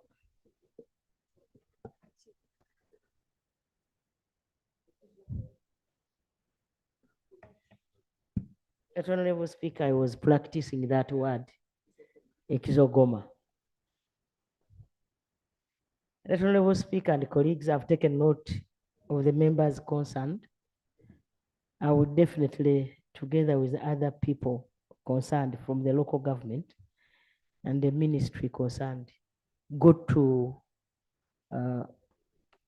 Ekizogoma in Shema. I've been to Shema like 3 times. And the other thing I wanted to advise the member is to sensitize the people to plant trees so that we can save our environment. Thank you. Honorable again. Thank you so much, the Right Honorable Speaker. My questions is directed to the Right Prime Minister. Agago district is so big with 26 administrative units. And we have only, there are 10 sub-counties without the police post, which is a very big risk. Most of the people, when they want to access the services of the police, they have to travel long distances. So I wanted to find out how best and quickly can the Prime Minister help us for the police post to be placed in Agago. Right Honorable Prime Minister.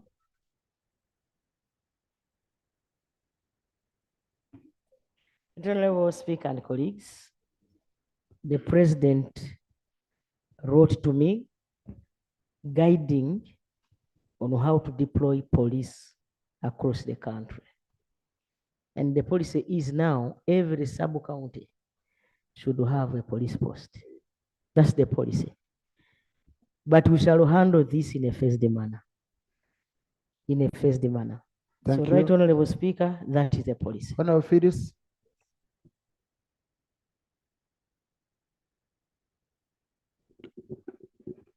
Thank you, Speaker. Right Honorable Speaker, I would like to ask this question to the Prime Minister. Prime Minister, you have interacted with us several times on this issue of the Mount Elgon National Park and the people of Sebei. Recently, Uwa people came to our region. They stormed into the communities surrounding the national park. They slashed down crops. After our people had got the PDM money, they slashed their crops. They slashed everything which was found there. And now I don't know how will our people pay back the PDM money to the circles. My question therefore is, Prime Minister, could you kindly give us the proper line, the proper boundary? Stop engaging the Prime Minister. She needs to listen to the member. The proper boundary between the communities of Sebei and the National Park of Elgon. That is what I Right Honorable Prime Minister.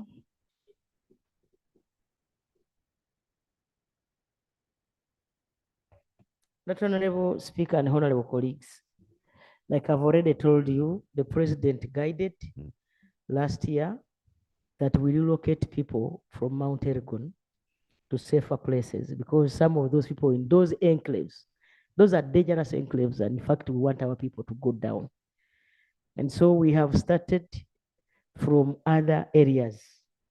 We partnered with one of the NGOs from America, and we are paying, that NGO is paying 7 million, and yet government is paying 10 million to those people. We shall also provide them with some land, at least 2 acres. And so we have started from Boduda, Bulambuli, and these other people. The NGO is called Give Directly. And so I want to allay the fears of my sister. I am aware that Uwa was there, and those Benetti, they are called Benetti. Those Benetti people were really treated badly. And so we are saying, as we move like this, we shall definitely reach that area. Thank you. But the Mount Elgon National Park must be protected. Thank you. For the good of those people in that place. Moroto Municipality.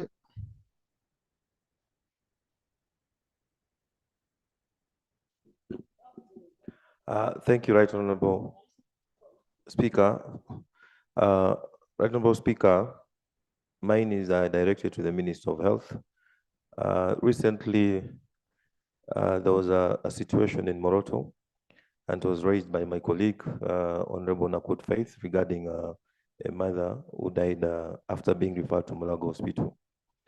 I'm glad that the ministry acted immediately, and a team was constituted to find out, to carry out investigations independently, and also give a report on the same matter.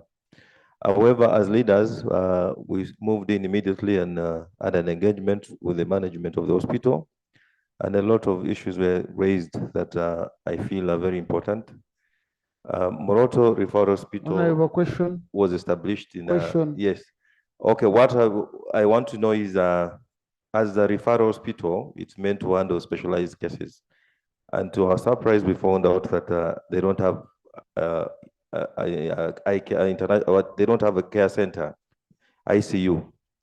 So we want to know when government is planning to do this, because they have a lot of people referred to the hospital and they cannot accommodate them. That's why they also keep referring to Monaco. Honorable Minister for Health.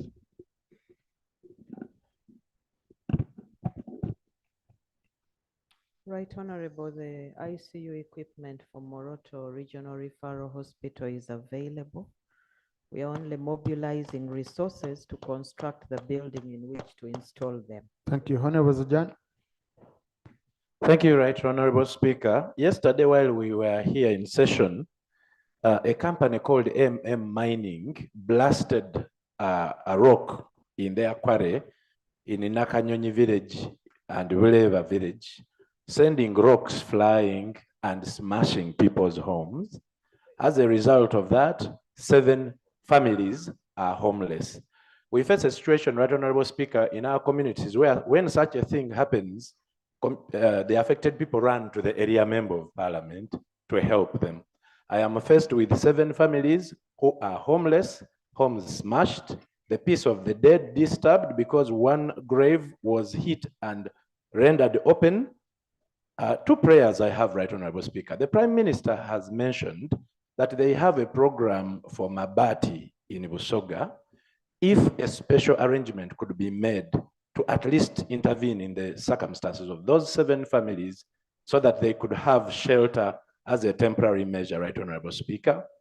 And lastly, that these investors be prevailed upon so that the rights of the community members are not rendered null just because we have investors who blast rocks with impunity. So I have Mzee Sarah's house, Banchaye, Reverend.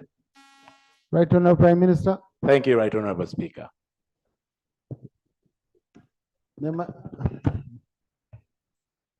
Right Honorable Speaker and colleagues, the iron sheets for Soga are for institutions.